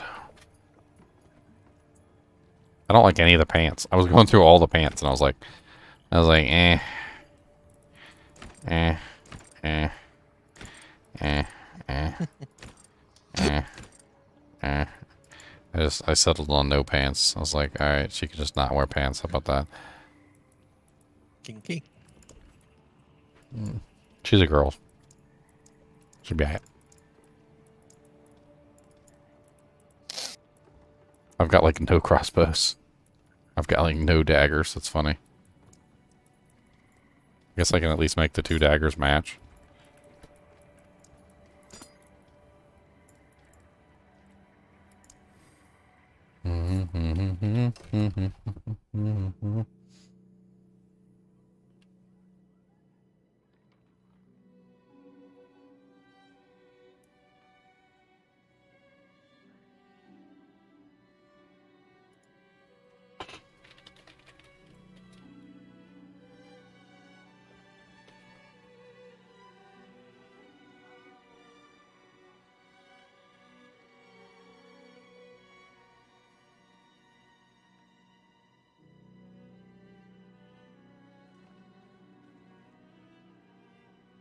Male rogue named Joe Rogan.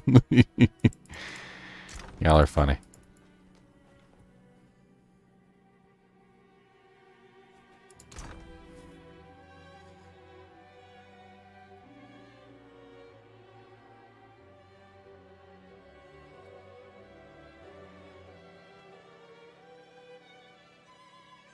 You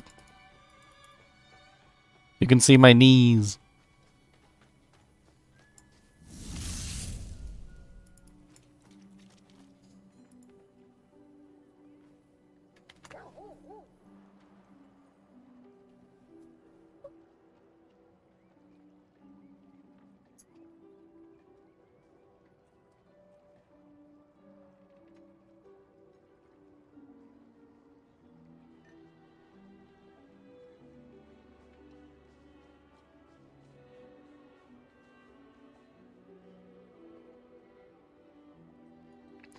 Is this in a live stream? Yes, it is in a live stream. I'm currently doing a premiere on the other screen, though. That's why I'm not saying a whole lot. You can join the premiere if you want to. It is right here. Just my overall impressions on Diablo 4 as a whole.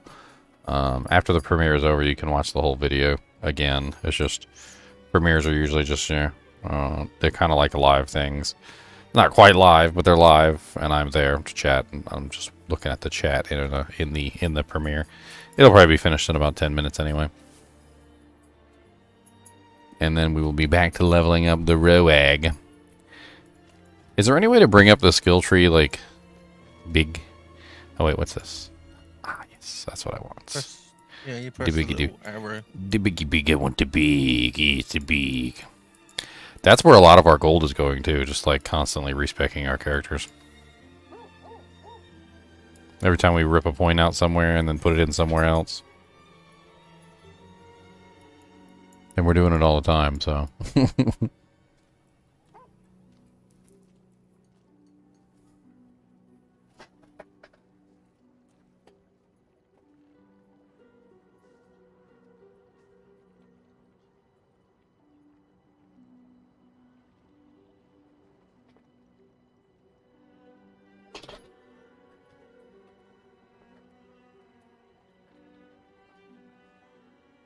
How's my impressions on the skill tree? I like it. I like skill tree.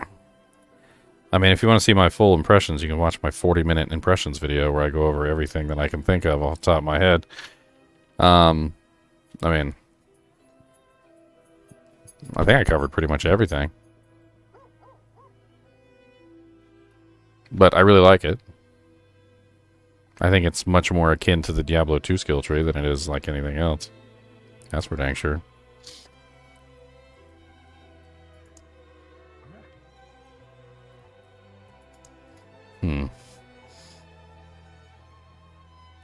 I haven't played around with this keyword search thing. I'm gonna like just dang it. Freaking wheels on my chair just get like caught on random stuff. We all got caught on the wheel.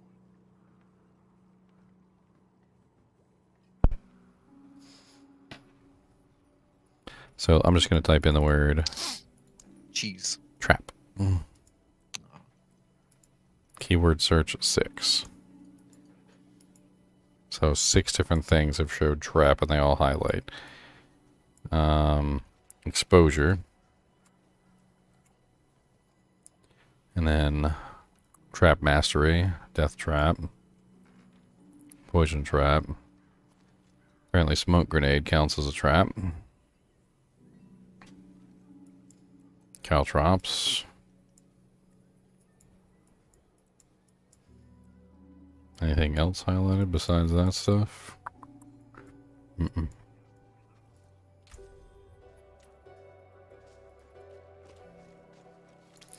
No, D3 didn't have a skill tree. D3 was completely skill tree less, and quite honestly, didn't like it whatsoever. I was very not impressed.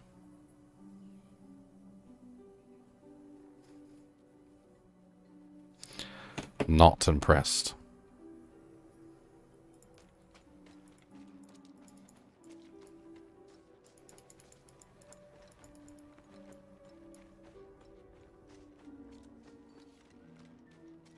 Not in town.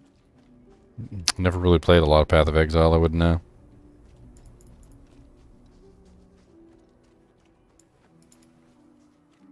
What's the question? Oh, people comparing it to Path of Exile. The tree or the game? The game itself. I mean, I would go so far as to say the same thing that developers said during the Diablo 2 remaster. They were talking a lot, and somebody had a bunch of questions about like Path of Exile. And the developer, he's like, look, he's like, a lot of the things in the ARPG world are like standards. He's like, these are standards. He goes, it's not really pulling from any game in particular. Like, there are things that have just become standard across like all ARPGs.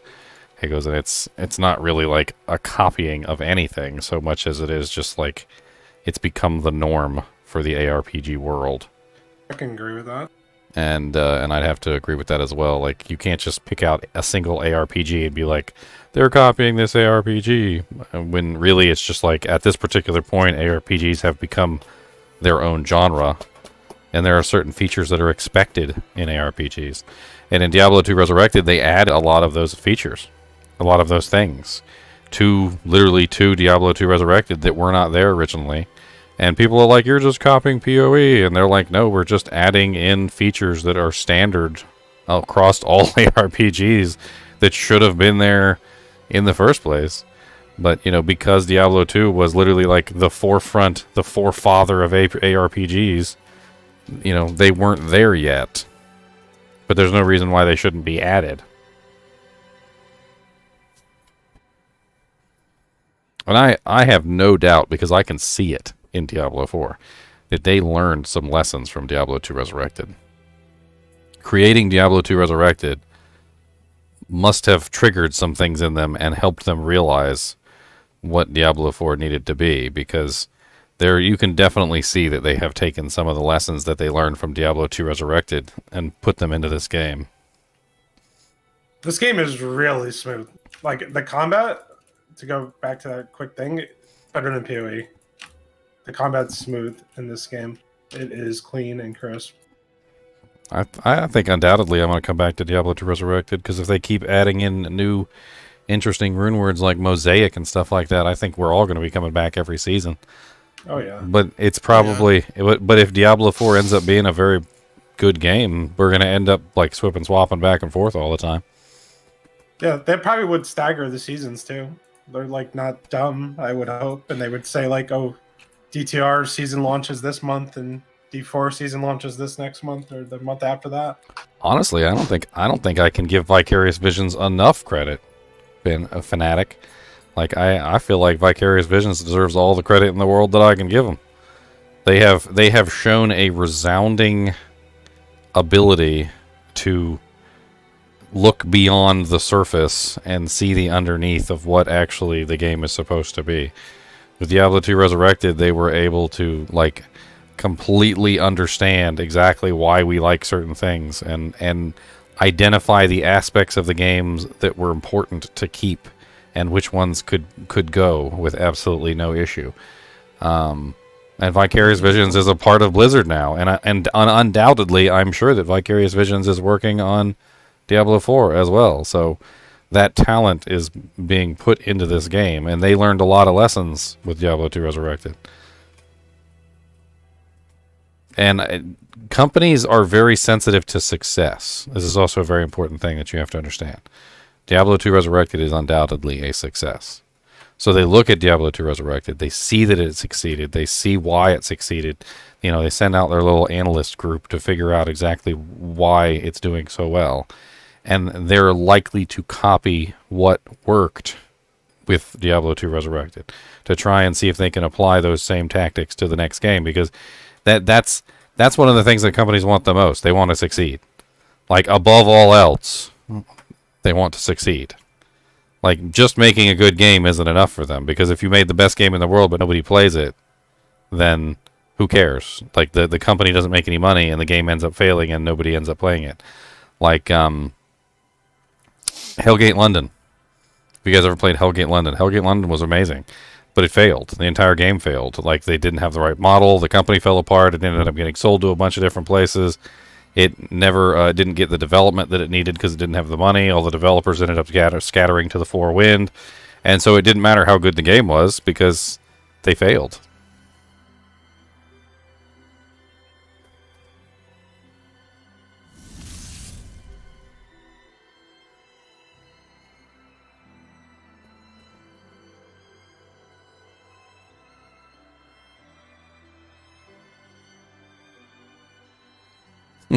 He said, give the man a damn cube.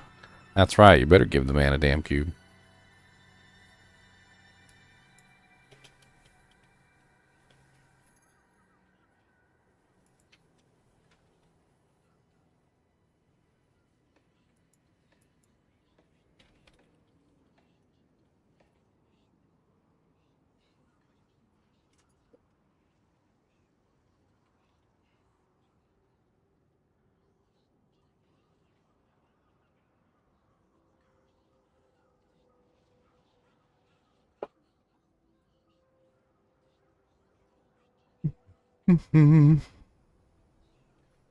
What would your ideas be for the cube in this game, since they seem like they put all the recipes in vendors?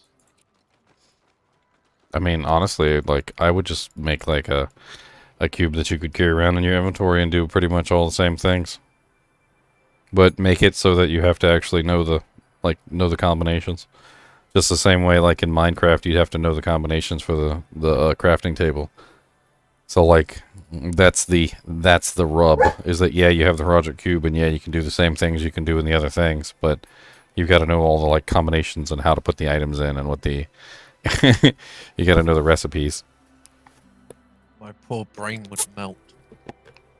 You'd figure it out eventually, just like we do with Diablo. And Yeah, I'd true. probably end up programming the bot too. Yeah. Difference is I've played Diablo for what, 20 odd years. It's stuck in my brain even if I didn't want it to be. Stuck in the brain. In the brain. Insane in the brain.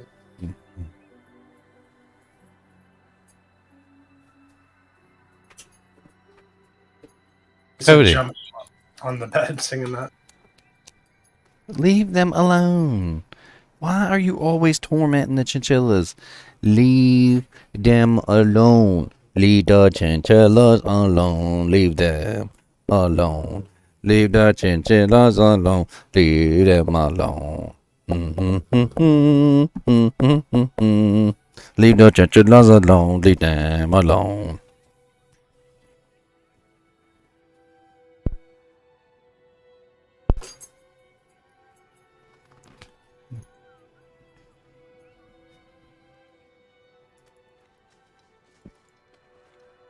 Squirrel!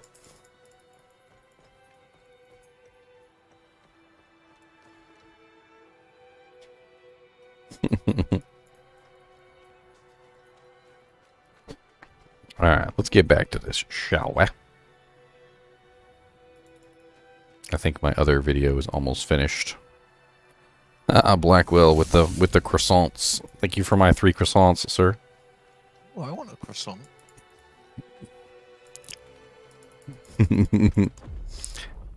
Blackwell said go back to D2R.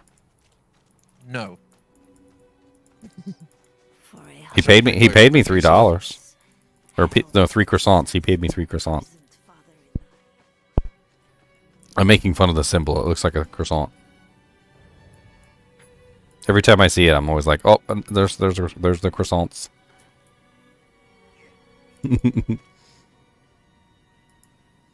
Des croissants. Let's go do our main quest. Knight in the Magpie. Search for Vigo. Search for Vigo.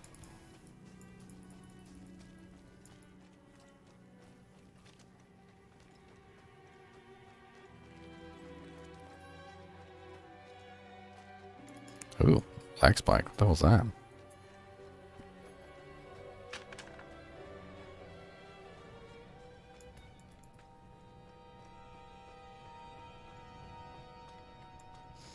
Okay, good. The other video's finished. Alright. Premiere over. Done. Moving back. Moving back down to the back of down, and the back of down.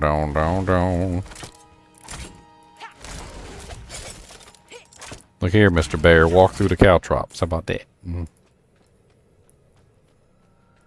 Bear is like, no, I shall walk around your traps, you sneaky.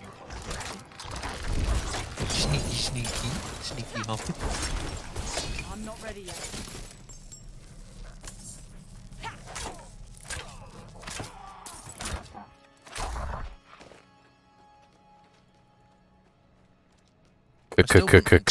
Combo. Still wanting to make an open world Harry Potter game that is multiplayer. Why? So you can run around. So good, So you can run around Avada Kedavering everyone. Yeah, I want to be able to like duel the friends and have fun. You know, I think like Boys over there just like he's like Wingardium Leviosa. Wingardium Leviosa. Meow's just gonna pop up behind and be like Leviosa. ah! I just think it'd be a lot of fun. Like, I think they would make a lot more money out of it. Because I think Hogwarts Legacy looks really good, but I think if you could run around with your friends and do stuff and do quests and team up, and I think it'd bring a whole new thing to it. I think I'd just be Avada Kedavering everybody. No, Wingardium Leviosa. Wingardium Leviosa. Not Leviosa. I'd just be trying to to blow up everyone and make them float away, The hell? like the ant.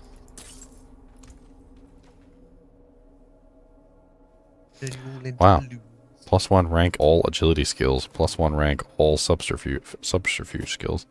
What are the agility skills? That's like dash and that, isn't it? Agility, movement. Yeah. Oh, it's also caltrops. Caltrops is agility, and subterfuge is my poison trap. So that's literally a +1/+1. Nice. Now I got +1 to my caltrops and +1 to my doojangs. I got all the doojangs, boys. Everybody come round and look at me. I got all the plus skills you can see. I'm gonna lay some traps down and watch them die. And then I'm gonna dash right on by with my dash skill. I literally do the stupidest thing.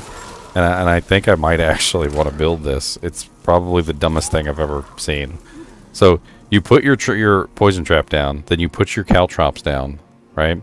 And then you dash. You have 2 dashes, and then you basically just do this. Okay, so you go 1, 2, 3, 4, and you just dash over the trap back and forth. And apparently, every time you dash, if you have like I think it's like, what is it? The boots. Where the hell did I just go to? What the hell just happened? Did I accidentally teleport? Wow, 34% think Diablo 4 is meh.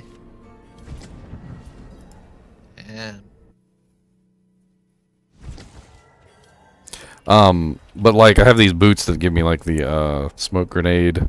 You automatically drop a smoke grenade at the end of a dash.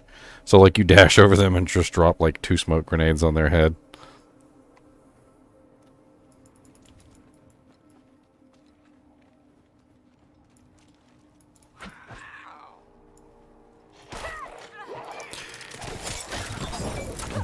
I don't know, I have to disagree, Stealth Cobra. I've played some pretty bland and generic games. If you really think this game is bland and generic, I challenge you. Nay, I demand that you go play Lost Ark. And then, after you've played Lost Ark, come back here and still tell me that this game is bland and generic. Because Lost Ark is like the literal definition of bland and generic.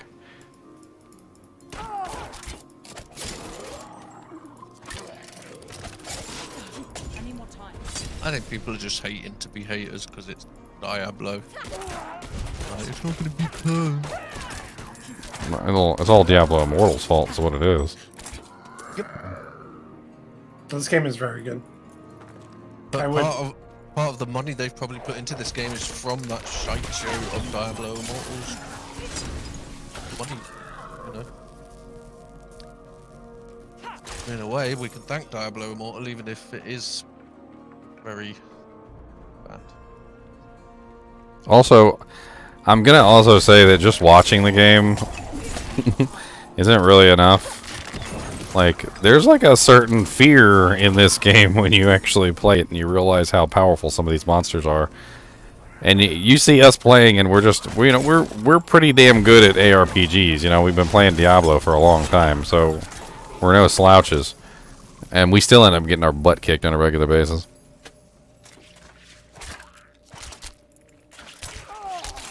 But by watching us play, you might get a somewhat unrealistic outlook of the difficulty of the game, because we actually like know how to play. You come in here and you try to play the game, you might not do so well as we're doing. Especially when you watch all 3 of us get one shot. Like, how many... It's happened quite a few times, hasn't it? Like, literally, like, we've been running around and, like, we all get one shot by, like, a particular monster, and we're like, okay, that happens. There's 3 other tiers that we're not even engaged with yet. I know, and the Butcher has killed me, like, 3 times. Hey, I didn't die to the Butcher, I was really happy. He wouldn't I mean, leave me alone, though. The first time I died to him, he got me while I was on my Sorceress, and I was completely under-geared. I was like leveling her up. And the second time, yeah, he does run really fast. Yeah. And the second time he got me, I was on my Rogue, like what was I, like level 10? I just got lucky because I've obviously got the immunity shield, then I've got my flame shield, so I've got 2 different shields, and then Hydras, you know, I just keep running around in a circle casting Hydras, trying to stay out of his way. I chose the female rogue because there was a preset that looked almost identical to the rogue in Diablo. Like, if there was a choice, I would literally just choose to have the character look exactly like the Diablo 2 version. That's why I went for female sorceress, because the male one just looks weird. Like, there's an option in there that kind of looks like the female sorceress from Diablo 2. And there's also an option in the rogue presets that looks very similar to the rogue in Act 1, the mercenary rogue. Looks very similar to the merc rogue. She gave it to me when I let her and her friend pass through.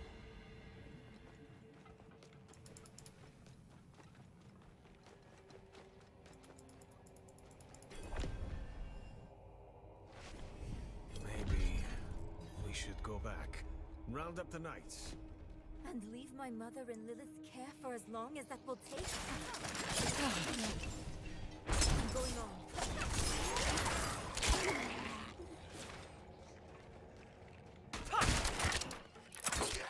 I need time to do that. I mean, I said this earlier, but I'm going to say it again. When Diablo 4 comes out, Diablo 3's dead. Diablo 3's been dead for a long time. There's people that still play Diablo 3. But when Diablo 4 comes out, Diablo 3 is dead. Like, nobody's ever going to play that game again. This game is so much better than Diablo 3 in every way. And anybody that's still playing Diablo 3 is going to swap over to 4. And they're not going to go back to 3. They're going to play this game, and they're going to realize that it's so much better than 3 ever was, and they're never going to go back to it. Yeah, but we haven't seen the rest of the acts, Fnatic. We've literally just had a bit of Act 1. We don't have all the skills, we don't have everything. So we don't know what could be later on. It might get, you know, totally crazy.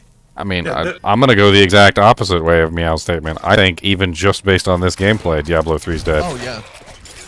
Like, you're saying based on this gameplay, like, we don't have enough information, like, or this gameplay is not enough. I'm saying this gameplay is 10,000% enough to basically absolutely demolish D3 off the face of the planet. This is a D3 killer. This will completely destroy D3 from the planet.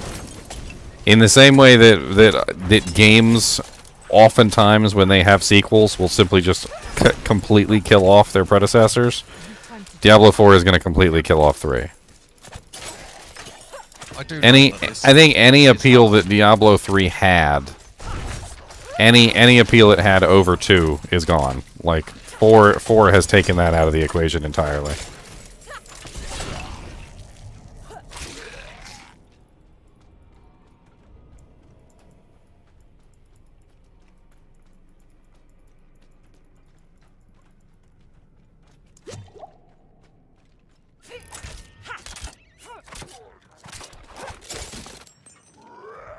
Oh, I've really enjoyed it so far. It kind of reminds me of Counter-Strike. I remember when Counter-Strike was in its infancy, and then 1.6 came out, and 1.6 just completely killed Counter-Strike, and it just wasn't even a thing anymore. Like, and 1.6 took over, and then Counter-Strike Source took over, and completely demolished 1.6, and nobody played 1.6 anymore. And so everybody was playing Counter-Strike Source. And still amazing. Counter-Strike Source is still kind of a thing, but there's lots of cheaters there, unfortunately. But there's lots of cheaters in Global Offensive too, so.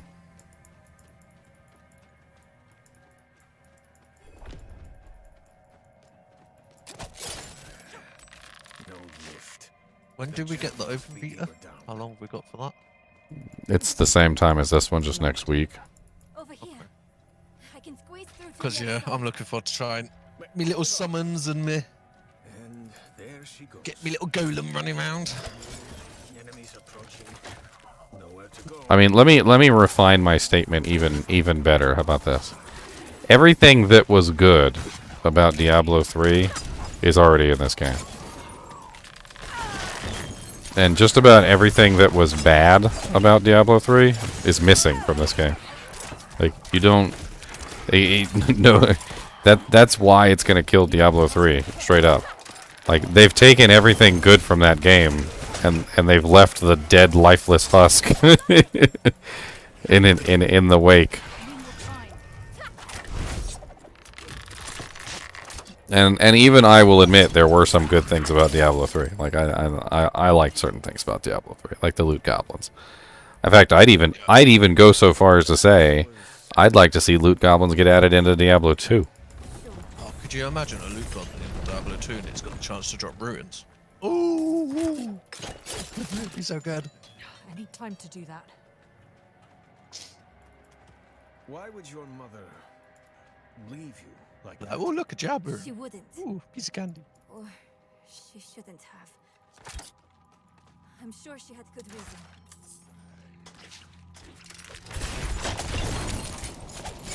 Necro's my next focus. I'm doing Druid next, and then I'll do Necro last. Time to do that. I'll probably do Necro first, then Druid.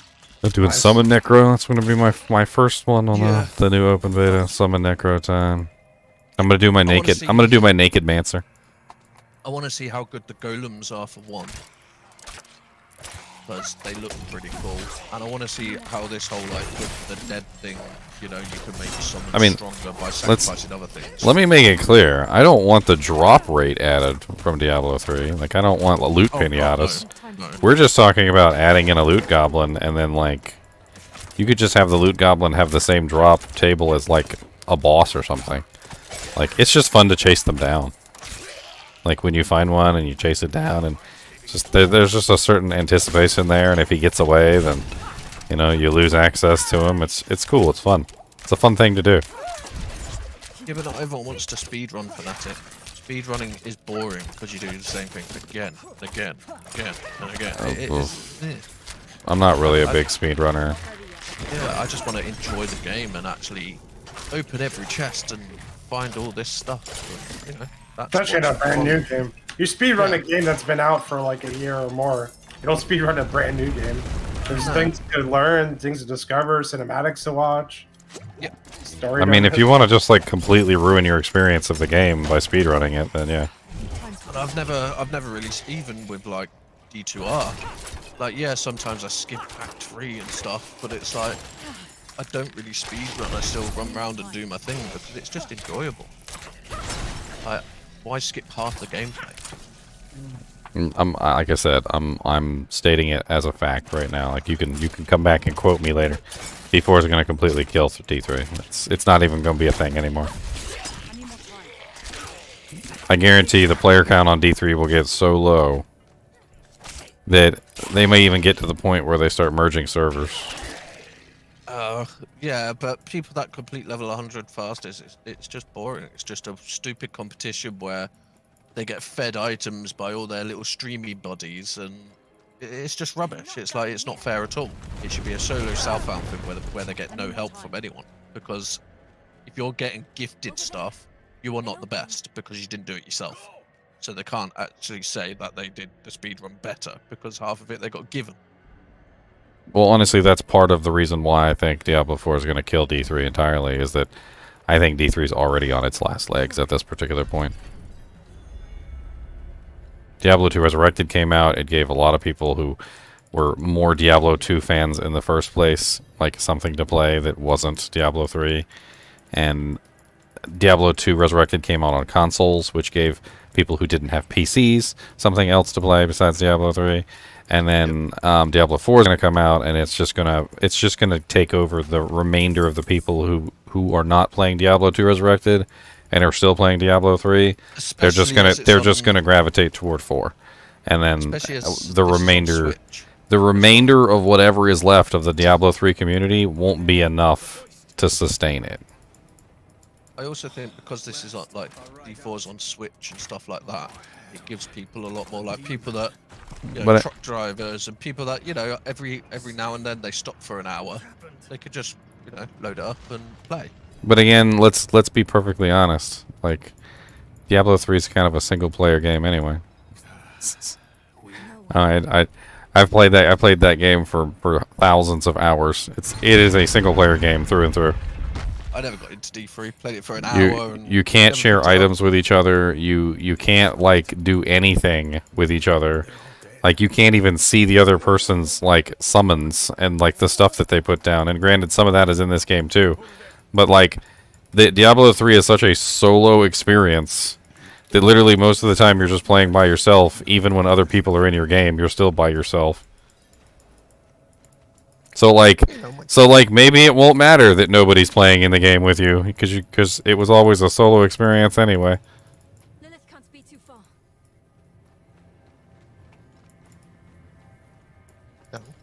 This game, however, you can share rare items, and rare items are honestly more valuable than legendaries. And like when I find that really awesome rare item that has like +1 Hydra on it with like some other really nice skill, Meow's over here like, do you need that? But it's also some legendaries. Like earlier, I did that dungeon quest, and I got 2 legendary drops. One of them wasn't bound, and I gave it to someone. Yes. You know? So even some legendaries aren't bound, which means there is trade aspects in the game for certain legendaries. Well, we have no idea how it's going to evolve in the future, obviously. But as of right now, I'm actually pleasantly surprised with the trade system in the game. And it hasn't completely felt like a solo adventure, because when I find something really cool, I can give it to one of you guys. Now, the only complaint that I do have is the personalized loot system, where I'm constantly only finding items for this character. I actually would prefer it to be more open, where I'm finding items for everybody, so that I can share more stuff between the group. Like if I find a necro item, I can give it to the necro, or if I find... I agree. I would double the amount of items you're getting and make sure that half of them aren't for you. Yeah, it would be cool just to be able to share some more stuff. I think we're getting plenty of items. Like 1 dungeon fills my inventory. It's plenty of items. Yeah, I think the number of items we're getting is fine. I'm just saying that like less personalized and more just random classes would be nice. Yeah. But I do find a lot of jewelry, and at least I'm able to give that away. So that's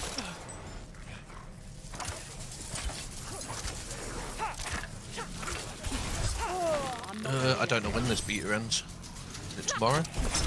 It ends on Monday at like 12 EST or something, or like 1 p.m. EST. I can't remember which. I thought it was 12 PDT with like 3 p.m. EST. I think it's like 20. It's like It's like midday on Monday for Eastern Standard. Like it might be 23 hours from now.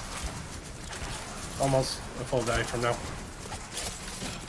It comes back on the weekend. Which is a little weird, especially since we had to keep our characters. They should have just done it for the whole week. Yeah, they should have just continued it on. Spawn the world boss every day, so your new characters can get world boss loot. Never mind, we'll just have to wait. The hard part's going to be once you open the year end, you're just going to be sat there like, oh, okay, we've finished ladder on D2R, we've finished this. I mean, I'll probably go back to ladder on D2R. Either that or I'll start playing. There's a couple other really cool games I want to play in between now and then. Like, I think Tears of the Kingdom comes out in between now and then. I definitely want to play some Tears of the Kingdom. I'll have to watch you play that, because I haven't seen that before. The Zelda game? Yeah, I've never tried them, but I'll have to watch it. No, Breath of the Wild's great. I mean, you don't get any more classic RPG than frickin' Zelda. Sure. I mean, I would even go so far as to say that that Zelda and Link to the Past are very much so ARPGs. If you've never played Link to the Past, Link to the Past is literally an ARPG. I mean, you got to think about it. You're upgrading gear. It's a live action style game just like this. It's over the head. You attack. You use abilities. You've got bombs and all sorts of other stuff. It's a freaking ARPG. It plays just like Diablo does.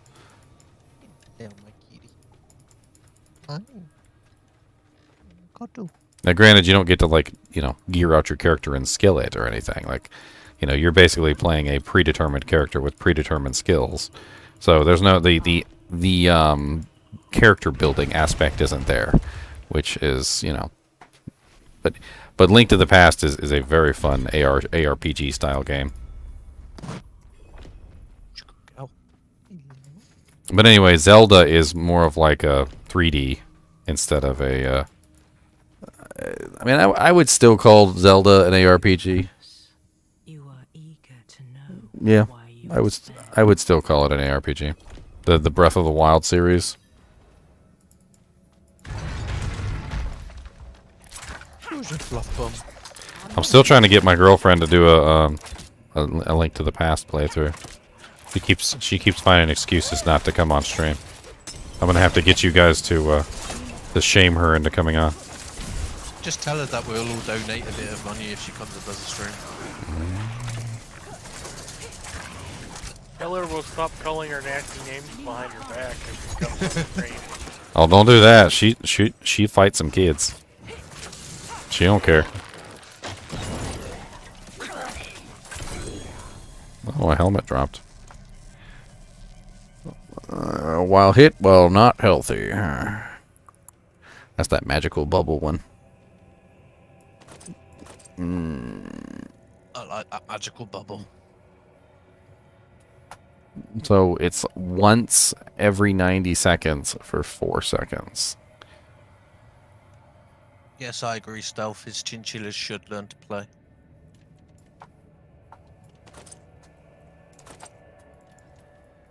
Who said the chinchilla isn't playing?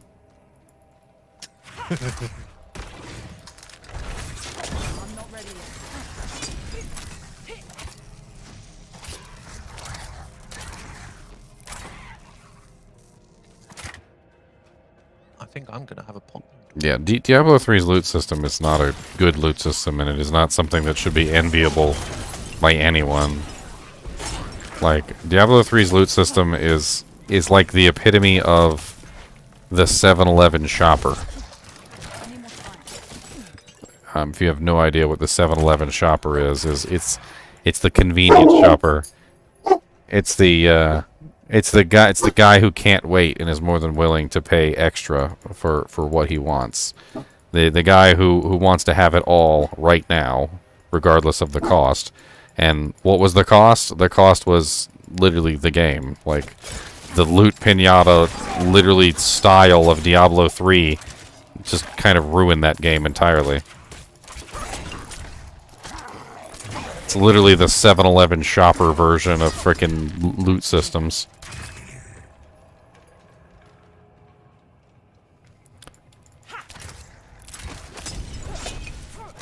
I used to, I remember I used to run the rifts, and I used to run the greater rifts and all that other stuff, and like, not the greater rifts, of course, because they don't drop loot, but when you're running the rifts, like the higher rifts, and like, your 10th legendary item falls on the ground, and your 6th set item falls on the ground in the same damn frickin' rift. Like, you're literally in one rift, and like, you would literally get so many legendaries and sets that your inventory would be like full before you even left the damn rift. I mean, it was just absolutely insane, the sheer number of items that you got in that game in what would be one run. And by comparison, in this game, like, my inventory may be full when I leave a dungeon, but I have maybe like 1 or 2 usable items in my inventory. Most of it, if not all of it, in this game so far has been trash. But you still look through every single rare item to try and find like that one godlike piece. And you do end up finding it too. Like, you end up finding some pretty amazing pieces in this game. But you gotta but you gotta sift through the trash to find it. Amount of rubbish we pick up on D2R, you know. Half the time it's total junk, but now It's the same in Path of Exile. You literally create pages of things to do a chaos recipe at the start of like you get so many rares, so many items in these games. But this game is actually good. Like, all my doubts are gone now. Playing just well, like I said, when you go to the shop and you start searching through your rares, when you start searching through your rares for those magic pieces, like that to me just shows you that they've succeeded. Because that says in a nutshell exactly that the itemization in the game is working properly. That people are searching for those magic pieces of equipment that are going to make their character better, and it became readily apparent to everybody that searching for those magical rare pieces was important. Like, I mean, if somebody hasn't figured it out yet, like, the rare items really are like the king right now. Yep, I agree. I I'm just at- had to get a full set of legendary just for the title. Other than that, I mean, the legendaries are basically like garbage. Like, you basically find those all over the place and you pull the effects off. Most of the time when you find them, like, the effects on the legendary aren't even really that good. So you end there's up, only a couple. yeah, like, you end up just, like, immediately ripping that legendary effect off of the item. And even then, a lot of the times you just end up finding duplicates of the legendary effects. So, like, it doesn't do you any good. So even when you do find a legendary, sometimes they're just completely useless. Not just mostly useless, but utterly useless. What? Rare helmets in D2R aren't garbage. It does sound like D2R, and that's literally what we're saying, is that, like, it's good. No, you've got that wrong, Leon. Yeah. There's loads of rare helmets in D2R, like vision helmets and... There's tons of rare items in D2R that are still very good. Some of the rare amulets can literally be like the best in slot for your character. You can also find some very good rare circlets and rare diadems and rare tiaras that are like best in slot. Tri-res boots with faster run walk and faster hit recovery can literally be best in slot for quite a large number of characters. You can literally find like best in slot gloves with like 20% IAS, like skills, multiple resistances, very, very nice rares, and also crafteds too. Both of them end up being good for different reasons. The rings also, like, there's some really freaking sick good rare rings that you can find. What do they call them? 7-point rings? No, you can't stack 2 legendary effects. 6-point rings. 6-point rings? 6-point rings are like, when you find a good 6-point ring, it's like, oh my god. If you could, I would have like 10 hydras. Yes, circlets can have plus skills. There are also other items that can have plus skills too. The nice thing about rares in this game too is it's cheaper to upgrade them than a legendary, and then you upgrade them, then you put the legendary thing on it. I didn't even think about that. Smart. Yep. And it's also cheaper to reforge them than legendaries. So you can roll that rare perfectly first, upgrade it first. I'm always excited to find the legendary until I look at it and realize it's an effect that I already got, or it's not for me, or it's not for me, and I'm like, oh, that's not mine. I'm saving a legendary. Yep, Twisting Blades. That one's not mine. I'm not even using Twisting Blades. Twisting Blades orbits for a short time after they return to you, dealing 10% Twisting Blades return damage per hit. Based on the distance of the blades returned, the orbit damage increases up to 20% of the return damage. I mean, it seems useful for somebody who's using Twisting Blades, but I'm not using Twisting Blades, so useless. I'll be back in a bit, guys. You lot have fun. I don't even know what he was barking at. He always barks at random stuff. I'll see you later, man. Oh, I'm level 18. Working on it. Swing, wong, bring, bring, bring, bring, wong, wong, wong. Look at her melt. Look at it. My combo is amazing. My combo is amazing. My combo is so cool. It's so nice. My combo is amazing. With chicken and rice.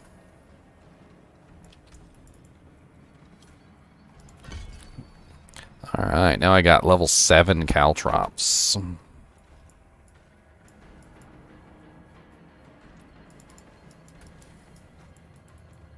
So where do I, if let's say I wanted to spend the rest of the time trying to min-max my Barbarian, where would I go to find the highest level gear? The level 35 mob that randomly spawns. Someone said it's like every certain amount of minutes. The world boss. Outside of that, and the world boss. Normal rare helmets can have plus to skills. You just don't understand. There are very specific plus to skills that can roll on normal helmets. Most specifically is shadow skills for the assassin. However, the reason why people don't gamble helmets is because it's a bad gamble. Like, the chances of you getting a good helmet are infinitesimally small compared to the chances of you getting a good circlet tiara or a diadem. Because there are so many good rolls that can occur on circlets, tiaras, and diadems, and there's so few good rolls that can happen on the helmets. doesn't necessarily mean that you won't ever find a good helmet. Perfect rares are perfect. That's what they are. Like, that's what we're talking about, is that a rare can literally be so freaking good if it rolls with all the right modifiers. But you know how rare it is for a freaking helmet to roll with all the right modifiers on it? Like, let me give you an example. It has to have 2 sockets. That's like one of the most important modifiers, because otherwise it just has 1 socket, and that's no fun. So it has to roll with 2 sockets. Then it has to roll with all sorts of other things, like plus strength, resistances, life, the skill effects, all of it. It has to roll with everything. You can put 1 socket in a helmet in Diablo 2 Resurrected, but you cannot put 2, which means it has to roll with 2. So you have to find it with 2.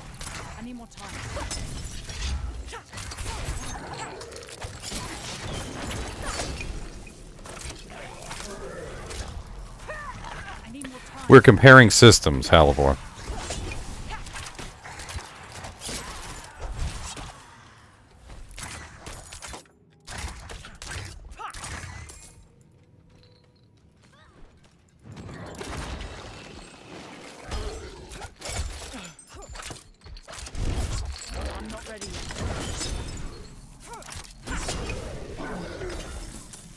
Melt.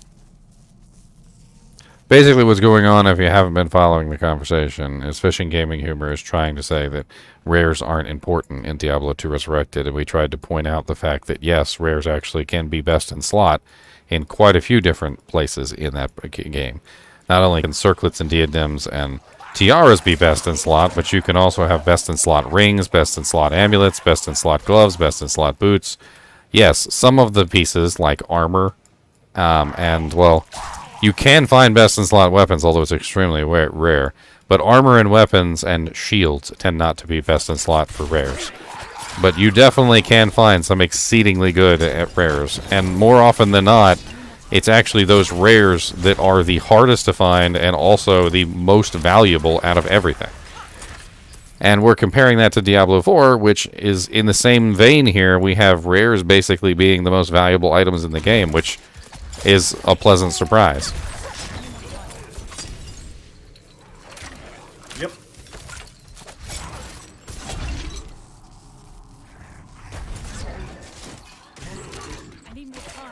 I don't think any rare armors can be good. I've never seen a rare armor ever be worth using. That is one thing I will definitely say right there. Diablo 2 Resurrected rare armors have no modifiers that can ever roll perfect in a way that would make you want to use that armor over something else. There's just no way. Shields also, like rare shields, are never better than their counterparts. Weapons can be. Helmets, extremely rare, but they can be. I mean, it would have to roll with 2 sockets. It would have to roll with all the right modifiers just to get into that bracket. Armors, no. Like, there's absolutely no chance you're ever going to put on a rare armor over any other thing that you're going to put in that slot. I mean, LLD is something completely different. We're talking about, like, the game as a whole, not very specific dueling circumstances that usually come down to bad manners.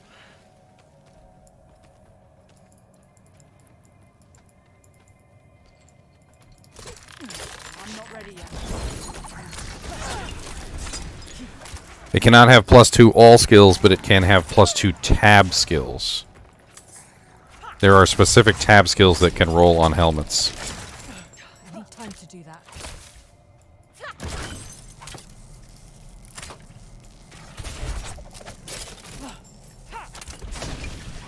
I need time to do that.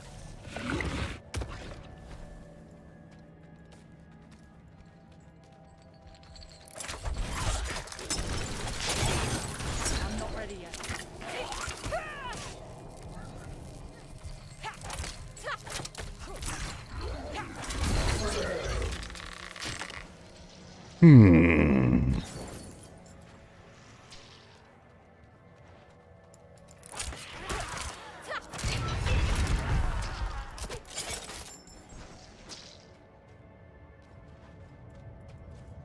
And we're talking about rares, not crafteds. Although crafteds can be very good too. Same kind of magic as before.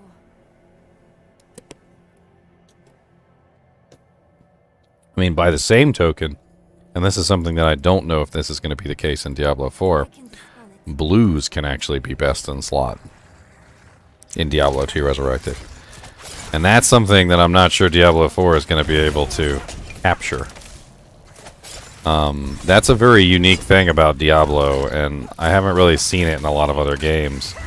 Because, like, once you get to a certain point in a lot of games, the rares and the uniques and the legendaries and all that other stuff tend to outclass the magical items by far, but in Diablo 2, that's not the case. In Diablo 2, there are literally blue magic items that are best in slot for certain characters. And not only are they best in slot, but they're just like absolutely ridiculously good items.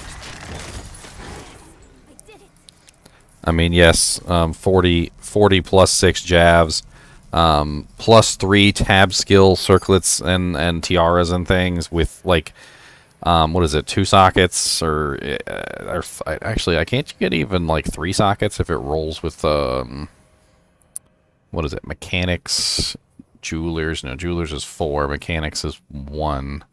Artisans, is it artisans? You can get like an artisans with like plus 3 tab skills or something, or am I just completely but you could also potentially get plus 3 tab skills like faster cast, and then also socket it at Larzik for the 2 sockets. Hopefully, hope for the 2. You might get the 1, unfortunately.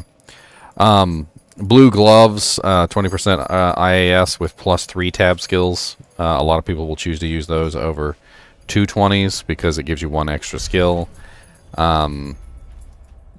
There's some pretty nice plus 3 tab skill amulets that you can get with like really nice secondary effects.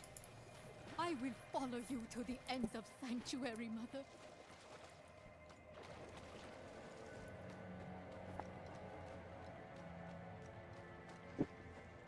There she is.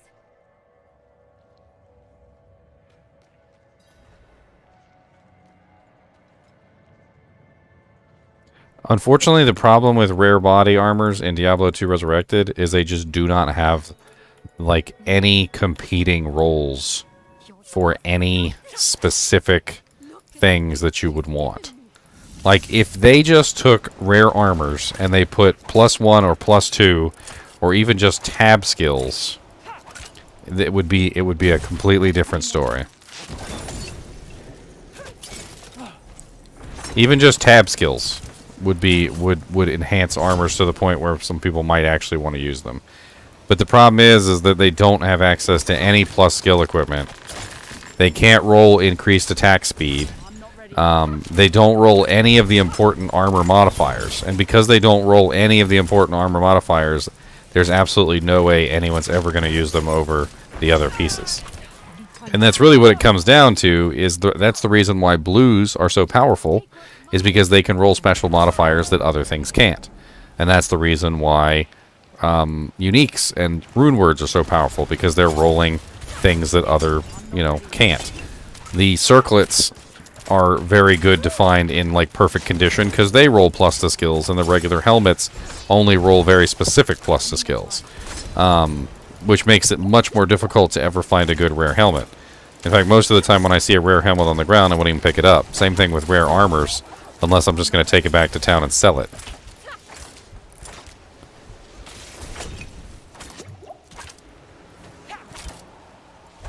These guys are moving around too much. Sit still and die by my traps.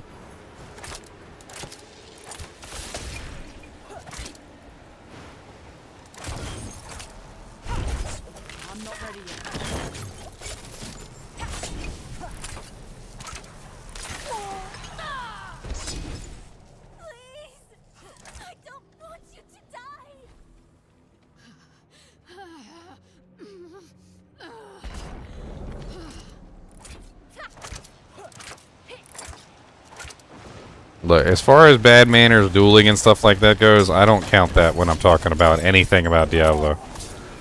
Like, if I say specific items are not useful, like, I'm talking about everything but Bad Manners Dueling. I feel like Bad Manners Dueling is like the worst possible representation of what Diablo represents. It's deliberate restrictions on the items that you can use, which literally causes other pieces of garbage items that nobody would touch in a million years to somehow become useful. Like, just simply because of the sheer number of items within the game that are off limits.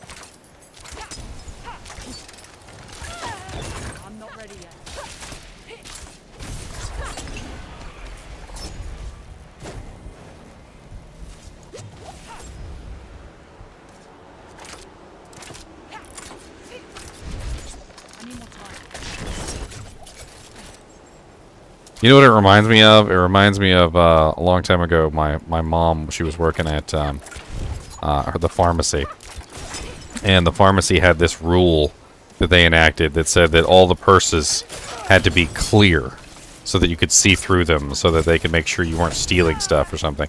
Not exactly sure why this rule had to come about in the first place, but usually, you know, some stupid thing precedes it. So literally, she goes to the store to try and see if she can find, like, a clear purse, and all the choices are terrible. Like, she would never buy these things, ever, in a million years, if she could, you know, like, get a regular purse. She would definitely choose something else, right? So, she wouldn't ever choose that. But because of the restrictions in place, she has to choose something that she would never otherwise choose.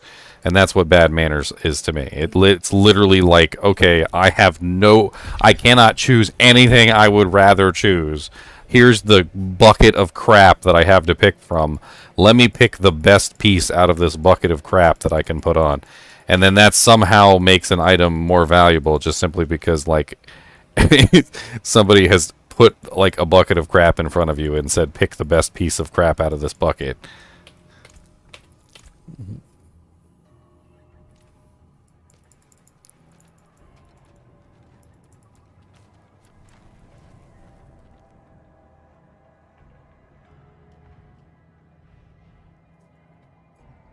Need to go back up the elevator.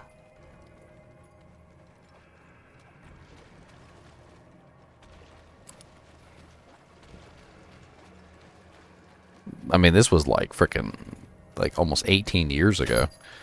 Killed Jaden. My mom retired a long time ago.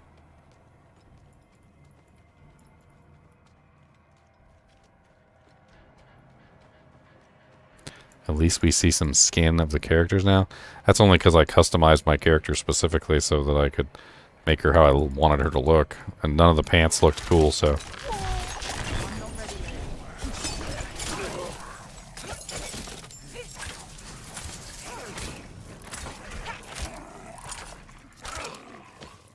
All the pants looked kind of meh, so I let her have a dress.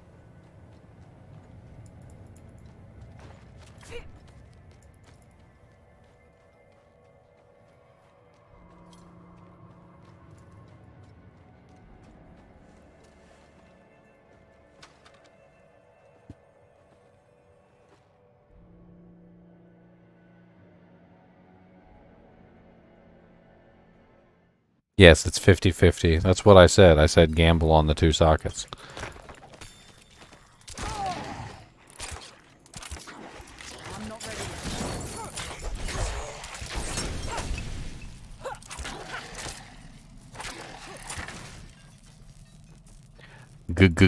Gamble.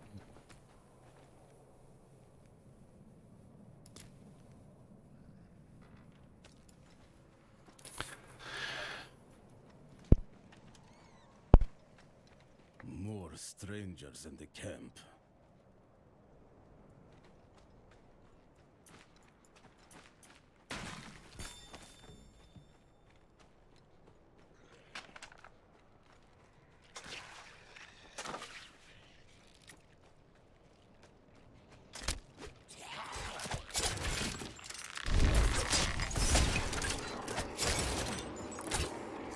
I'm not ready yet.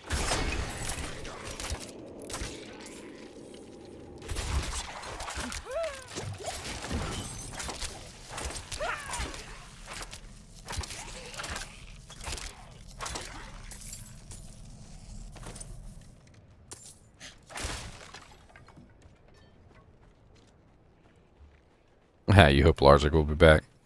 I don't know, it's been 50 years. Why the hell did did you see him kill that bunny rabbit? Or that fox? I'm gonna crush your skull in. How about that? Crush your skull in, crush your skull in. Crush your skull in, crush your skull in. Ooh, ooh, ooh, ooh, ooh, ooh.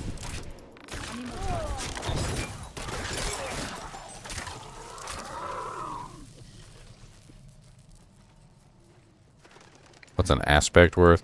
Somebody said they were worth like 10k. It also costs a lot to actually remove them, though. Not really sure it's worth selling them if it costs a lot to remove them in the first place. Seems kind of counterintuitive.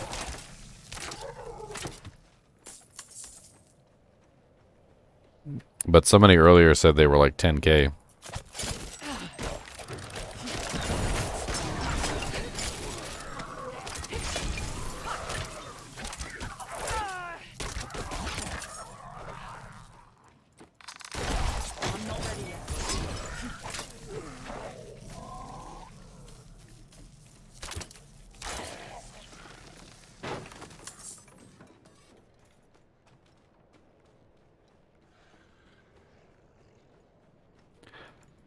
There's always going to be garbage that you're not going to pick up, and that's perfectly fine. If everything you picked up was useful, we'd just be back to the loot pinata system of Diablo 3. Everything you pick up can't be useful. Everything that falls on the ground can't be a legendary. Everything that falls on the ground can't be a set. Everything that falls on the ground can't be a godlike rare. Like, there's got to be bad items that fall along with the good ones.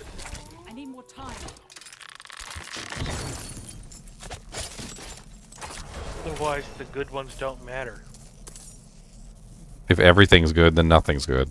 Pretty much.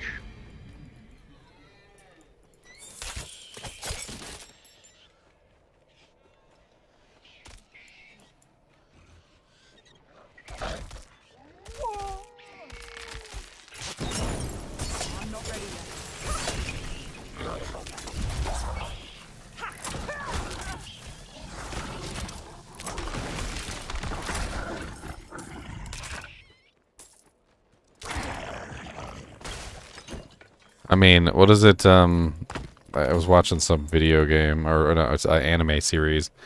It's the craziest anime series, by the way, if you've never seen it. It's literally an anime series about a kid who apparently has, like, the magic bread-making hands. I'm not even making this stuff up, by the way. He has the magic bread-making hands, and the boy apparently is, like, a prodigy of bread-making. And he makes, like, the most delicious breads that ever existed. And, he basically makes this bread for a guy who's starving, and it's like the most delicious bread that the guy has ever tasted in his entire life. And while yes, our hero in the anime does make some very delicious breads, the reason why the bread was so delicious was because he was starving. And even in the anime, they basically say it. They're like, hunger is the best spice, because when you're hungry, even some things that you might not otherwise find tasty would be even more tasty. And if you're fed the most delicious food in the world while you're hungry, it just becomes even more delicious. Like, it's even more scrumdiddlyumptious. And the thing about video games is exactly the same. If they give you items all the time, then you start to lose that zest and that hunger for finding them. Like, if you just, like, you constantly have good items dropping all the time, it ruins it. Whereas, you know, if, like, they hold out on you like Diablo 2 does, if, you know, they're holding out on you and then all of a sudden you freaking, like, you're like, oh man, I've been playing for like 6 hours, I ain't found nothing good in 6 hours. And then all of a sudden a freaking burr rune drops and your hands are shaking. You're like, ah.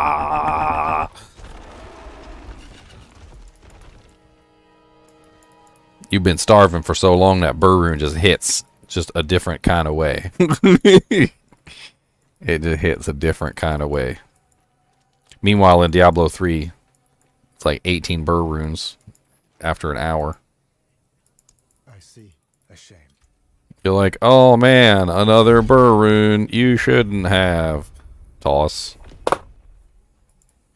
Do you see now, Lacthen? Enough is enough. Parathin's soul is marred by sin. No, he wouldn't go that far. You know what must be done, Lacthen. If you do not do it, Anyone have a lower level character that wants to help me test something? you have the will to see it. I'm on level 19. I will fix this. That will work. I just wanted to try running people, lower level people through my loot cave. Your loot cave. I'm trying to... Oh, waypoint. Yeah, click on the waypoint. Click on the waypoint. Are there sets on D4? No, there's no sets on D4. We've talked about this in length. They felt that this sets had completely ruined the player agency and taken away the player's ability to create a character of their own design. And they're absolutely right. It does entirely take away the player's agency. Salvage.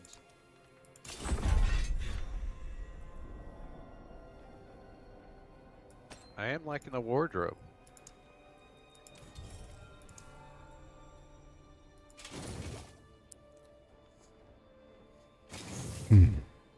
Concealment. Subterfuge. Came apart nicely. Mother's knife. Steeped in the Vanguard. Is that better than what I got? I think it is better than what I got. Bakita's Sting.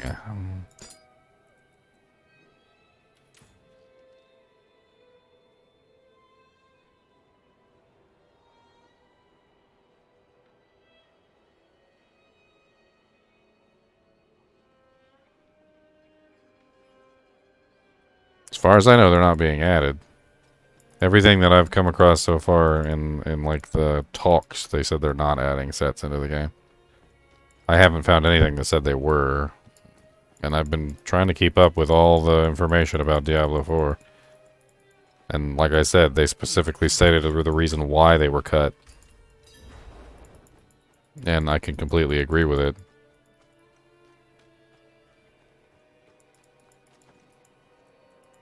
Yes. What was that invite, Zosu? Come join my loot cave. Where's this? I want to test, see if you can level people, and what happens if I bring you into 25 zone. To finally Invite me again? I just got back. Gotta find you again now.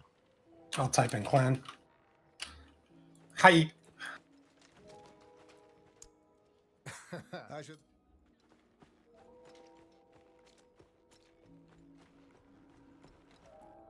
That trouble me. Light. Oh, so you get to see my auto bomber. Bum bum bum bum bum bum bum. Just before the pass. We should search there.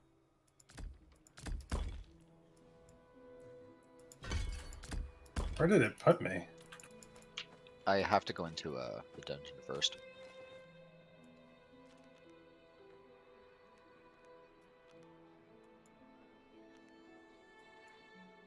So I found out my auto bomber triggers off of other people's freezing stuff too. I'm not using cold imbuement. That's fine. I get enough frost noise anyways. I could try it though. Any freezes, it will trigger it. Chill or freeze? Or is it the same? It has to be fully frozen. It'll stack with my freezes too. Does chill add up to freeze? Yeah. Like freeze is 100% chill effect. So that's why there's past 20 tree that increase how much you chill for. 25% per hit. My imbue. There's a passive that gives like 8% per talent point. Critical strikes with cold imbue freeze them to instantly 20% chance to instantly freeze them for 3 seconds. Cold imbue skills deal 20% X damage. Is that a multiplier? It doesn't say increase. It says 20%. I don't know what the rogues work.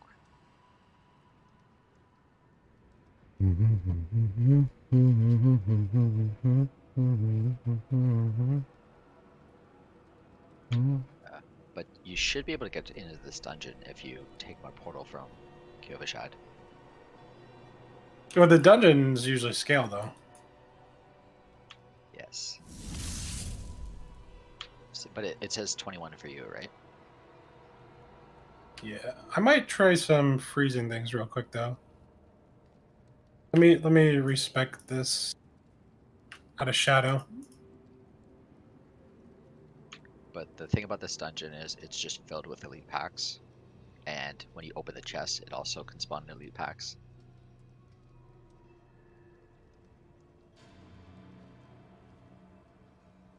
And then it also has shrines so it can be cursed and spawns more elites.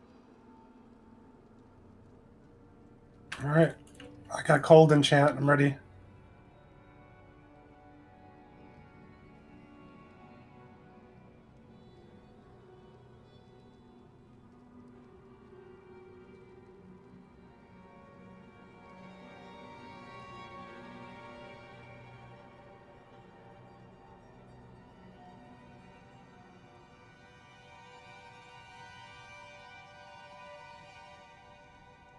You know, Immortal and Diablo 4, like, came out basically almost at the same exact time. I mean, if you think about it, like, Diablo 4 has been under development, and Diablo Immortal was under development, and they were both under development at the same time. Like, they very well could have stolen things from Diablo 4 and put them into Diablo Immortal as it was under development. I mean, why wouldn't you? If you have a good idea in one game, why wouldn't you take it and put it in the other? The hell is this? Look where I am right now. Dude, I just got this crate. I'm not ready yet. Check out this amulet I got.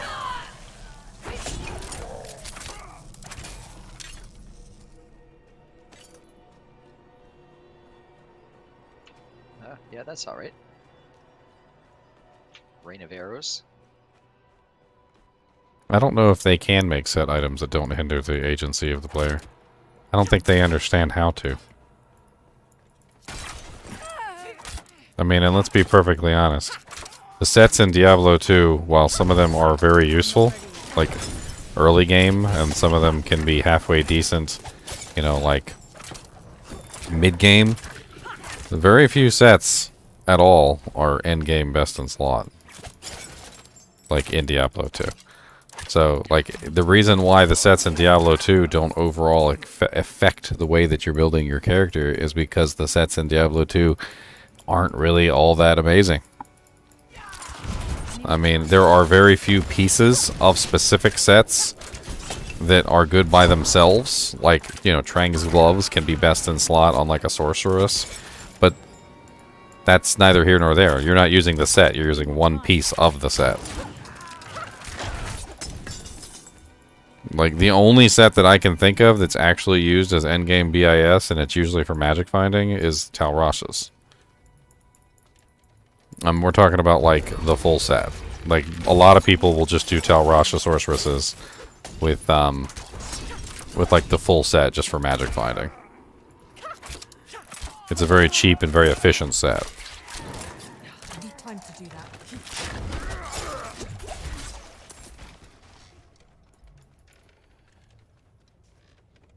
Meanwhile, in Diablo 3, if you weren't wearing a set, good luck actually doing endgame content. Because without a set on, there's a very good chance you weren't doing any endgame content.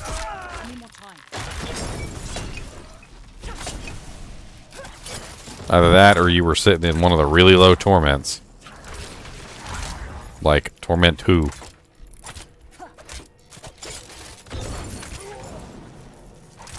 Trank set is definitely a fun set to use, but in no way would I say it's endgame BIS. 3-piece maybe on the poison, but again we're also in a situation where again we're not using the whole set. It's very common in Diablo 2 not to use the entire set.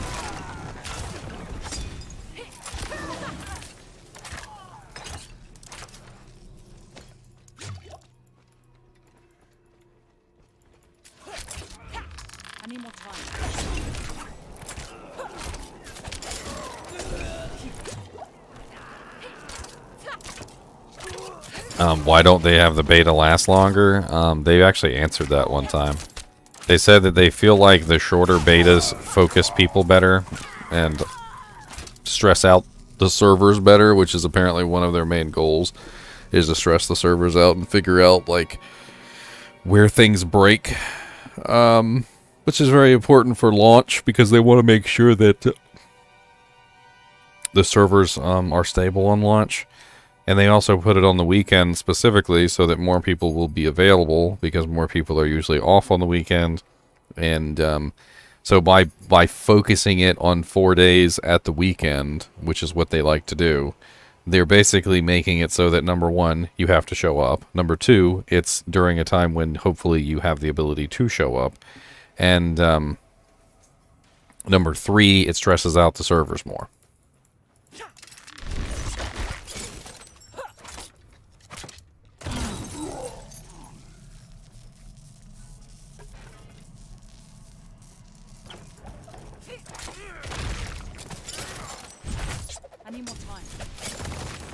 How's the XP rate looking?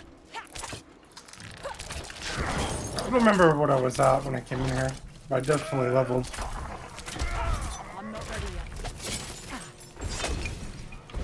I basically have CC proliferation, Frost Nova, the vulnerabilities, everything. And anything near, like anything on my screen that's frozen, every second for each target, I try to take chains and pierces.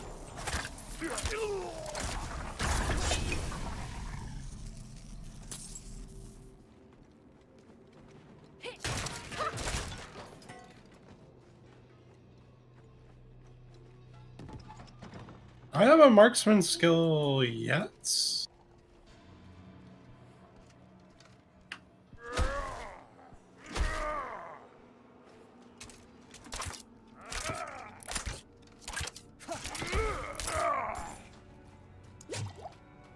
Oh, marksman is barrage. Okay.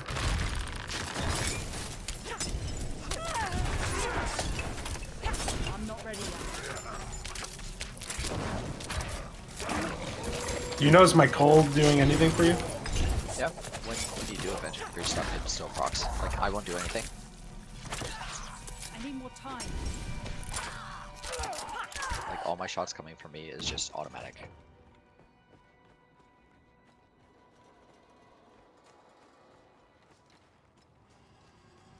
Let's see, Butas. We received the order. Our company has been called away. And you just skip the boss. The others who have been He doesn't give called anything. serve. We will not return. We have already given everything to the I don't know if church. I did this dungeon yet. Our lives is This is one of the strongholds.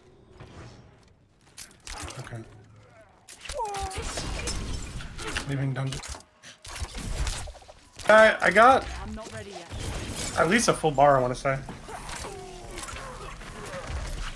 So it's probably not really any different when you're running. It's just you get a lot of those XP. I'm not ready yet.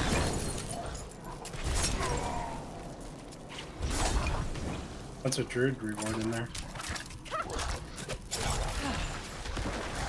I'm not ready yet.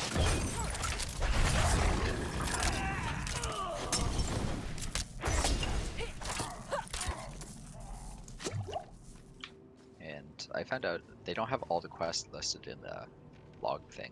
So I'm stuck at 31 out of 35 because I don't know what I'm missing. So you got 31? That's a decent amount.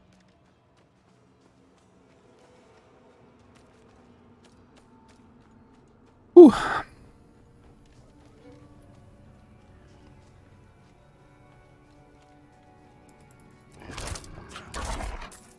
When Diablo 4 launches, I'll be streaming strictly Diablo 4. I always, whenever a game comes out, like it's brand new, it's the hot pancakes, you know. You don't let them get cold. You don't let your pancakes get cold. It did make sense. Why would you let your pancakes get cold? Are you monsters that would let your pancakes get cold? I didn't even complete the campaign yet on this go. I think I'm in the last part. During the launch, it's going to be 100% D4, yes. And then as soon as the next patch comes out for Diablo 2 Resurrected, or the next season hits, like, it's probably going to go right back to Diablo again. And Diablo 2, like, when it's seasons are going to, like, draw me back to Diablo 2 Resurrected every single time. Especially when they come up with something really freaking cool. And it's going to be like that for everybody. They're going to be like, they added what to Diablo 2? Need time to do that.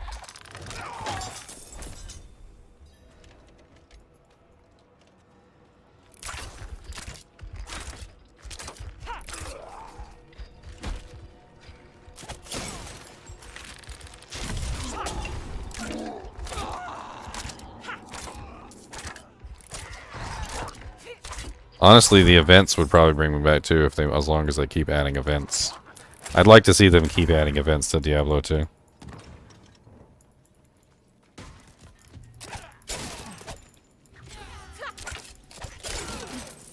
Dang it. Stop opening up the damn panels.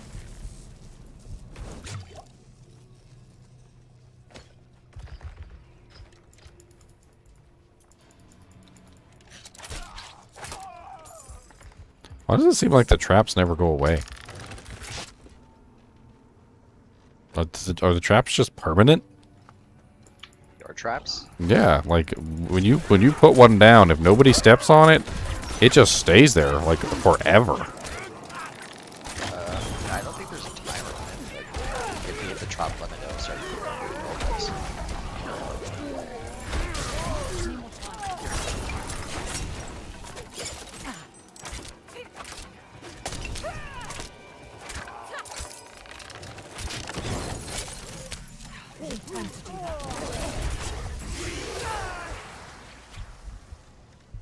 Like, if I go back over here, I still have a trap. 2 traps just sitting on the ground that I cast a long time ago that never got stepped on. They've just been sitting here for forever. And of course, as soon as something steps on them...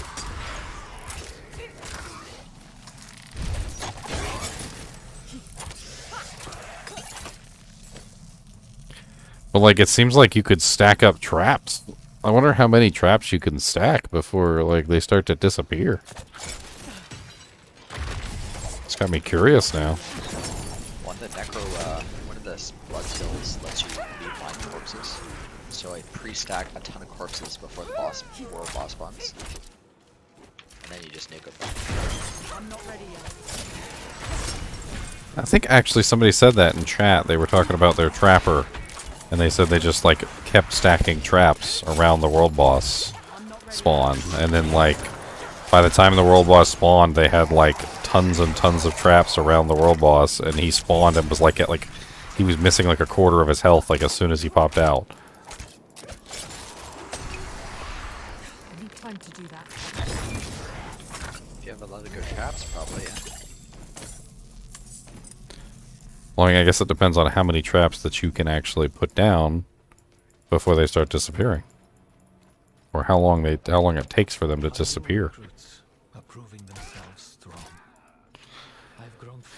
Might be an interesting test.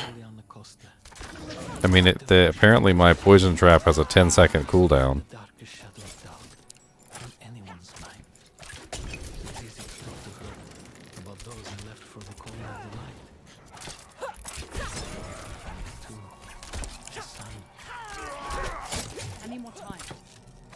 You know what I need to do? I need to find a dungeon where the end boss doesn't spawn until you click on him. And then go in there just for lulz and just like cast as many traps as I can around the boss before I click on him. See if I can one-shot the boss. The dungeon I'm farming is like that, but he's not a very strong boss. You have to make sure his waves before that don't hit him.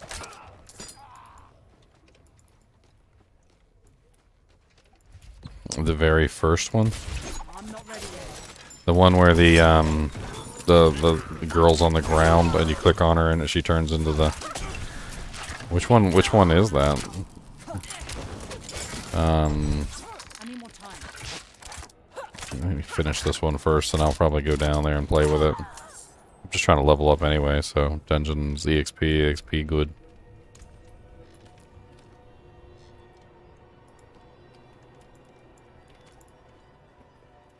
Lost Archives. I need more time.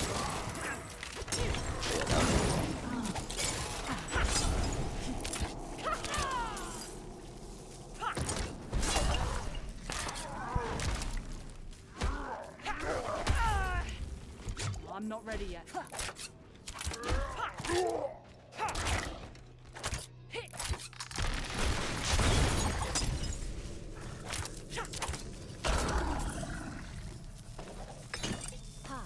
Is it true what they say? An angel walks among men? The knights marched to Cor Valar. If I were 2 years older, I'd have passed my trials and I'd be marching with them. Instead, I stay. A skeleton crew will guard the fort until the knights can return. You'd be proud. No more polishing shields for me. They gave me a sword. Though I doubt you will ever see that. All right, soon. Edmund.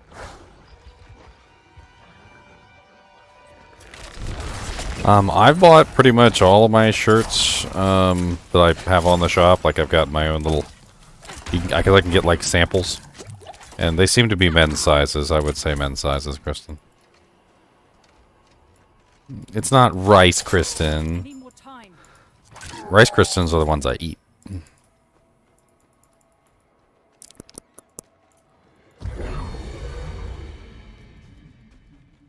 Nom nom nom nom.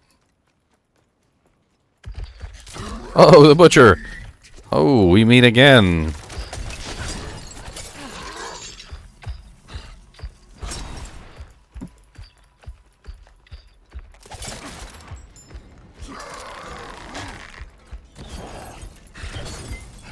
I need more time.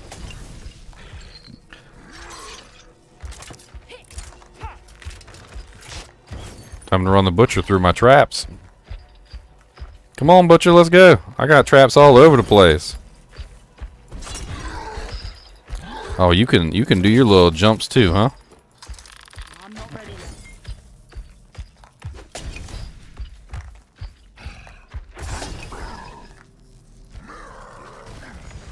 Come on, butcher, let's go. I need more time.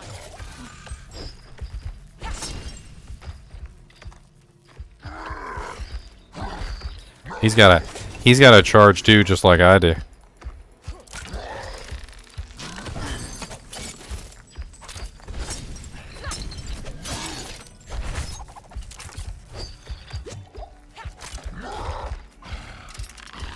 I need more time.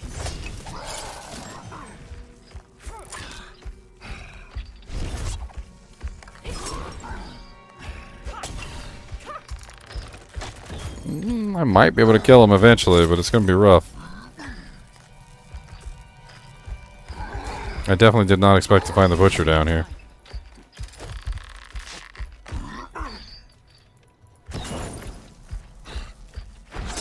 Maybe I can get away from him and set up some traps. Oh god. Actually, I don't even know if I can get away from the butcher.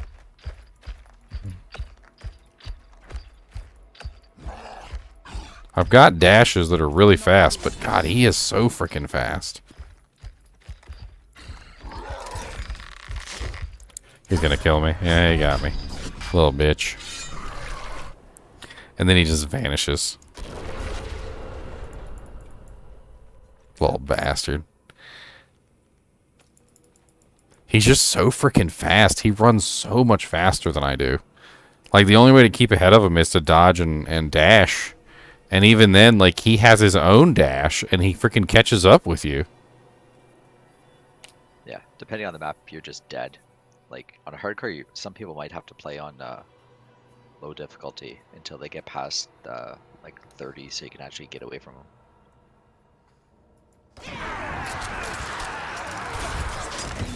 I don't know, I thought I was going to be able to do it, but he just catches up to me too quick. Even even with the dash and two dashes. So I've got my evade and 2 dashes.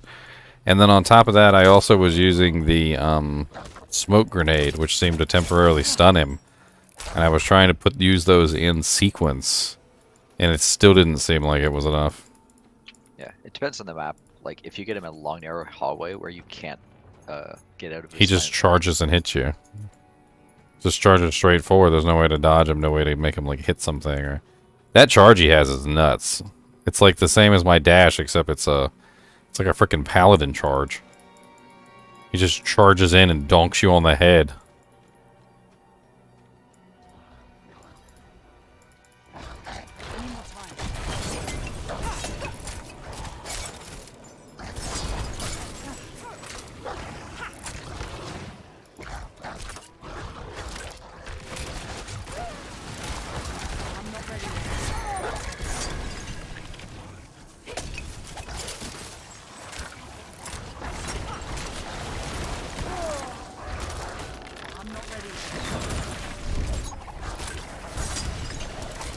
Okay, so. Just doing some crafting and back in. I need more time.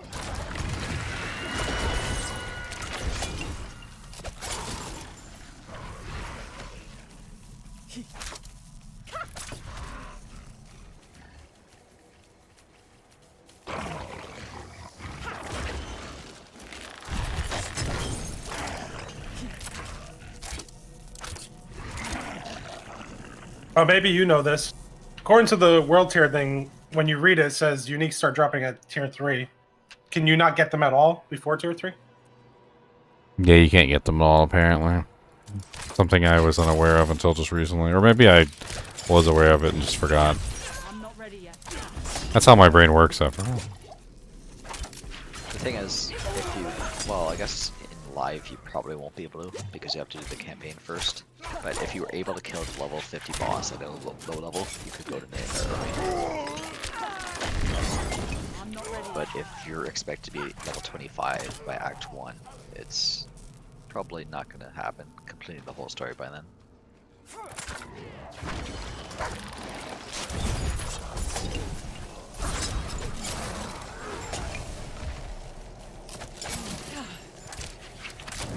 If you can't dodge, it's definitely possible to kill the level 50 boss like level 20. Just takes a while. I'm not ready yet.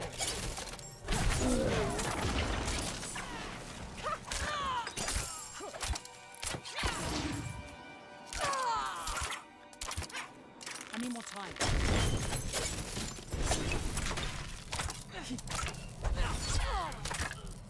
Oh, well, thank you, Kristen. I appreciate it.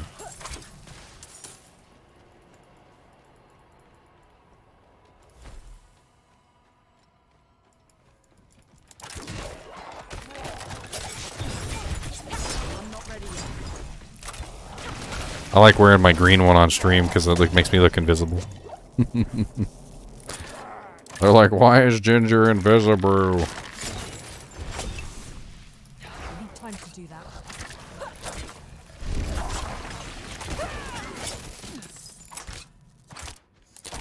Die, Voldolk.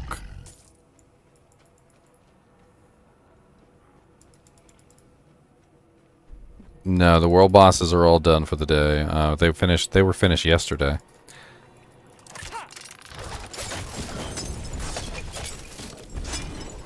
I'm not ready yet.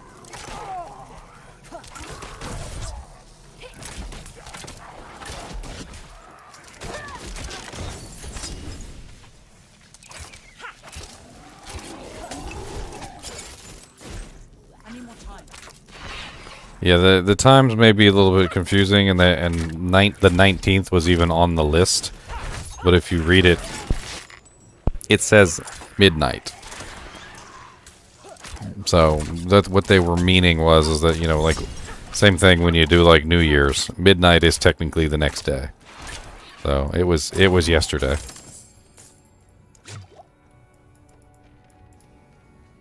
We stayed up late and we did all the world bosses. We killed Ashava like 4 times. The first time I actually got disconnected during. Yeah. I'm not I did it twice as the Barbarian and twice as the Sorceress. And would have been nice to do it as at least once as the Rogue. But I guess technically we have 4 more opportunities next week when they do the open beta. So I'll level up the Druid, I'll level up the Necromancer, and I'll do the World Boss once on the Druid, once on the Necro, and then once on the Rogue.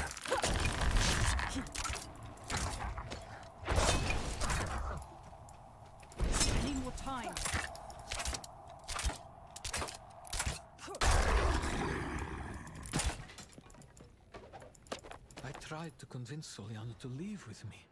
I told her that her son would rather grow up with a mother, and we could start over, away from this frozen Alright, wasteland. back to gold farming. She refused. Soliana said to run would be to abandon the light, give up the world for her son. Perhaps she's right.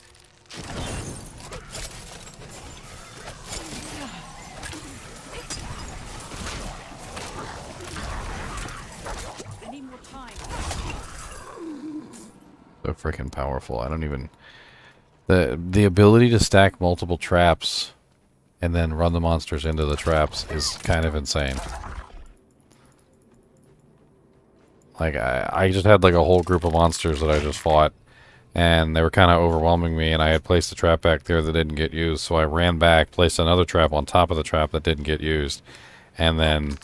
So there was basically 2 traps in one spot, and they all ran out, they just got absolutely obliterated. I'm not ready yet. I mean, that's 3 traps down. How many more poison traps can I place? Let's keep track, shall we? 1. 2. 3. 4.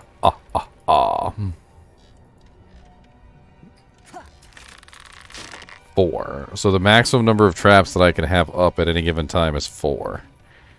Which is kind of a lot, actually. They do 1,503 per trap, poisoning of damage over 9 seconds to all enemies within the area. You can have 4 armed traps out at once. And then I can also throw both caltrops on top of that spot as well.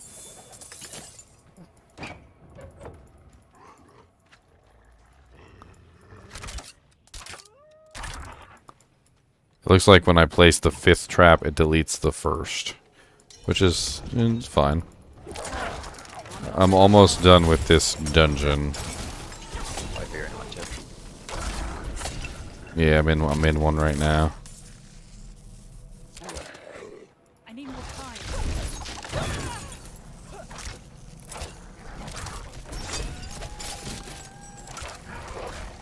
I want to go test out my 4 traps on a boss.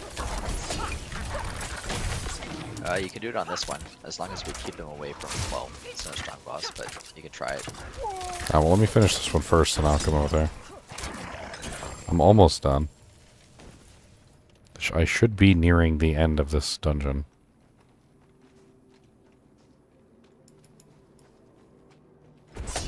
This is a fun one if you like killing goatmen. Yeah, this is the Den Mother, so yeah, I'm pretty much done. I'm not ready yet.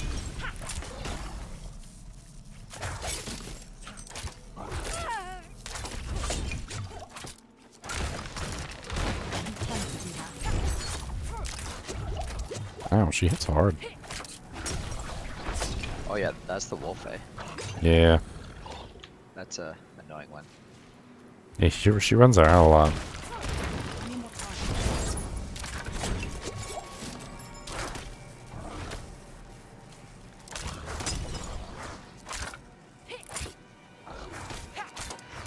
All these blood doojanks she puts on the ground too.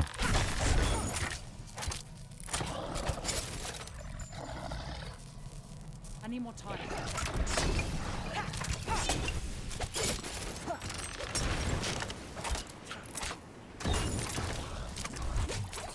I'm not ready yet.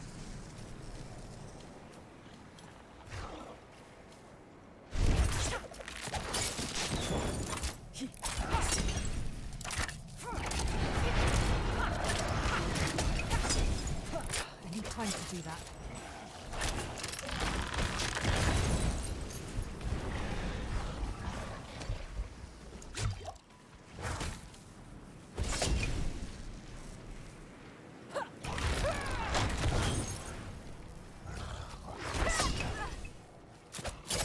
I need more time.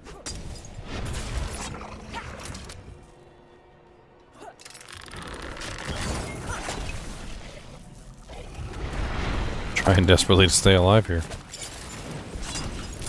There's too many damage area of effects all over the ground. And she's fast. And she doesn't sit still for me to attack either. It's a pain in my butt. She constantly keeps jumping out of the shadows to like punch me in the back of the head.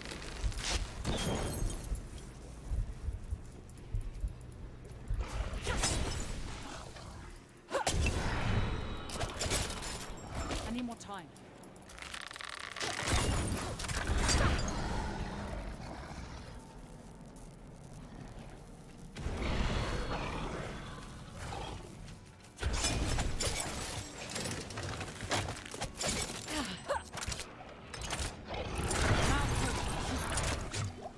Hey, she dropped me one potion.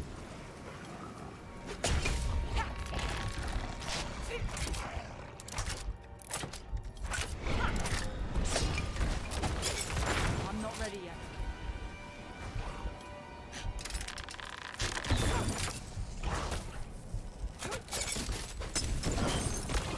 Ooh. Mouth potions.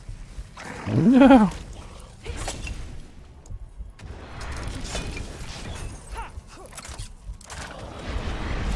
Drop me some potions, sucker.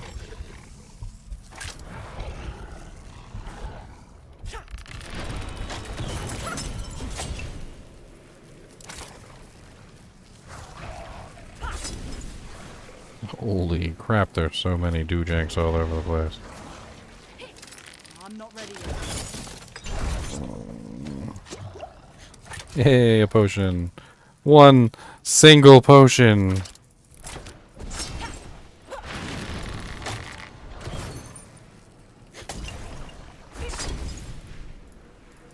So many freaking doojanks.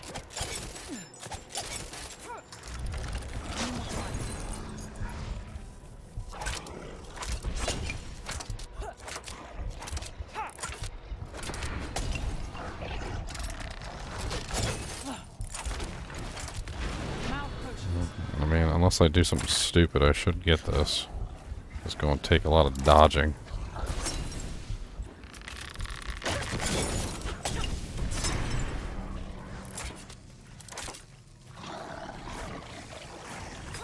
I say unless I'm stupid. Of course I'm stupid! How dare I doubt myself?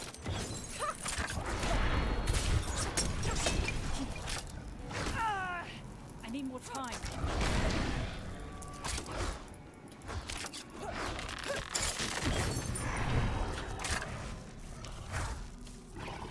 I need more time.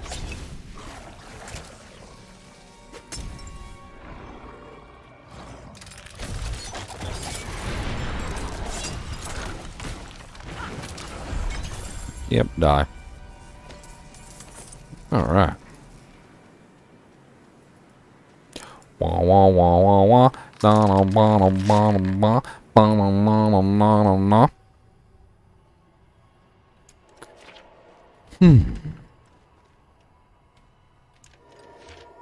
Need a pink one with Mr. Nimoy.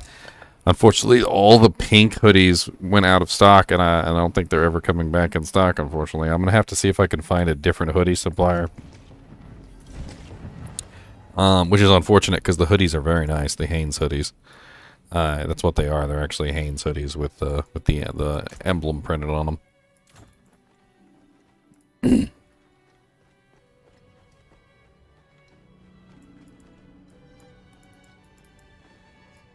You didn't think I was going to make it? I didn't think I was going to make it. That's alright. I didn't think I was going to make it either.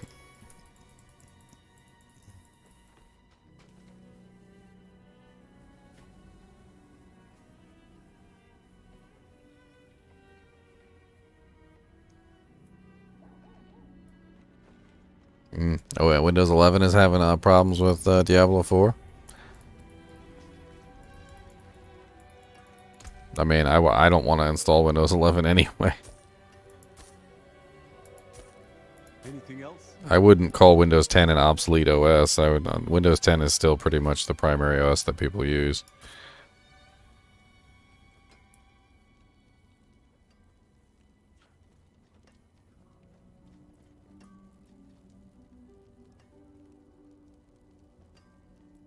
Oh, are you in a different dungeon? Yeah. I'm doing this side quest. Right? I just finished mine. Well struck.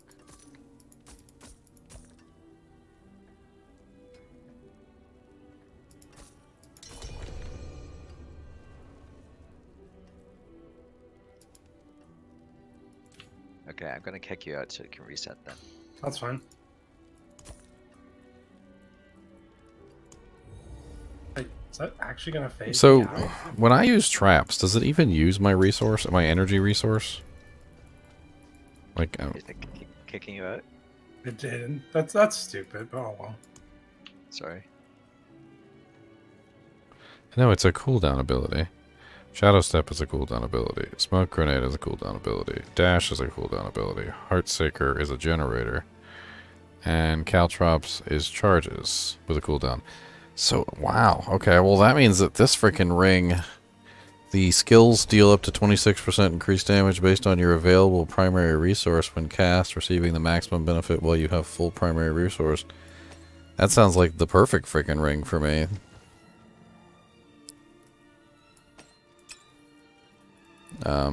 Sorry. What was a party vote? What was that? Reset the dungeon. Oh, again?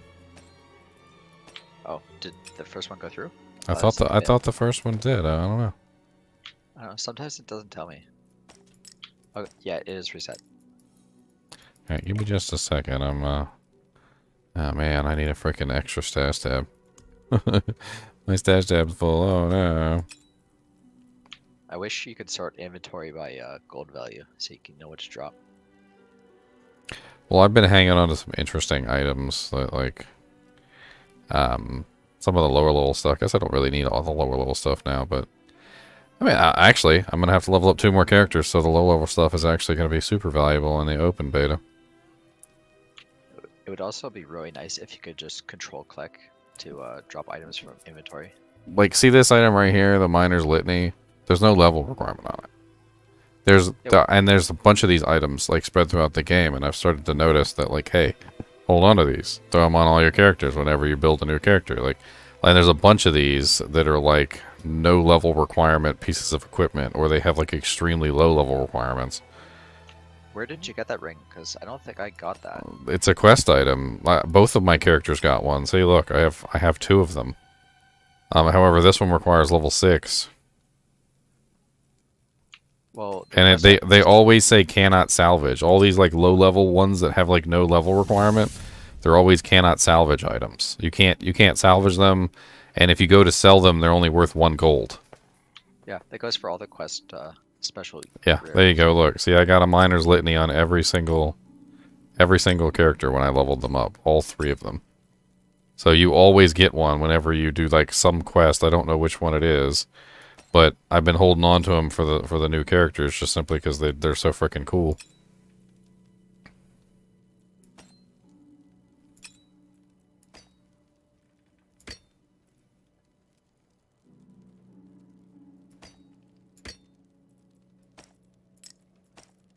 I need more stash space.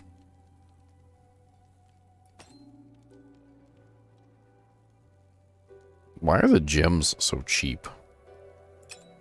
Something I don't understand.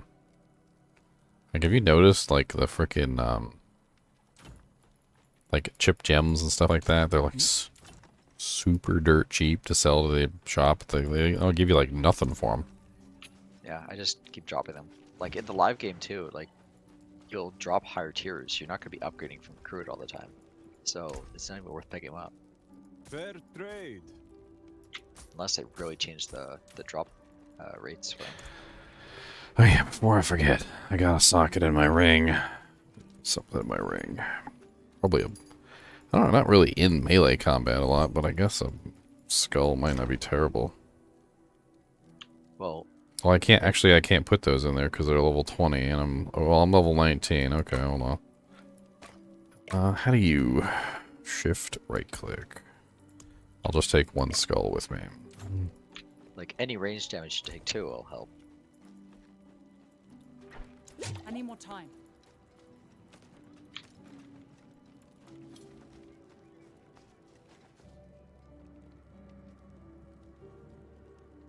Yeah, this game has crossplay, Zach.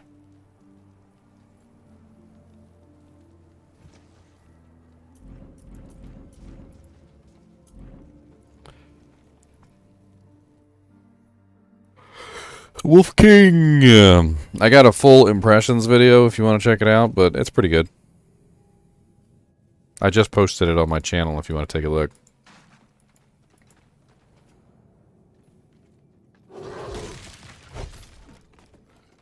Oh, okay.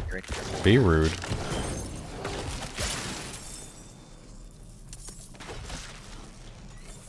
So this one, half the time when you open a chest, it spawns at leaf mobs. Time to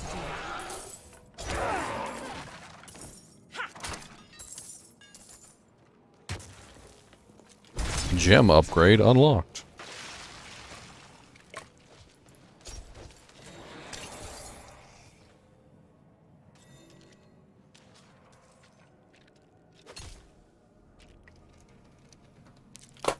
Hey, Bone Captain. My first hardcore death to the Butcher at level 13. What the hell is the Animus urn? You have to kill elite mobs.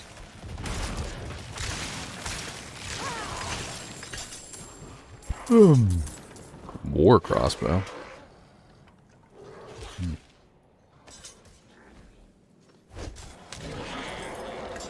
Look what happens when I press Frost Nova.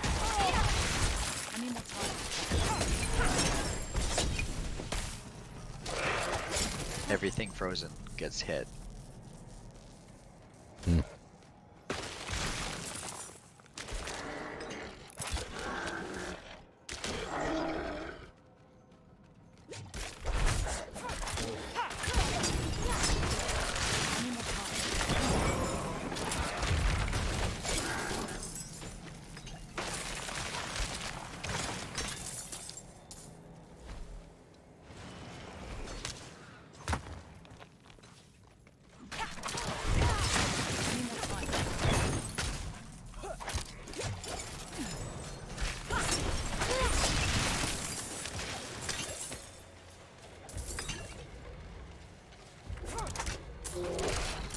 Gold farm.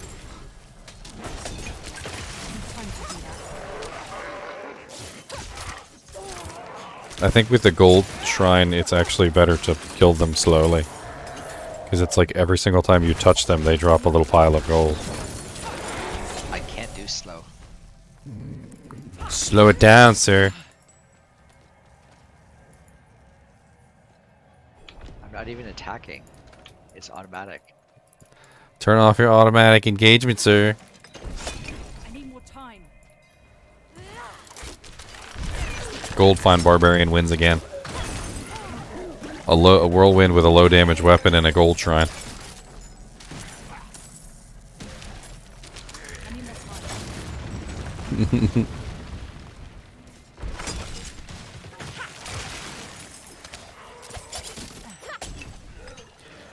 Yes, as far as I'm aware, Diablo IV will be cross-play, not just cross-progression. There's also couch co-op on the consoles, which, although the UI looks horrendous, couch co-op is definitely something fun that you can do. I found out in the menu you can turn the console UI on PC too if you want.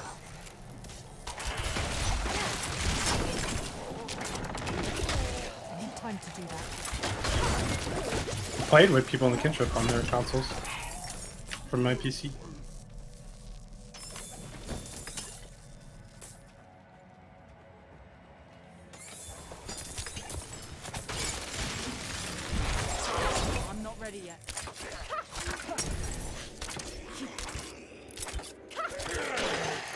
I do like no damage with my bow. I don't know. It's not my main attack. I don't even know why I have it.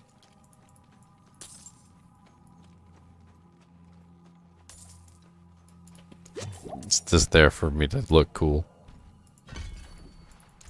Alright, now my poison trap is finally capped out.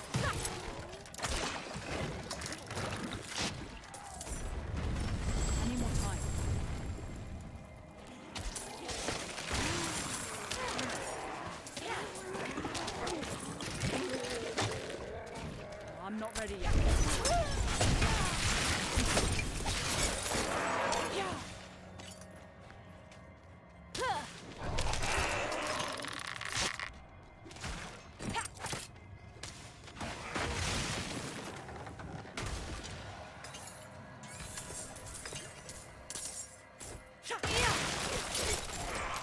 I'm not ready.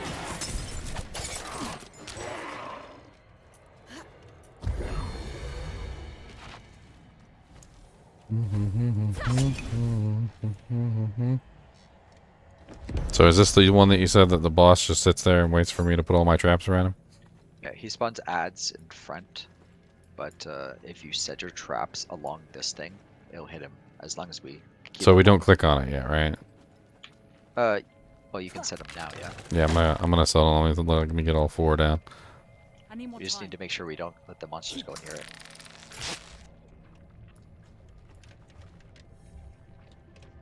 Yeah, I guess you could put them behind, and then they will never touch it.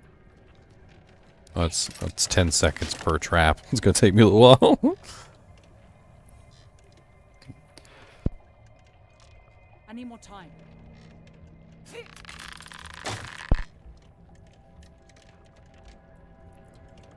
But I can see why when you're waiting for the world boss, you could literally just sit there and place all your traps down.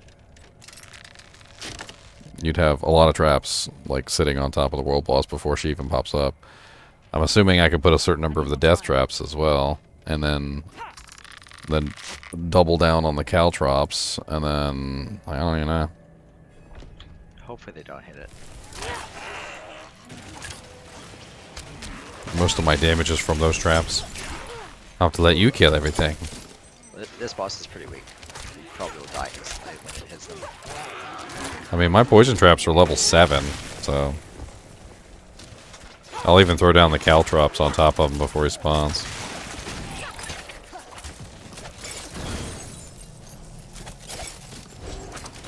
Oh god, he's melting. Oh god. You alright there, Shatterhorn? You okay, buddy? I didn't even touch him. Like, I just... that was it. That was just the 4 traps and the caltrops. He doesn't even drop loot. Like, the whole point of this dungeon is just do the loops, kill the elite mobs. Yeah, well, you know. I'm level 20 now. Almost level 21.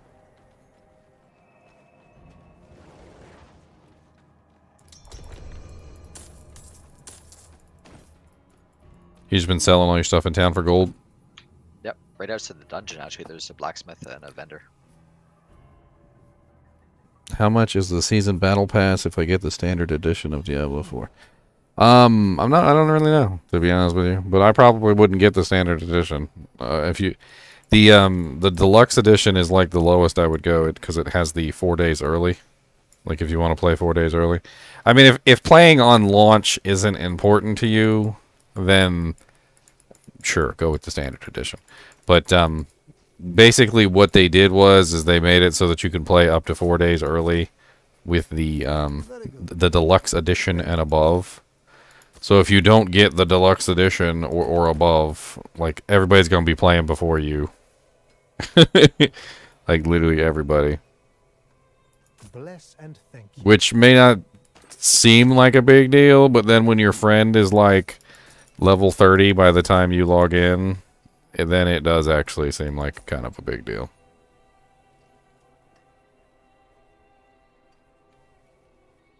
Well, I mean, given what we know now with the new changes, you could be in Torment before your friend plays. I mean, yeah.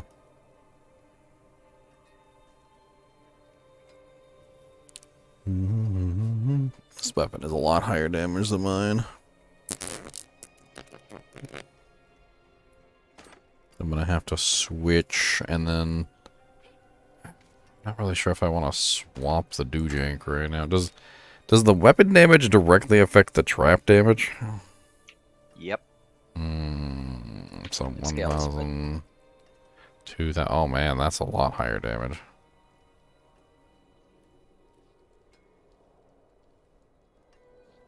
Actually, I'm not sure. It's a lot. Like it went up. It went up from 1,000. Just from putting an 81 higher damage item. It went from 1,631 over 9 seconds to 2,183 over 9 seconds. I'm just wondering for the rogue. I don't know if it uses your swords or your bow damage. Well, I would just swapped out the bow, so I assume it would use the highest average. if I take off both my swords, it's still 2,134. If I take off the bow, it's now 1,508. It's 0 if I take off all my weapons.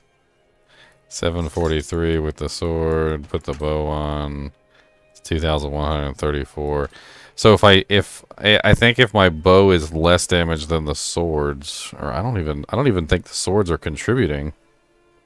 Well, like if I don't have a bow on, then the swords seem to be contributing to the damage.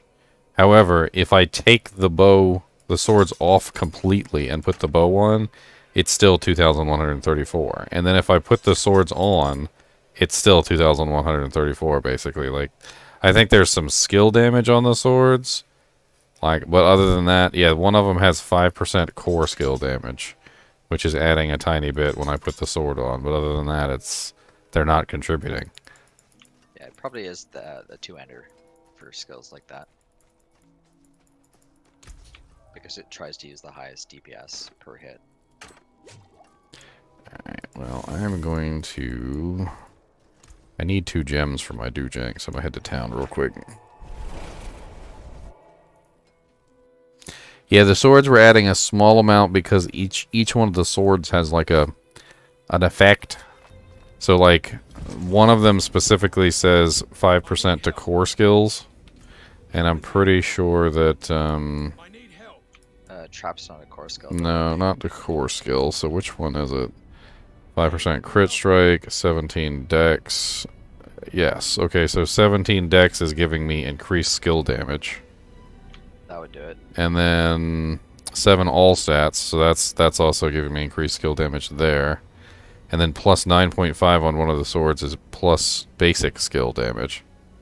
Which I don't know if no, that basic skill would be what your your main generator, yeah. God dang it. Stop teleporting. I want to unbind the teleport key, like from T. Like I keep hitting it by accident.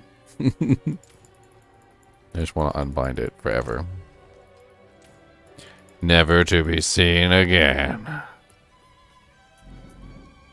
Yeah, basically I need stat sticks, yeah. If I could find swords with plus the skills on them, that would be even better. Like trapper claws, basically. I need some trapper claws. 7.5% critical strike damage to crowd controlled enemies. I have like so many crowd controls with my traps. That might be what I'm gonna do. 16.7% basic skill damage. No. Damage over time. No. I mean, damage over time could help me with the poisons, right? Yeah, that works. Yeah, so let me... I got, what, 2,183. And it didn't go up. Does your poison slow? Oh, my poison knocks everybody down for 1.5 seconds. Okay, then you can benefit from crowd controlled. That's what I was looking at, the 7.5% crit strike damage to crowd-controlled enemies.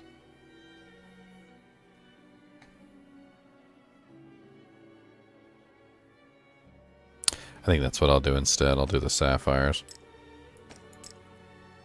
And I'll go take that. I'll go take that amethyst out.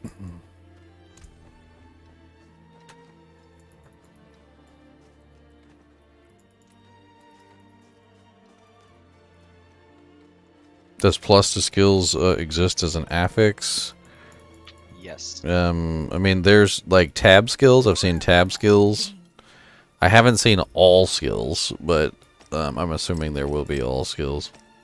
Shaco, Son of Jordan. But he said as an affix, so Shaco's not an affix. It's a unique item. Yeah, well, there's skills you can get to like plus all skills of a certain type, like all core skills. That's what he's saying. Yeah. But I actually have an amulet in here with 2 tab skills on it. That's why I saved it. It's a freaking Barbarian amulet, and it literally has. But tab skills are not quite as powerful in this game because you have more tabs. So when you pull up your panel here, this is a tab. This cluster. And this tab is a cluster, and this tab is a cluster, and so forth and so on. So, like, unlike in Diablo 2, where you have only 3 tabs, in Diablo 4 you have 1, 2, 3, 4, 5, 6 tabs. So you have double the number of tabs. So tab skills kind of have less of an effect. But, like, this is one of the amulets that I found so far. It has +1 rank all brawling skills, +1 rank all weapon mastery skills. So, kind of a nice little tab skill item. There's also individual skill items. So, like, as you're going along, you're going to find things like pants that give you a +1 poison trap ranking, and those are pretty nice. And then you can, of course, imbue them, which is nice. So, like, if I found this amulet, I could imbue it with something nice and turn it into a nice, you know, legendary amulet.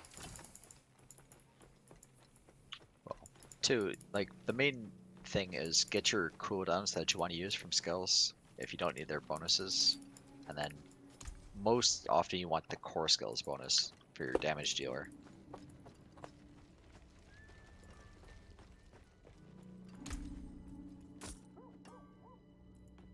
That one Sorc legendary is the only multiplier you've seen so far, right? I know. The only more multiplier I kind of know of, yeah. That's crazy. Unexpected.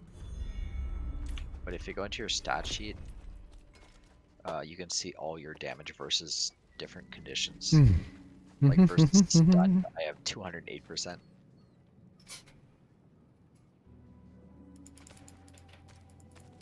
Because I believe it's multiplying my more damage from versus crowd controlled with my versus stunned. Yeah, I see that. Yeah. There's another Ginger video on the stats page. Actually, I could probably test or just take the items and see what the window says. What do the stats do? What do they mean? Where can I view them? I mean, I played this for a month and we still don't 100% know. Okay, tainted shambling corpse. What's up, buddy? How does it feel to get caltropped? And everything you do is gonna stop. That's the main ones. I have other minor bonuses to versus crowd control. I post them in my chat. I'm not ready yet. When the boss gets staggered, they just die instantly.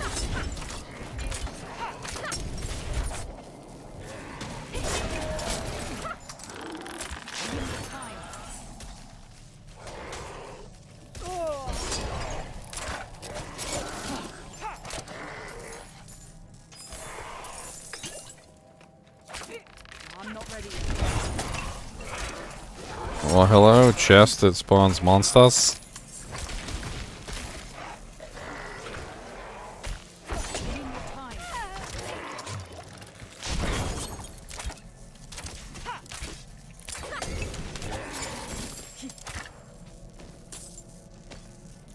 Just having fun murdering stuff. I'm collecting gold. Picking up items, sell them. Yep. I get between like 35-40k for a full inventory.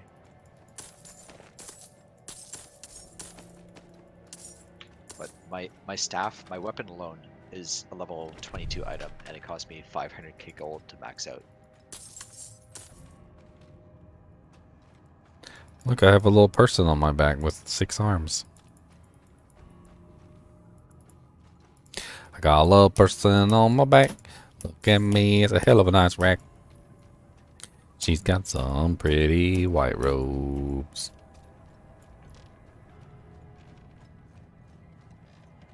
Don't be jealous of my little person. I'm gonna try the boss again. I'll probably wreck him this time. I just upped.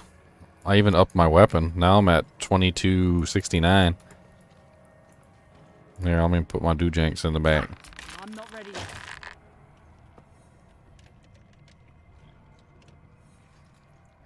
I mean, I don't even have the death trap yet. And there's definitely ways I could enhance this further. And obviously my main weapon is the bow, so if I could get like a really high damage bow. And like they were saying, sticks. I need stat stick claws. So like I need claws that give me, or like I get claws. I need daggers that give me very specific things, like to the traps, basically. All right, I think that's it. Actually, that right there.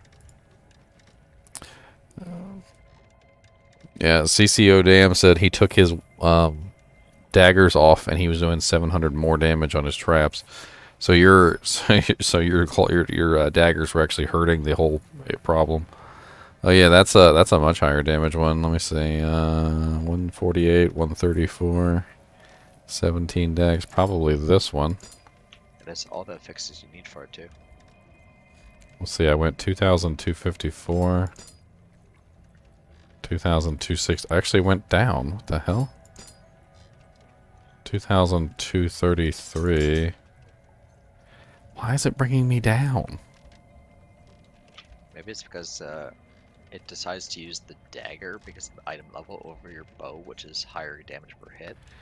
Well, it could be item level because the item power on the daggers is 234 and 254, and the bow is much lower at 266 plus 10. So the dagger's actually bringing me down. That's interesting. So it's going by item level. That's kind of weird. Like, that dagger should be a massive upgrade. Oh, DOA rave with the $10. $10 foot long. Actually, man, a sub sounds really good. I wonder if there is a freaking subway around here. Alright, let's go murder stuff. You get all your traps down? Yep, they're all down.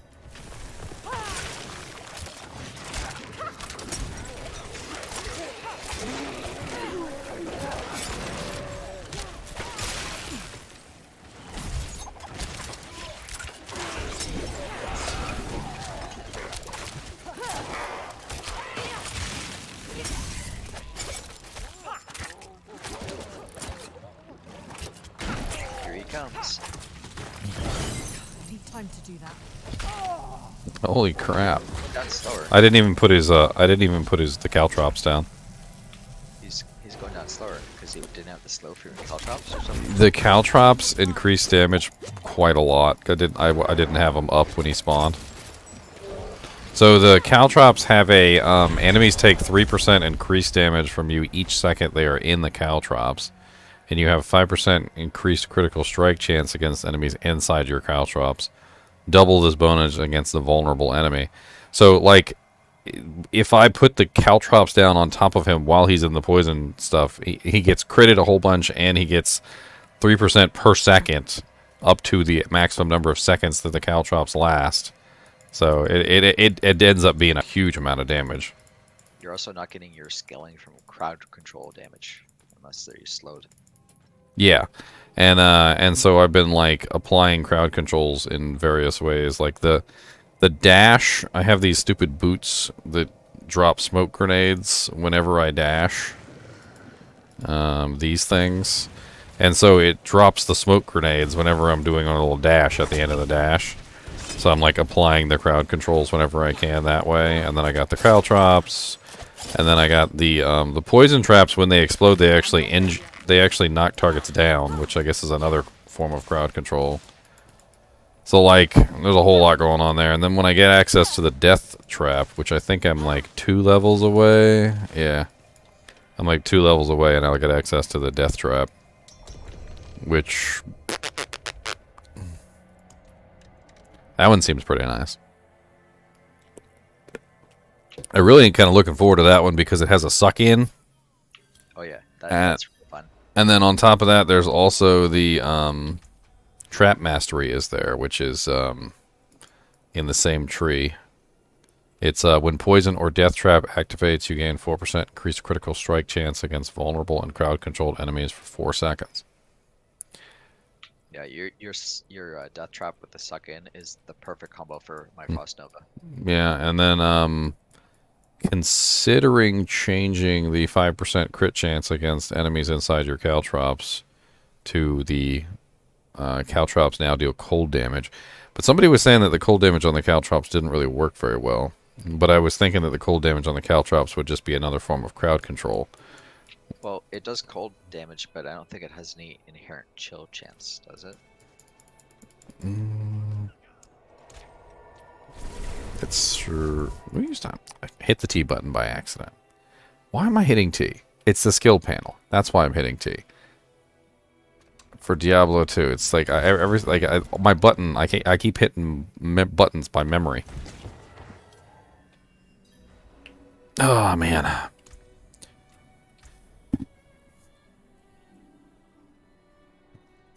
It says and chills enemies for 20% per second. Okay, that's actually a pretty good chill amount. So the chill would be crowd control, which, I mean, but at that point I'm just trading one crit for another, and I don't think I have enough points to max out trap mastery right now. Well, basically 5 seconds would equal a freeze with no other sources. So as soon as they hit 100%, they're frozen completely? Yeah, like there's going to be modifiers that reduce how much chill or increase how much they're taking, but if you stack multiple, like my Blizzard plus that, they'd be frozen in like 2 seconds or so.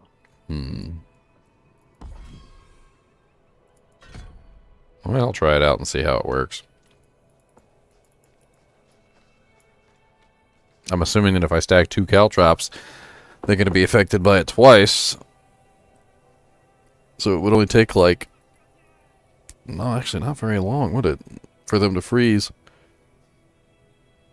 Oh, this sucks. You can't tell if your items are going to get +2 or not until you get to the last tier.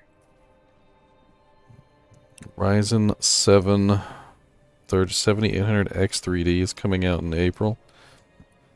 I mean, the 5800X 3D is a very nice chip. I wouldn't be too sad about it. Like, the performance difference between the two chips is minimal at best.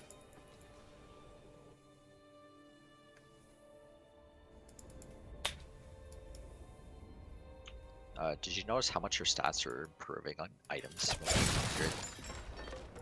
when you upgrade them? Yeah, like when you get like a really nice item and you upgrade it, the stats go up very nicely, especially the resistances. Yeah, my chest armor had 13 resist whenever it was.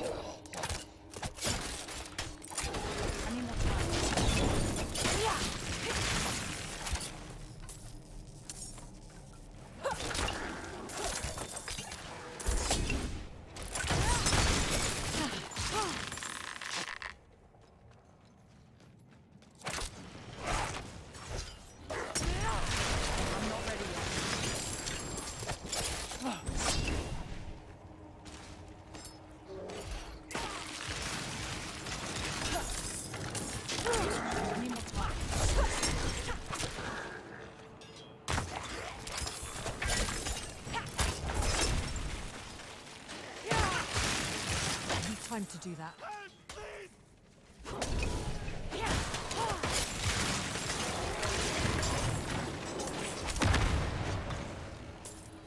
Right. Random running away.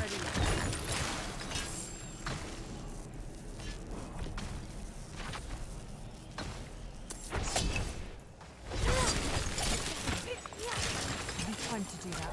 I kind of like the trapping rogue. She's fun. It's fun gameplay.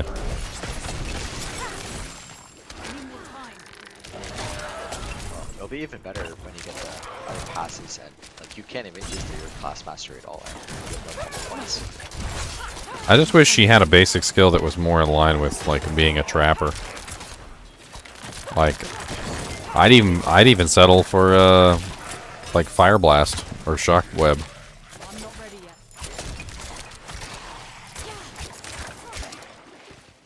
Well, also they force you to take auto attack. You have to spend at least two points in the tier 1. I mean, I freaking capped it out, which I may actually want to like take my points out of it now. I didn't even think about that because I literally have it capped out at the moment. Oh, I'd say your points. Like I don't even need my auto attack anymore. It's just filler.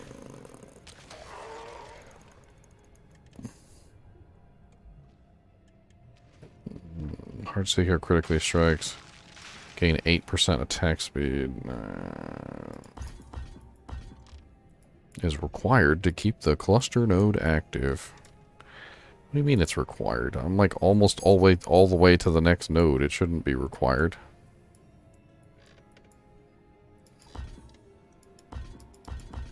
I hate how it won't let you refund without having to like mess with the entire tree. Apparently I have an available point too. Well, you just leveled again. Let's see here.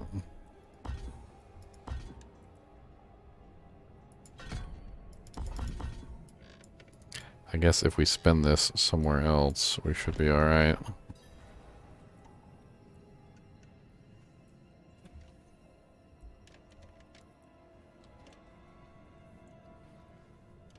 You deal in 6% increased damage to healthy and injured enemies. Frank the Tank. I feel like the trap is almost always going off when the monsters are what I would consider healthy. Well, healthy is over 80% and injured is below 35. I can't figure out why it's not letting me pull skill points out of here. Because usually you have to take points off the end of the tree and then find out where you're putting them. But at this level... Well, I have nothing in this part of the tree. I don't even have an imbuement. Like, I don't even have anything in this part of the tree, so that's... Yeah, so your earlier tiers, you need to put more points. Interesting. Frigid Finesse. You deal 5% increased damage versus chilled enemies, and this bonus is increased to 10% versus frozen. And chilled enemies have their movement speed further reduced by 10%. That seems like it would work really good with the chilling aspect on the methodical caltrops, because it's chilling them by 20% per second. And then they would also be taking 5, 10, 15% increased damage, which would then go up to 10, 20, 30 against a frozen target. And then if I grab the chilling weight, it's 10% further decreased movement speed per point. I'm not sure how many extra points I'd have to spend into that, but that seems worthwhile. Let's, you know what, would that, like, allow us to remove a point here? Of course not. Alright, let's just take our points out. We can rebuild this, it's not really that big of a deal.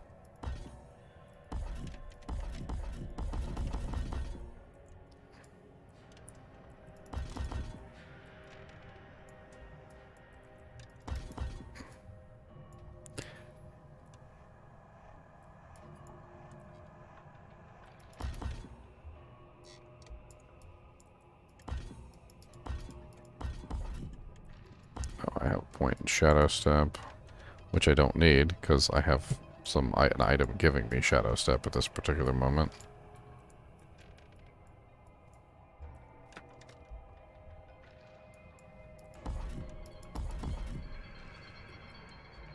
Oh, this is a different event.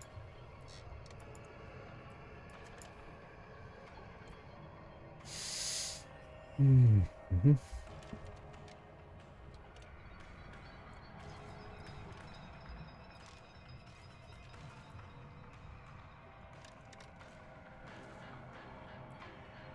So the problem is that I think I have to put points into one of these abilities.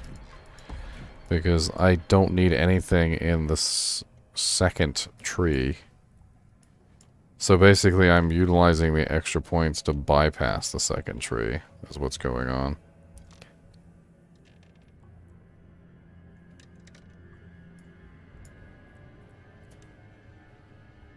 So you don't have any core skills at all that you're using? No, because rapid fire, penetrating shot, flurry, twisting blades, like they just, none of those are really useful to me.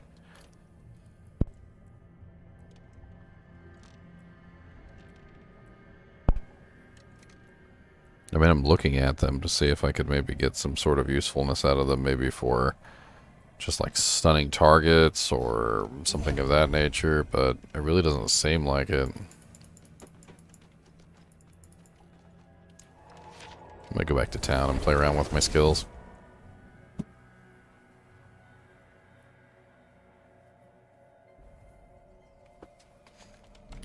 Spend some time in the tree. Come on down with me.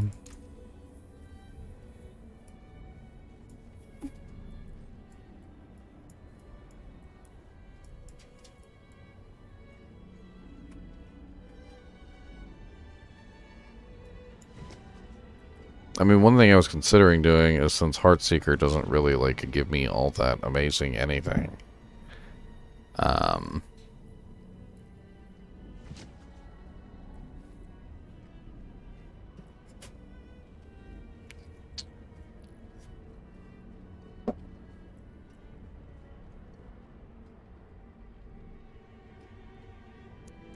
Maybe I should do the Heartseeker with the Ricochet. Because Heartseeker does come with this little buff, and it's 3%. It's 3% extra crit chance for 4 seconds, up to 15% for any monster that I touch, basically, with Heartseeker. And then there's a thing that allows it to ricochet to additional enemies. So as long as I'm hitting them, I'm getting 3% extra crit chance. So at least then it's useful, and it does stack up to 15%. So 15% extra crit chance isn't, like, terrible.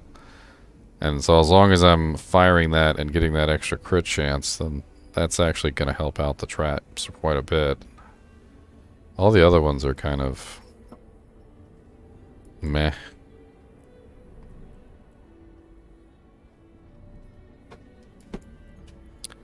But that still doesn't help me reach my next tree. So what's the bare minimum to reach the next tree? 4 out of 5. So I can save 1 point there. And then I cap out Caltrops. Grab the chill. I don't need to put one in Shadow Step this time because I already have it.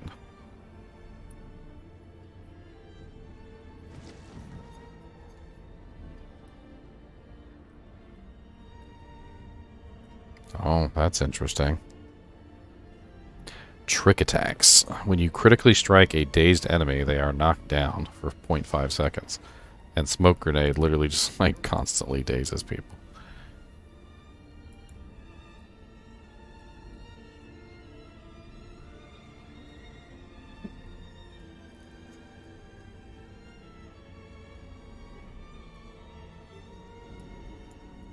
Alright, let's start with the basics. Let's cap out the poison traps. Get the knockdown.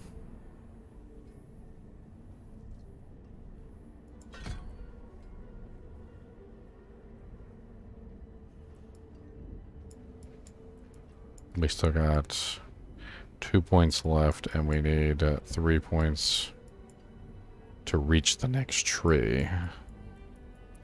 So we can spend 2 points somewhere other than where we've been spending it. I really kind of like this idea here. The rapid gambits, your evade cooldown is reduced by 0.5 seconds when you daze an enemy. Evade, I've been using that a lot. And I think I plan on adding that into my repertoire because it just seems to work really well. And then when you critically strike a dazed enemy, they are knocked down. So, literally, we've got, like, all these dazes going out, and then as long as I get a crit somewhere along that line, then they fall down again. That seems worth it.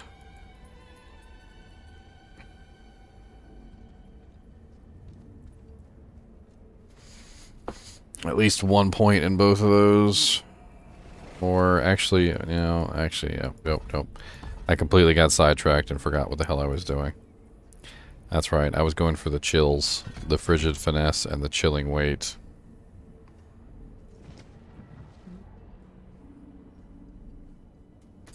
The 5% increased damage bonus and the extra movement speed reduction. That's right.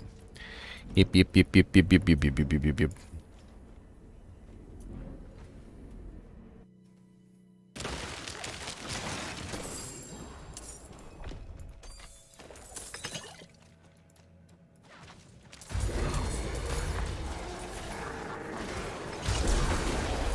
Whee!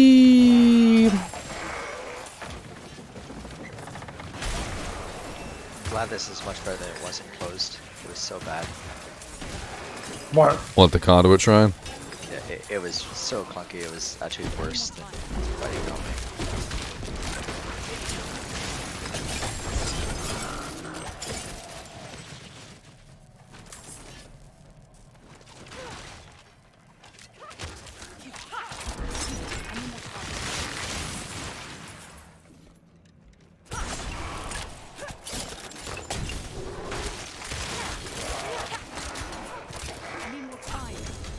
Ooh, an amulet.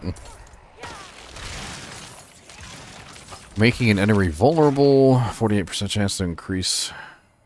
3% crit chance for 3 seconds, up to 9% rogue only. +1 to all subterfuge skills. I already have a +1 to all subterfuge skills on. This is like way better than mine.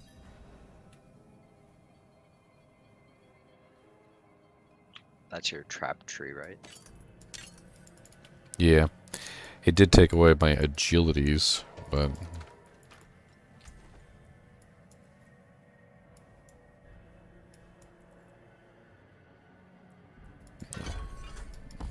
Oh, I just leveled up too. Yeah, I want 1 point in Shadow Step. Shadow Step is like super useful with this build. So, next couple levels is pretty much just a bunch of points into the ultimate tree. I need to put 1 in the ultimate, 1 in the one that lets you suck in monsters, and then 1 in the trap mastery. And that's like everything. That's like everything I've got left. Such quick leveling. I mean, it's only a level 25, right? No, I did 24 25 in like a half a run. Like a run and a half. There's so many elites in here. Yeah, I'm 25 on this character now. I gotta bring my Stork next. Finish her off. That one guy in chat over there just thinking he's so funny. That one guy. I haven't completed this dungeon yet, by the way. Yeah. I want to get the Druid thing. It gives a Druid codex. Everyone I bring in here, I just tell them, don't tell Blizzard. I'm carrying too much.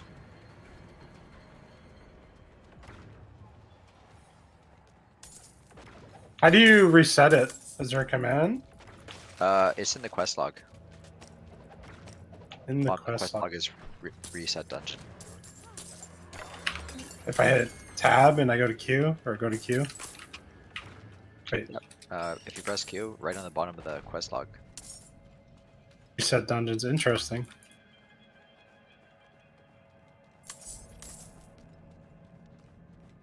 Okay, I guess this is done.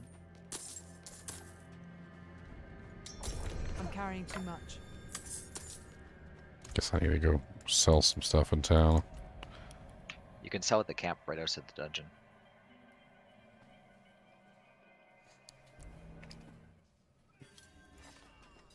I mean, I think what happened is Blizzard decided to add all these dungeons. They wanted to add quantity over quality. And I think it shows. They just have a lot of dungeons and they're not exactly the best quality.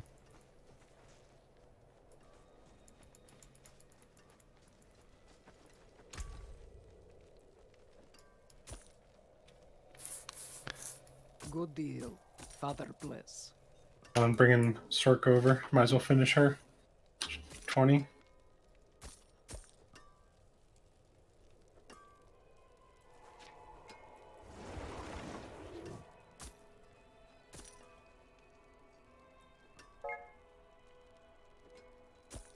I'll take it.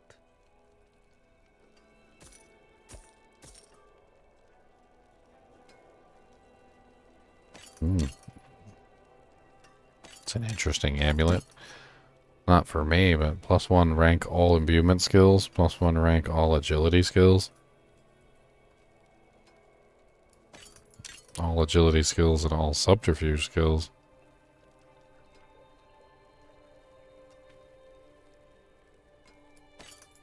Freaking skiller necklaces. I'm really wishing I hadn't thrown away all my Plus Nova items now. Because you wanted to switch to Nova? Well, I didn't realize they made such a big change to the cooldown from plus skills. So I could actually get it to the 0 cooldown as long as I'm hitting 3 targets.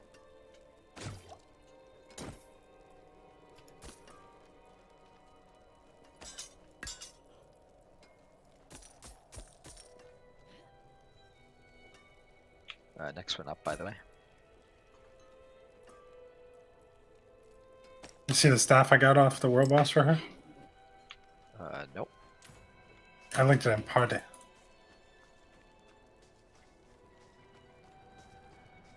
Oh yeah, I'll be putting up videos for specific things, definitely.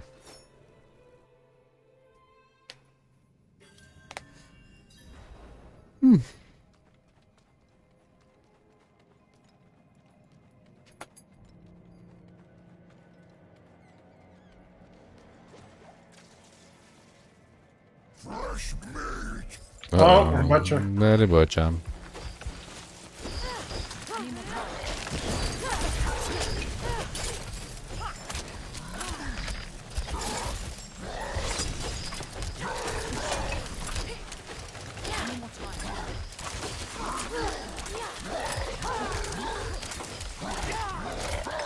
Apparently I'm pretty tanky now.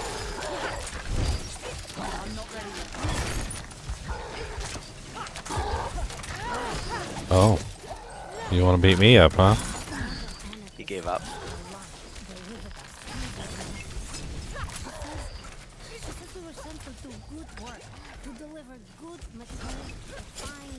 I can't slow him down, which sucks. Like, my whole entire build revolves around literally slowing monsters down, and I can't slow him down. And he's so freaking fast. Like, my caltrops don't work on him, I can't chill him, like, my poison works on him, but, like, it doesn't, like, knock him down or anything, so, like... He's permanently unstoppable, but I think there's ways to scale damage against unstoppable. Yeah, there is, but like, you see how long he took to kill? It's because I'm scaling slow damage, and he's just immune to it. Shadow Step boots. It's interesting. Shadow Step has an additional charge. An enemy with Shadow Step refunds a charge and increases the damage of Shadow Step by 1% for 2 seconds. Up to 5%. Oh, you know the funny thing? What's up?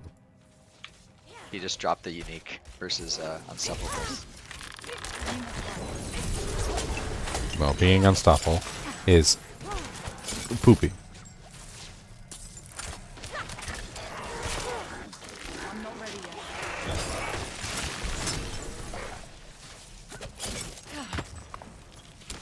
Favorite class so far, and I don't know.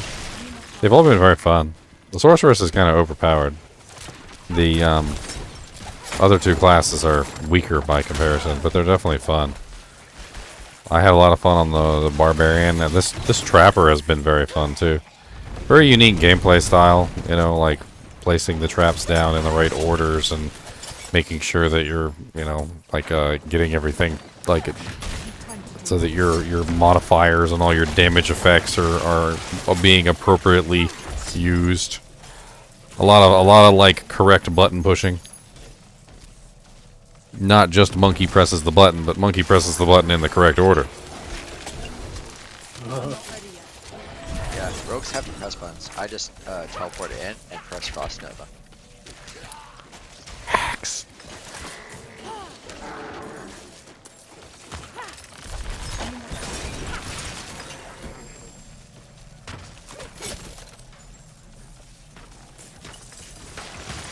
Sorcerer are also like one of the most tanky classes right now in this beta. Oh, you haven't seen anything on the druid yet. I want to see it, dude. Next week, I gotta wait all week. Right into the blizzard.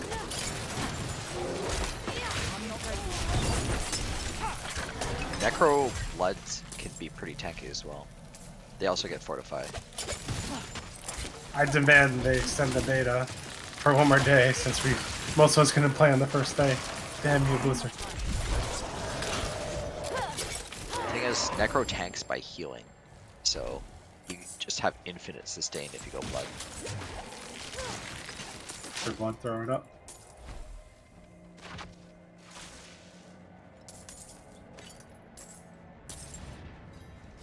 I'm going Druid before Necro. I'm gonna go full army necro. I'm not sure what I'm gonna do to like back up the army necro, but I'm gonna figure it out. I gotta be doing something. Curse chest. Maybe I'll do corpse explosion. Army necro corpse explosion. Yeah. If you think my clear right now is crazy, just wait until you see me first.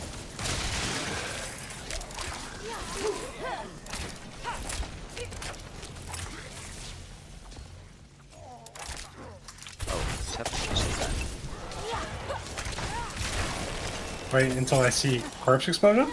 Yeah, it just clears the entire screen. I mean, that's what it does.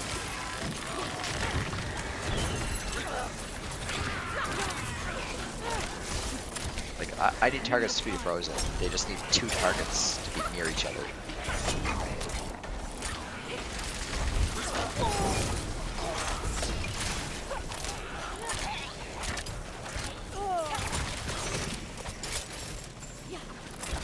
The poor Barb.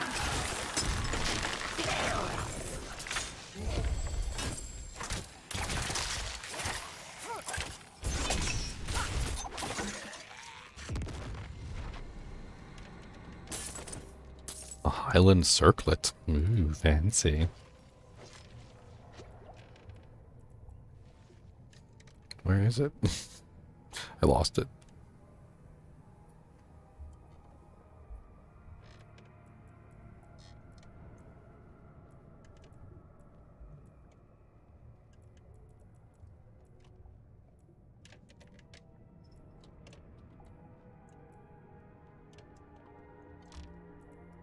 I really did lose it. What the hell?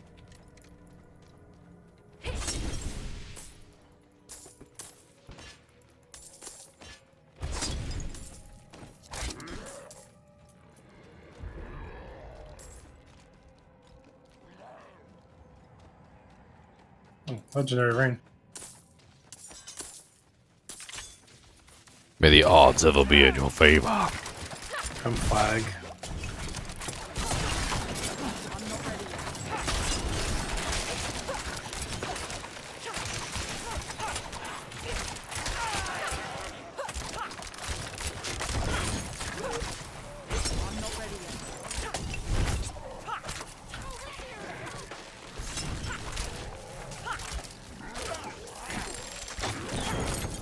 That's right, give me them sturdy pants.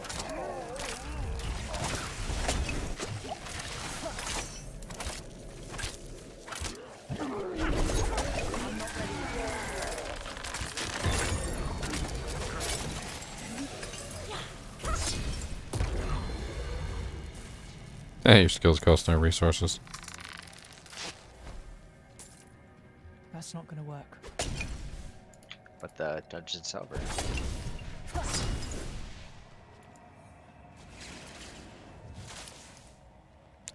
Who's got the doodad? There's no reason to do it. Oh. The boss event literally has no drops.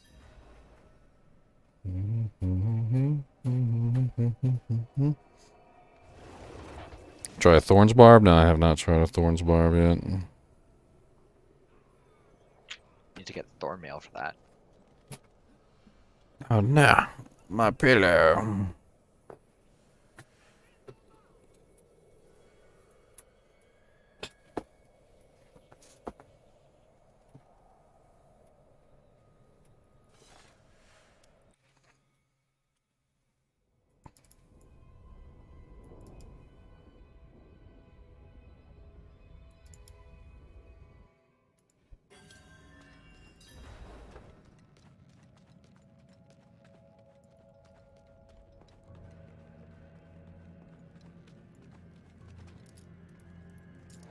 Forgot to sell stuff.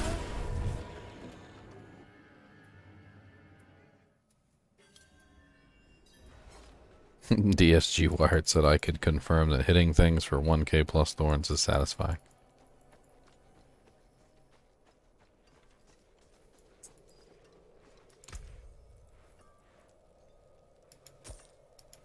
Good deal. Father bless.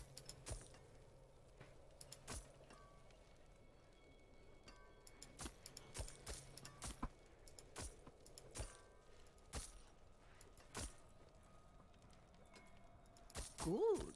What else you got?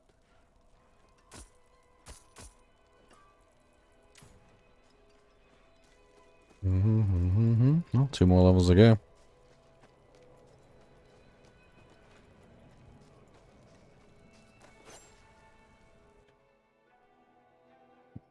Can I finally put points into my death trap? Yes, I can finally put points into my death trap.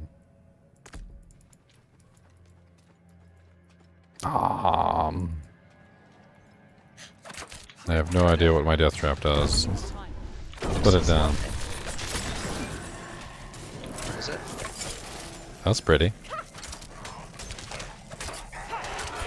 There's like a bunch of... You know what it reminded me of? It reminded me of the monk's 7-sided fist. There's a bunch of little daggers that came out in like in all directions and like sliced them all to pieces.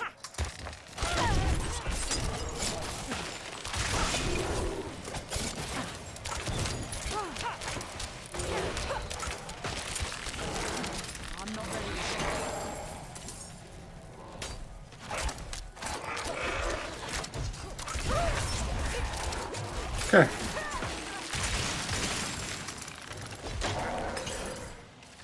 I've slain 5,000 goatmen. Goat man. Leave them alone. Where did you come from? Where did you goat? Where did you come from? Cat-eyed goat. We know when it's over 9,000. Where did you come from? Where did you go? Where did you come from? Cat-eyed Joe.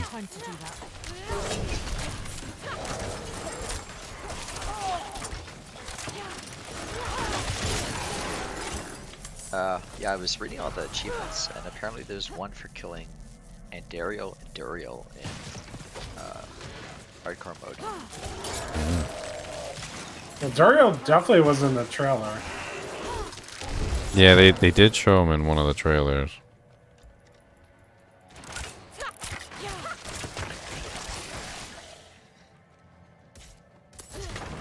Names of the achievements make it seem like it's an Uber event, though. I like it. I'll take it. But we haven't seen anything about that.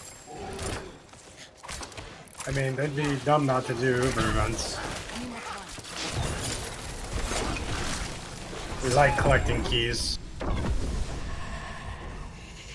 Can I have a torch, please? +3 to my core skills.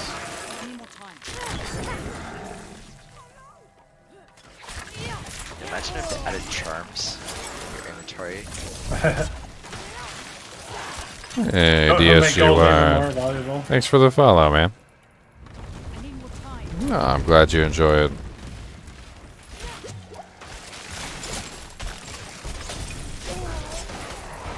I mean, if gold wrap and things like that exist, beads like that stuff is going to be really valuable in this game.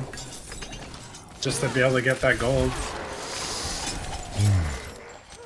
I mean, they said we'll be able to build entire characters around the uniques, so I'm excited for that. That was one of the developers. Yeah. Whenever I got uniques, I definitely changed my builds around it.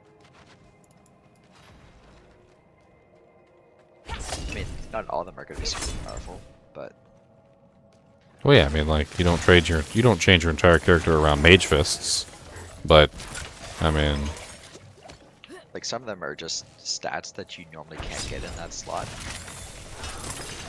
like Frostburns, Mage Fist, that sort of thing.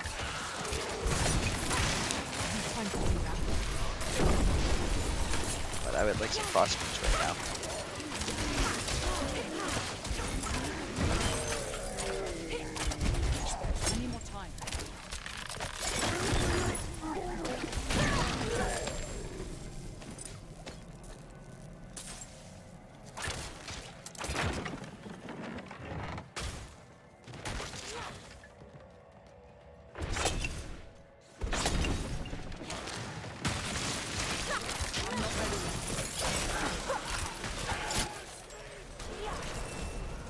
yay, 24. One more level. Alright, we need the one that pulls everybody in. And then we can get Trap Mastery with our last point. Oh, legendary over here on the ground. A sword. A legendary sword. That's the first legendary sword I found. Flurry damages enemies in a circle around you. Yeah, doesn't really help me out very much. It's got pretty nice damage output, though. I guess at the very least I could throw it up for that reason.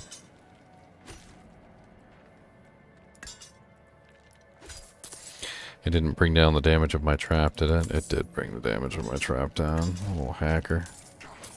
Yeah, I don't know if you heard that when you're AFK there, but apparently it uses highest item level when deciding between. Yeah, I just put on 2 very high item level swords just to like fix it, and it's basically the same damage now. Yeah, if you get them matching, but if they were averaged out, you have 1 high item level, it'll ruin your damage.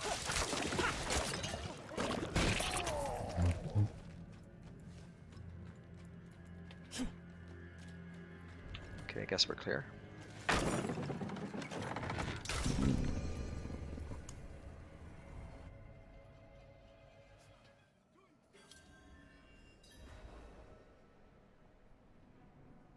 When the game comes out, who am I gonna play? I'll reserve my judgment until I play like the Necromancer, because I have high hopes for the Necromancer, but we'll see. I really do enjoy a good Necromancer playthrough.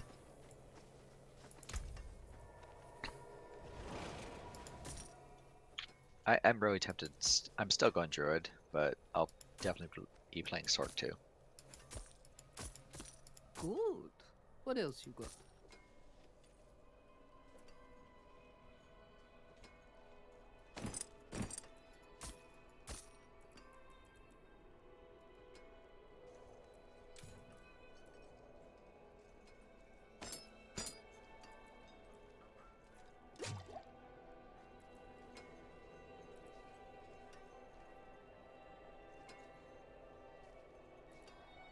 I wonder. 2241 2226.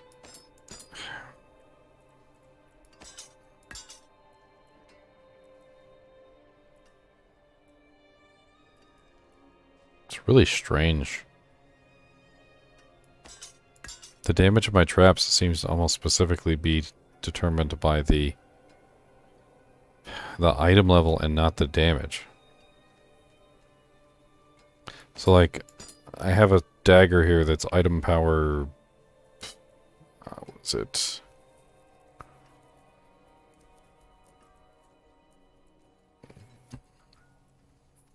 It's 252 item power, 148 damage per second. The legendary sword brings me to 2226. I take the legendary sword off and I go to 2241. And the damage on Mother's Knife is only 148 per second, whereas the damage on the legendary sword is 207 per second. So it's not the damage that matters. And the item level on the Mother's Knife is lower too, so I'm not even sure what the hell's going on. I guess it's because they're the same dagger. Or is it whatever's in the right-hand slot?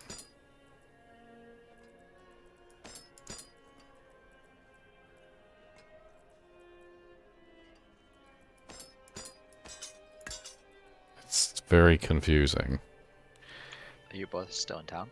Yeah, I'm still in town right now. I'm trying to figure this dagger thing out. So I'm 2,226 with the legendary dagger on. Only the legendary dagger.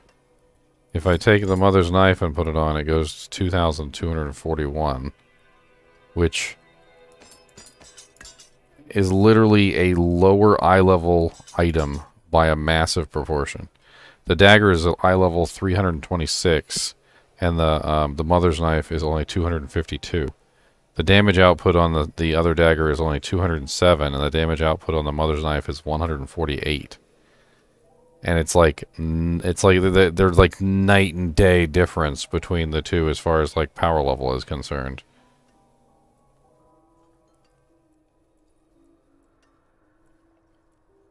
And then the really weird thing is that if I put on another weapon in the other slot, it actually still increases the damage anyway. It's so freaking weird.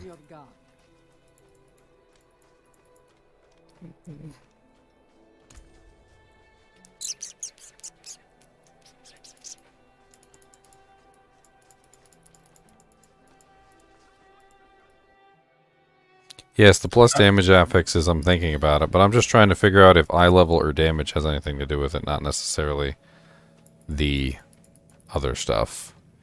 And I mean, from what I can tell, like for instance with the Bloody Sting,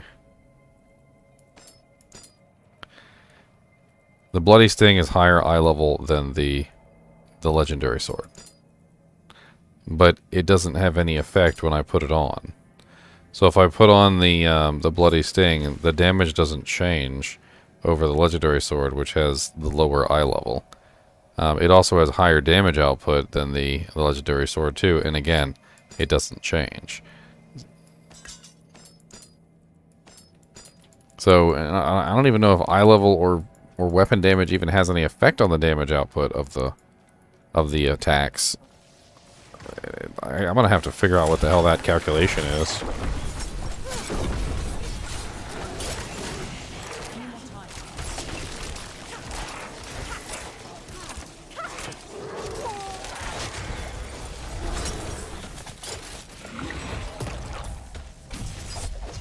I'm not ready yet.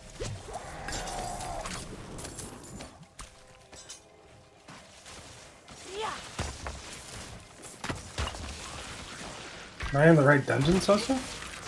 Oh, I went to town.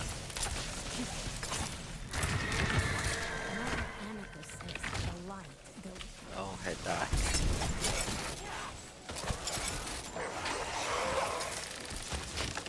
I need time to do that. Come here, Animus Carrier.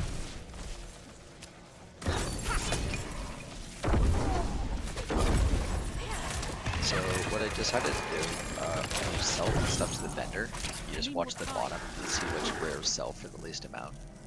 If it's under like 700, I'll buy it back, and then I use those to salvage. I'm not ready yet.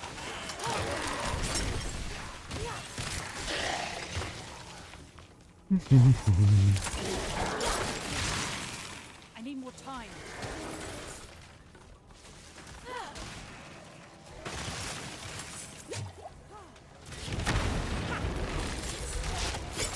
I need more time.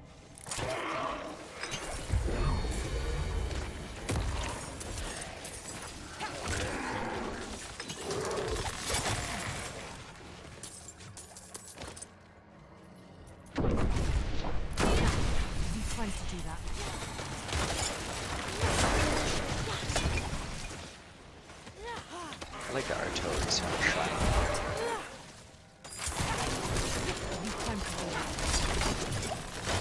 Doesn't help me because I don't have any skills except for one they use.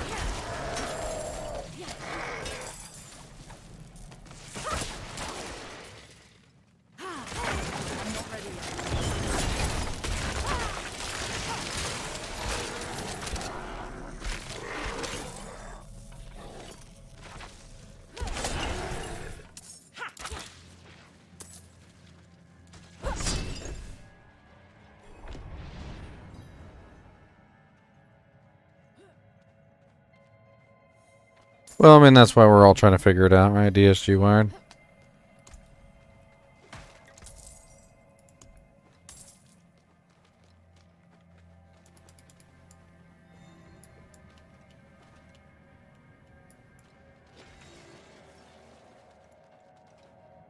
Hmm. It kind of confirms what I was thinking about. Like, crowd-controlled enemies. But, like, everything is different. It's one of the things I was thinking about. I was like, okay, well, what the hell classifies as what? And do the things overlap and all of that craziness. But when you look at the panel, it pretty much confirms that, like, none of it overlaps.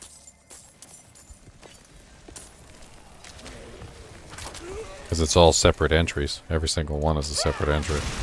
When you go take a look, it says damage versus slowed, 7%. Damage versus chilled, 4.8%. Damage versus frozen, 4.8%. Damage versus close, 17.5%. Damage versus distant, 13%. Damage versus bleeding. Damage versus burning. Damage versus poison. Like, they're all in different categories and all with different percentages. Just got a scythe. Saving that for my necro. That's a nasty one.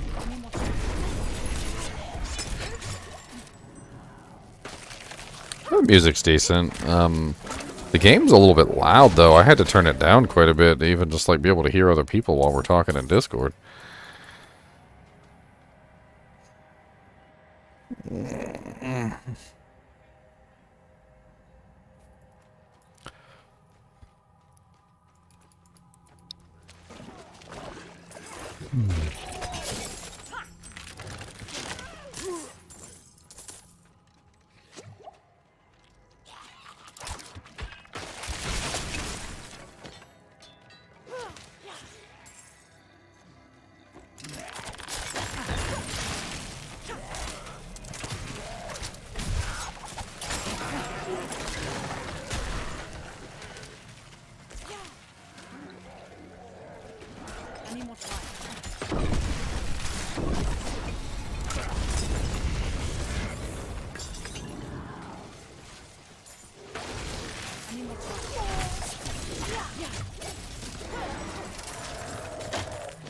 Oh, another amulet.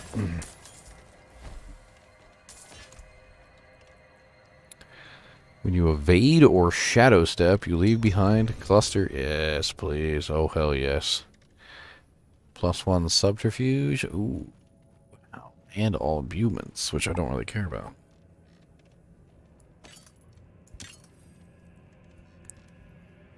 Nice. Now I have the cluster grenades. So now I can, was it leave behind? That sounds interesting.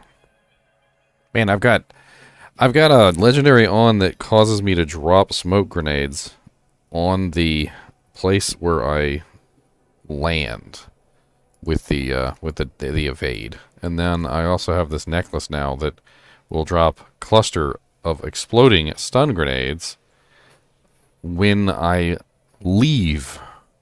So, like, when I use the ability, I leave behind it as I leave. So I'm going to leave the cluster when I, evade away, and then literally drop the smoke grenades upon the exiting of it. So I'm literally just going to be, like, pooping out grenades everywhere. I'll take it. Would you like me to poop grenades? Yes. How many grenades? Yes. All, yes. Yes. Like 5 or 6? Yes. 7 or 8? Yes. All of them? Yes. You want to go back down and restock and drop some more? Yes.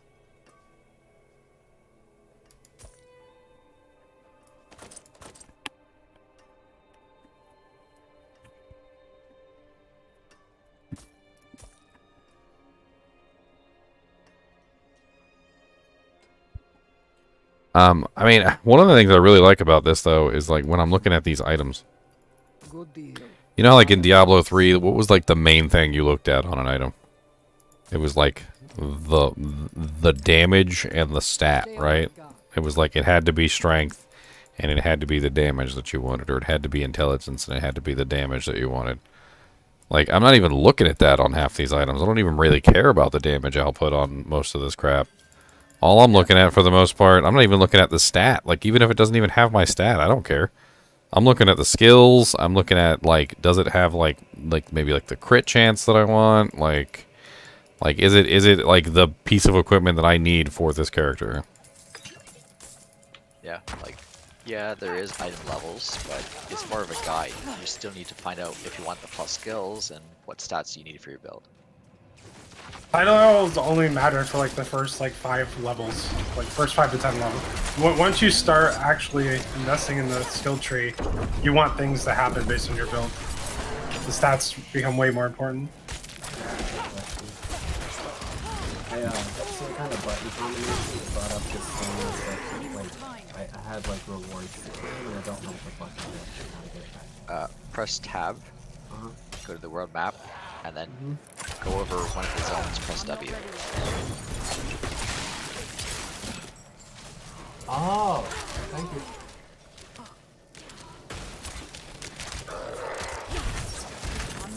You're fired, Alpaca.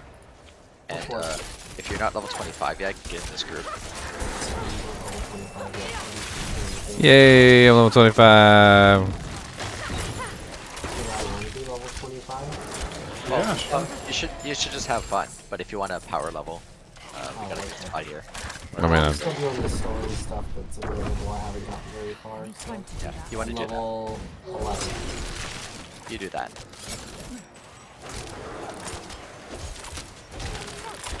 25's max, right? Yep. No, they're gonna kill me. How long do I have? I was getting gangbanged over there by like 4 elites. Less than a day. Oh, and they dropped me some pants. Yeah, Ow! The next weekend. You technically have next weekend too. Stop donking me. I mean, yeah, but if you wanted to get, we can power level you in probably like 2 hours at most from level 1 to doing this. Yeah, I mean, you could just play through the game like normally the first time, and then like that's what we did, and then now we're on like our 3rd character, and like we're not really too worried. We're like, yeah, okay, well. Yeah, I recommend doing this story and playing through it, but say you can't make it next weekend, and you just want to get the rewards for live, we'll power level you. Okay. Kind of some interesting stealth pants. +1 rank concealment, +1 rank smoke grenade. I really like the skill trees so far. Like, there are some things that I'm, like, iffy about, but that's a big upgrade from Diablo 3 that makes it feel a lot more like 2. It's an upgrade from Diablo 2. Diablo 3 didn't even have it, so... Well, yeah, that's what I meant. It's like an upgrade because they actually included it. And then, it's an evolution of Diablo 2's skill trees, which I enjoy a lot. Yep.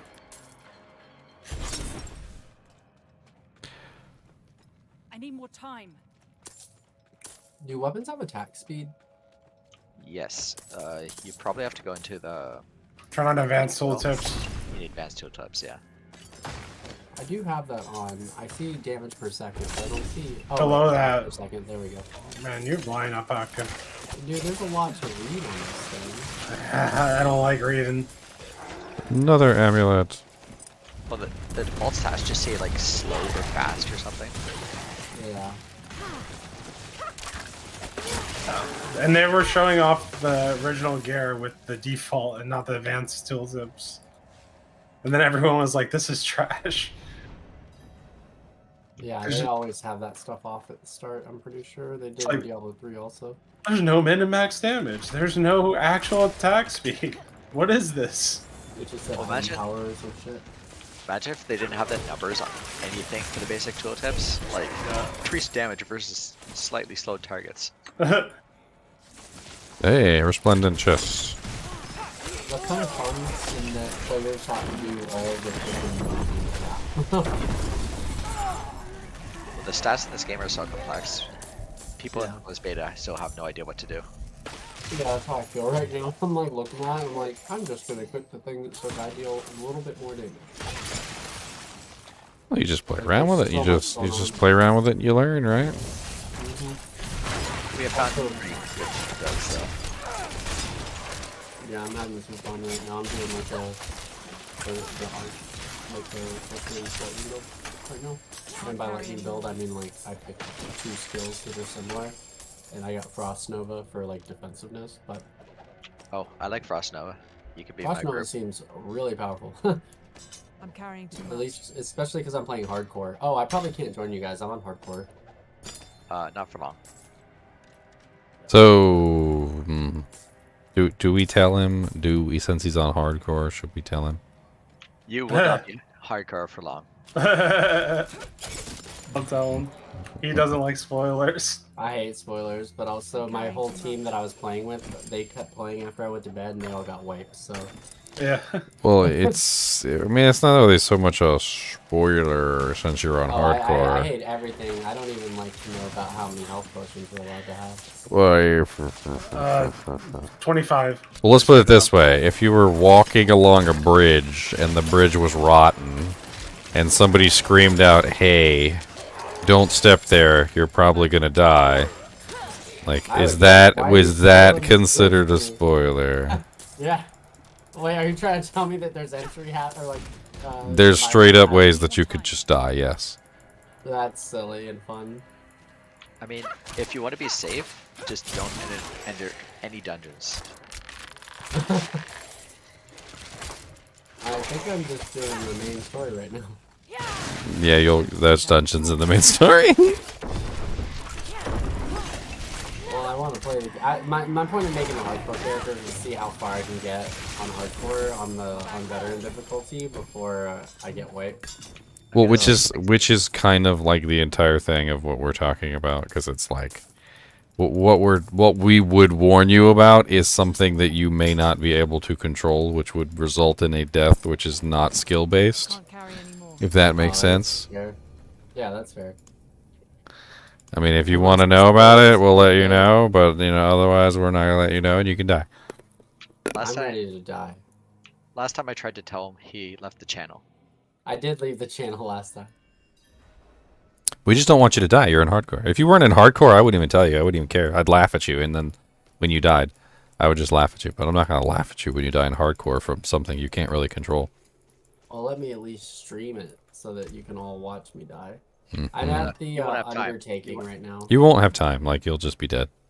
I'm gonna play very, very carefully. I won't walk across any bridges. I don't think it's gonna matter, my friend. That's if you hear a sound, if you hear a sound that does not belong, just run the other way.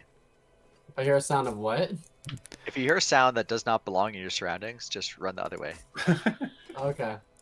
Alright, I'm back for some more Dujangs. What's up, everyone? He's back for some more Dujanks. Oh my god, I just found a really cool amulet too.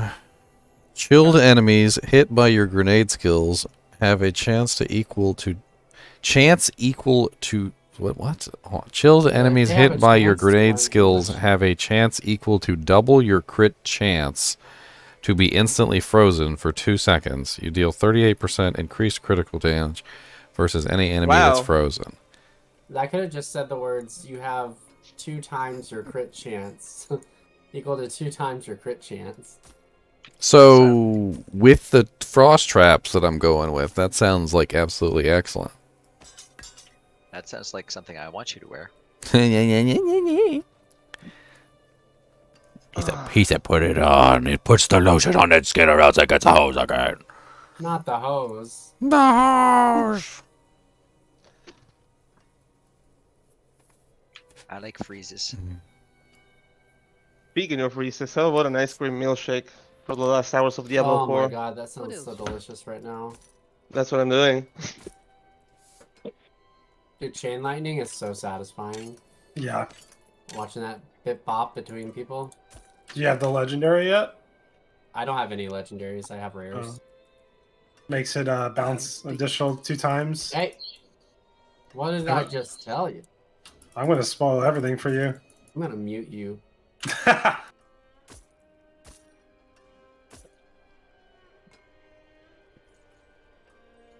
Know where your cat is. Who has a cat? Me. Me. I kill every cat I come across. Yeah, I will literally mute you just for saying those words. That's like not cool. Animal cruelty is not a funny thing. Hey, I mean, the first thing we did was kill the deer as soon as we zoned in. That I felt really bad, and then I accidentally killed a deer too. What else you got? I've killed over 5,000 goats. But goats are evil. Killer of goats. Oh wow, there's a 2-socket chest armor in here. So this girl looking for a mom, why does this have like Adria vibes to me? I'm actually tempted to buy this 2-socket armor too. That's actually kind of nice. It's got really high freaking armor. It's got strength dex. Yeah, you can actually buy really good stuff off the vendor. All right. I mean, with 2 sockets, like that's not gonna Yeah, bad at I all. found a jeweler's monarch deflecting at my vendor. I need to go back to town.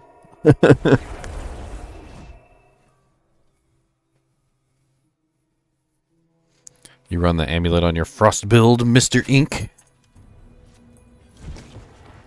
I think part of my like the thing that I don't like about this is that like I don't know the item types at all, you know? So like in Diablo 2 you have all these base item types and they have stats and like like do all the Strider's leggings have a specific similar stat, or when I get one like a million levels higher it'll just be the same look with a much better power, you know what I mean?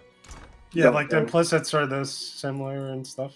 Yeah, exactly. Like for instance, every crossbow is like 0.9 attack speed and every bow is like 1.1 kind of thing. Yeah.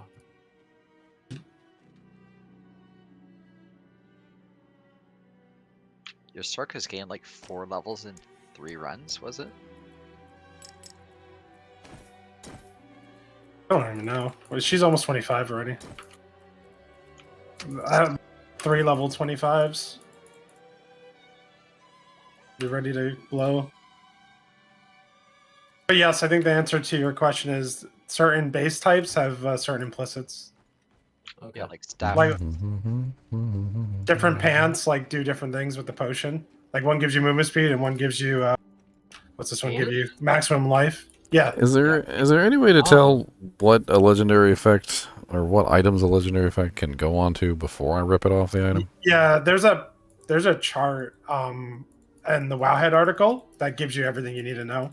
Because there's basically every legendary power has like a base type, and then those base types go on certain items like boots, ring only, or I just don't know what it's called.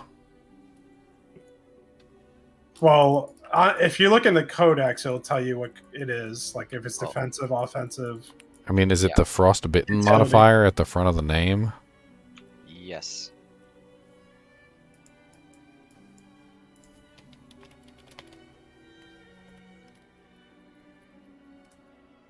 I can post the table in the chat. Then you just have to identify what it is. If it's, I just need to know which items it goes on, so I can know if I can put it on something else. So I just posted a picture in the kinship chat, and then all you have to do is identify the legendary power. What it is a utility, mobility, resource, offensive, defensive, and then you know exactly what it can go on.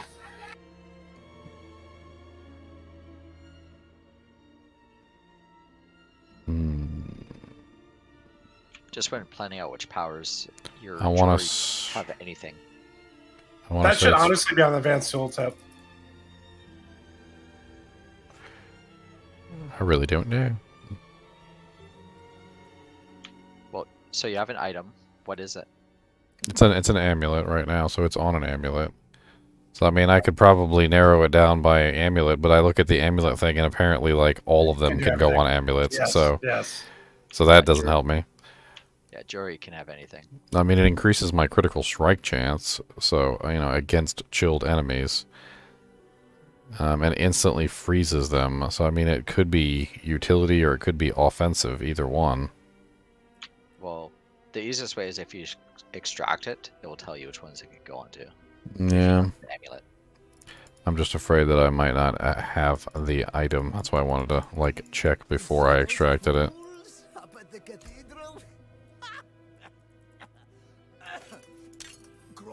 Because if it isn't one in the codex, I don't think anyone has a full list up yet. Okay, well, there we go. If I put it in the thing, it puts it down here and shows me. Allowed item types: helm, chest armor, boots, gloves, and amulet. Power increased by 50% in amulets. Yeah, that's why two-handers are so strong. Because What about the other one that I have? Can be on one-handed. Oh, okay. So this one can be on a one-handed weapon or Sounds a like it's two-handed weapon. utility. So in this case, two-handed weapon, power increased by 100%. I guess what I should probably do is take this one then and put this one on the bow. Yeah, your most powerful you typically want to put on your bow. But Yeah, need a better bow. If you have some weird build that actually uses weapon swaps, like manually swapping from inventory, you might want to put on your amulet instead and have a completely different... Well, it's already on an amulet, but the thing is, the other one's on the amulet too. And this chilled one, I think, is really going to go well with the build that I'm trying to, like, fix in here with the chilling and the what other. I think I need to beef up the chilling effect as well. Like, for example, Necros want to put their corpse explosion modifier on a two-handed weapon because they're always going to have it on when they're using it.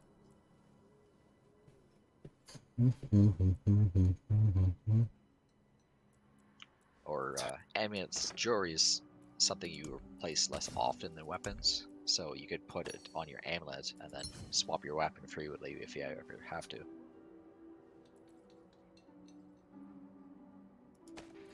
Also, that upgrading the rares. I remember y'all saying that upgrading the rares was easier. Cheaper to upgrade the rares beforehand. Yeah. Oh yeah, never ever upgrade a legendary if you have it as rare already. Yeah, you do the order of operations. And the order of operations are rare upgrades before. And I think even socketing is cheaper too. Yeah, everything should be done rare before you put a power on it. Basically, upgrade it, socket it, then apply the power. Or you re-roll it too. Yeah, that's three things. Upgrade, socket, re-roll it, then apply the power. Ginger video incoming. How to craft perfect item.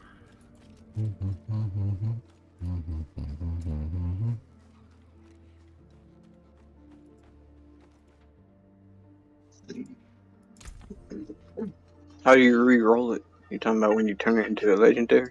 No, so these are all steps before you turn into a legendary. So you can upgrade them, that's at the blacksmith. You can socket them, that's at the jeweler. And you can re-roll them, and I think that's at the oculist. You can re-roll what you can pick one stat on it. Brother. No, dude. Yeah, you can. No, it's one. It's 2 C's, not one, dude. Occultist has 2 C's. No. Yes. The cultist does have 2 C's. No. Thank you. Someone knows English. It's 2 C's, not one. 1 C is oc. 2 C's is occult. He's a cultist. The whole purpose of having the second C is that they want you to actually say it. Hey, sometimes the English language gives you 2 letters and you don't say either of them. That's true. How many C's does the Oculus have? 1. Yeah. You don't say the C more than once. It's oc. It's oculus. But then when you shorten it, it's But occultist is occult. You're saying both C's. You're saying the first C when you put the O and the C together, and then you're saying the second C when you say cultist.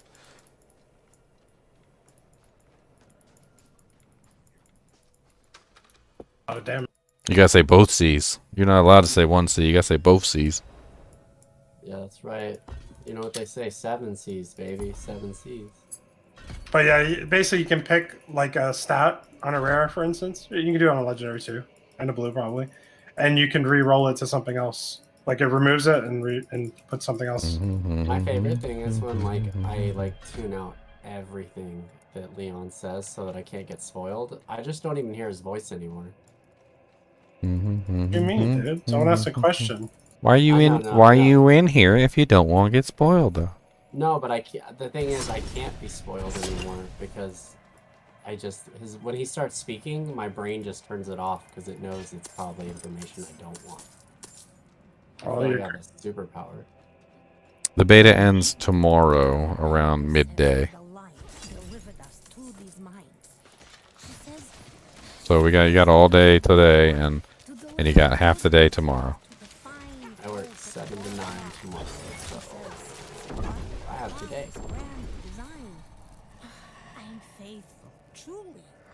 Well, when you die, just let us know if you want to level.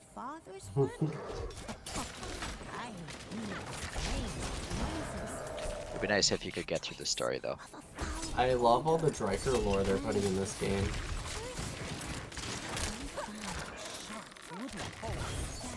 What about my lore? I was saying I love all the Dryker lore that they're putting in this game. Dryker? Yeah. Do you not know Dryker and Mr. Alpaca SC? He only knows Blonde Gaming Mentor. Oh, yeah, that's right. And possibly Sour Bill. His Sour Bill's the best. Yeah, I really enjoy his content. I haven't really watched a lot of other content creators in the Diablo space. This joke gets way better with that statement and you not understanding the joke. But that's significantly even better. For context, we created a series of Amazons that were all like references to streamers, but slightly different. It all happened because someone said something about Riker, and I said, no, not Riker, duh. Riker, and then it spiraled out of control from there. That's why Blonde Gaming Mentor exists. Blonde Gaming Mentor. Is that making fun of me? No. Blonde Board Gaming Mentor. There we go, the BBM. Oh, Blonde Board Gaming Mentor. Brunette Gaming Mentor. Sorry, it's Brunette Board Gaming Mentor. Only likes board games, plays Settlers of Catan on stream a lot. Oh, did I forget to... Yeah. I came down here and didn't even freaking like sell off my junk in town like an idiot.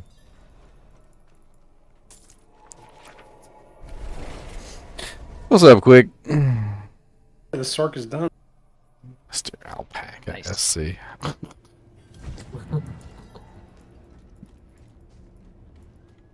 You know what's really funny though? Like when you said Mr. Alpaca SC, I heard Mr. Llama SC. Like I didn't. Did you? Yeah, you didn't. Like it didn't even like ring to me that you had changed anything. As far as I was concerned, you had changed nothing. It was the same. Well, you know what they say, Diablo fans.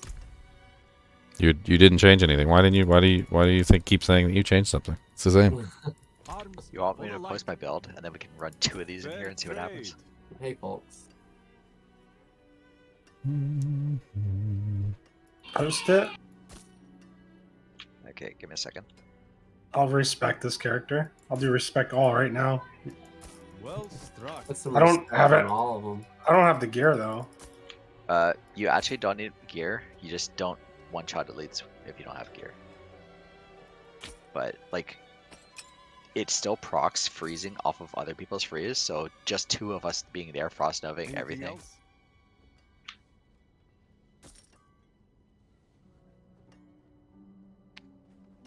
Dang, Hydra's sick. Yes, it is. How do I get the whole town tree at once? Anything else? Where are you leveling, guys? First step, make it big. I already zoomed out as far as I can. It's getting like 3 tiers only. Yeah, that's weird. Or do you want me to just tell you the passives? Okay, let me just respec the entire tree. How much is this gonna cost me? 2.8k. Oh, that's cheap. I need to get this girl to 25. Oh. Only 2 levels left. Is there All any right. SP going? Go. Wait, there was a talent tree thing, wasn't there? Yeah, there's a GitHub. So, question, because I'm trying to understand, is there like benefit to like sticking to a specific element versus just dipping into all of them? Well, if you're getting like say cold damage, it's gonna benefit only cold. So, Gotcha. but you can run any, you can mix and match anything and make a good build. That's fun. I'm running Cold and Fire on my sword and like running Hydras and Blizzard as a crowd control, and they're working pretty well. Yeah, I'm wondering if that makes it more diverse or if it just makes the best build more easily determined. You know what I mean? We don't know until we see endgame, to be honest. This is what we got until now. And we also don't know if, like, I don't really know if we're actually supposed to be here. Like, you know how, like, you might go ahead of the content that you're supposed to be at, depending, like, a lot of the times you usually end up finding the correct area for you. Like, we might even end up, like, capping out somewhere at, like 29 or 30 or something like that. Like, maybe even 5 levels above us might be, like, our maximum, like, doability, right? But, like, we're stuck here. So, we're stuck at 25 and we can't go to any of the higher zones and play around in any of the higher stuff. So, we don't know. We don't really know what our maximum limit is at this particular point. Well, Speaking of making content, what I do a stronghold, I have one to do right now here that I haven't done on this character. I'm actually going to hop off real quick. I'm going to go take a quick break. I'll be back in a little bit.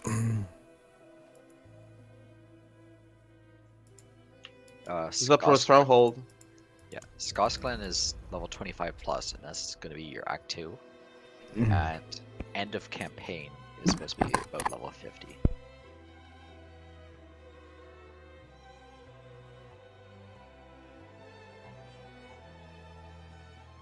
Wait, so the campaign is on every act? Yeah, it goes through them all. So you should be able to get above 50, no? Because we get to 25 in one zone. I don't know how much you're going to spend there, but I haven't seen any of the campaign before this, so. Yeah, I mean, if you rush the campaign, then you probably. But if you actually complete a zone, I feel like you're going to get a ton of levels. Well, I think people said they did like campaign only, and they got to like 24 or something. What is with this trope of where there's a girl with a mom who's real messed up every time? And I got 26 points to spend. I think I spent 27 here. How? How do I save this? Well, I skilled something that I probably had from plus skills.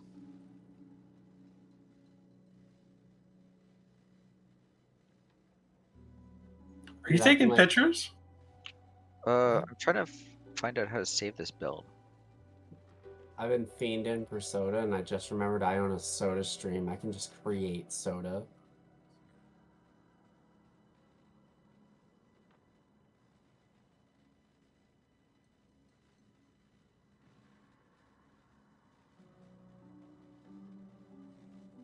Hydras is like playing totems on PoE right now.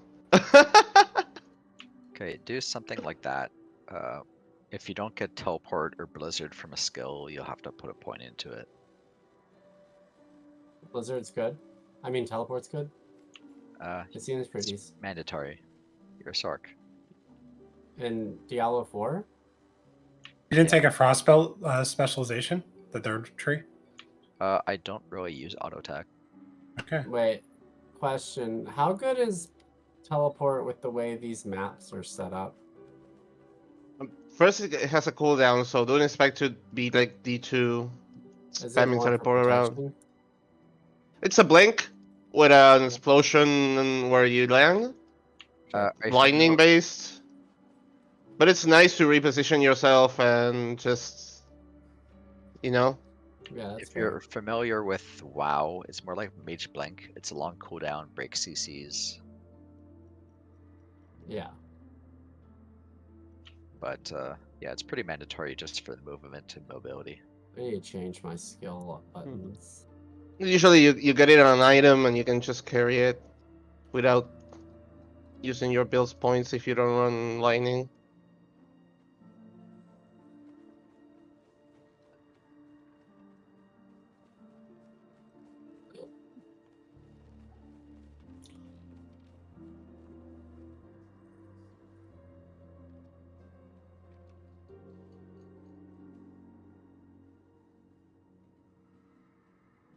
Hail Hydras! Have nothing in mastery, nothing in ultimate, I don't use ultimate now. It's not nothing in masteries. Well, I'm using Meteor and Blizzard. No, I'm talking Celsius. If you might want Blizzard, if you're not getting it from a skill, you would just take a point out of like Frost I have Nova, it. probably. What do you have in your enchantment? Ice shards. That's what your damage is coming from. The most important thing is max out your ice shards and as much as Nova as you can to reduce cooldown.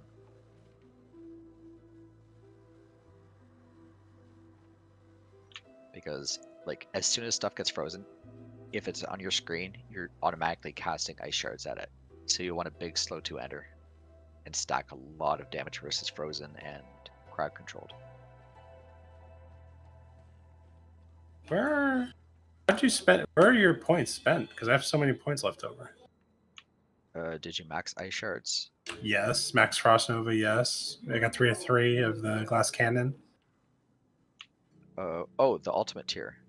It looks like it canceled that. So you put one in each of the permafrost, hoarfrost, and frigid breeze, just for having them. Got it. Gives you a little bit of mana back.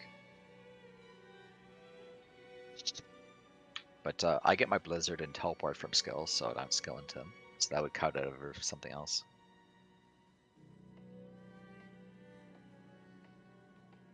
And if you really have extra points left over, you'd I'm probably done. need it. But the one that reduces damage versus elites is nice to have, so you don't get one shot.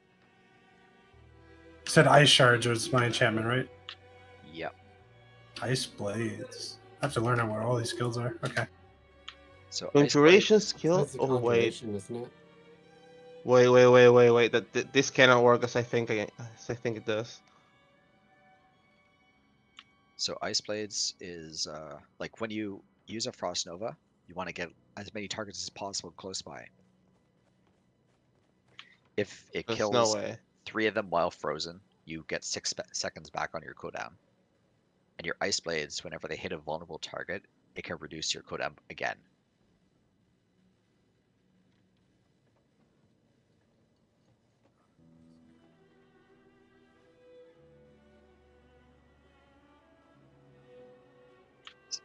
So you just have both of us here freezing stuff. Legendary Pan. Frost Nova gives an additional charge, but the cooldown per charge is increased by 30%. That's perfectly rolled. Yeah, I haven't got a good roll of that to play with. I just perfect rolled that. I don't know if it's better. I'll be back, y'all. Actually, it might actually be better because you will have time in between packs, and if it's able to keep giving you more stacks of it. Because the lower number should be better. It gains additional charge, but the cooldown per charge is increased by their. Yeah, so you want the lower number, so I rolled it perfect, I'm pretty sure. Take a look at the. Yeah, I know it is. I just haven't got a good one yet. But that might be optimal for it. But it's crazy that you can have like 4 of these in one group. That makes sense.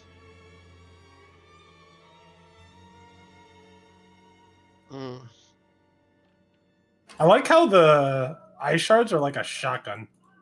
Yeah. Oh, do you have the pierce and ricochet? Where? Yeah, I forgot to mention that. I followed your thing. Where is that? It's the legendary power though. Oh no.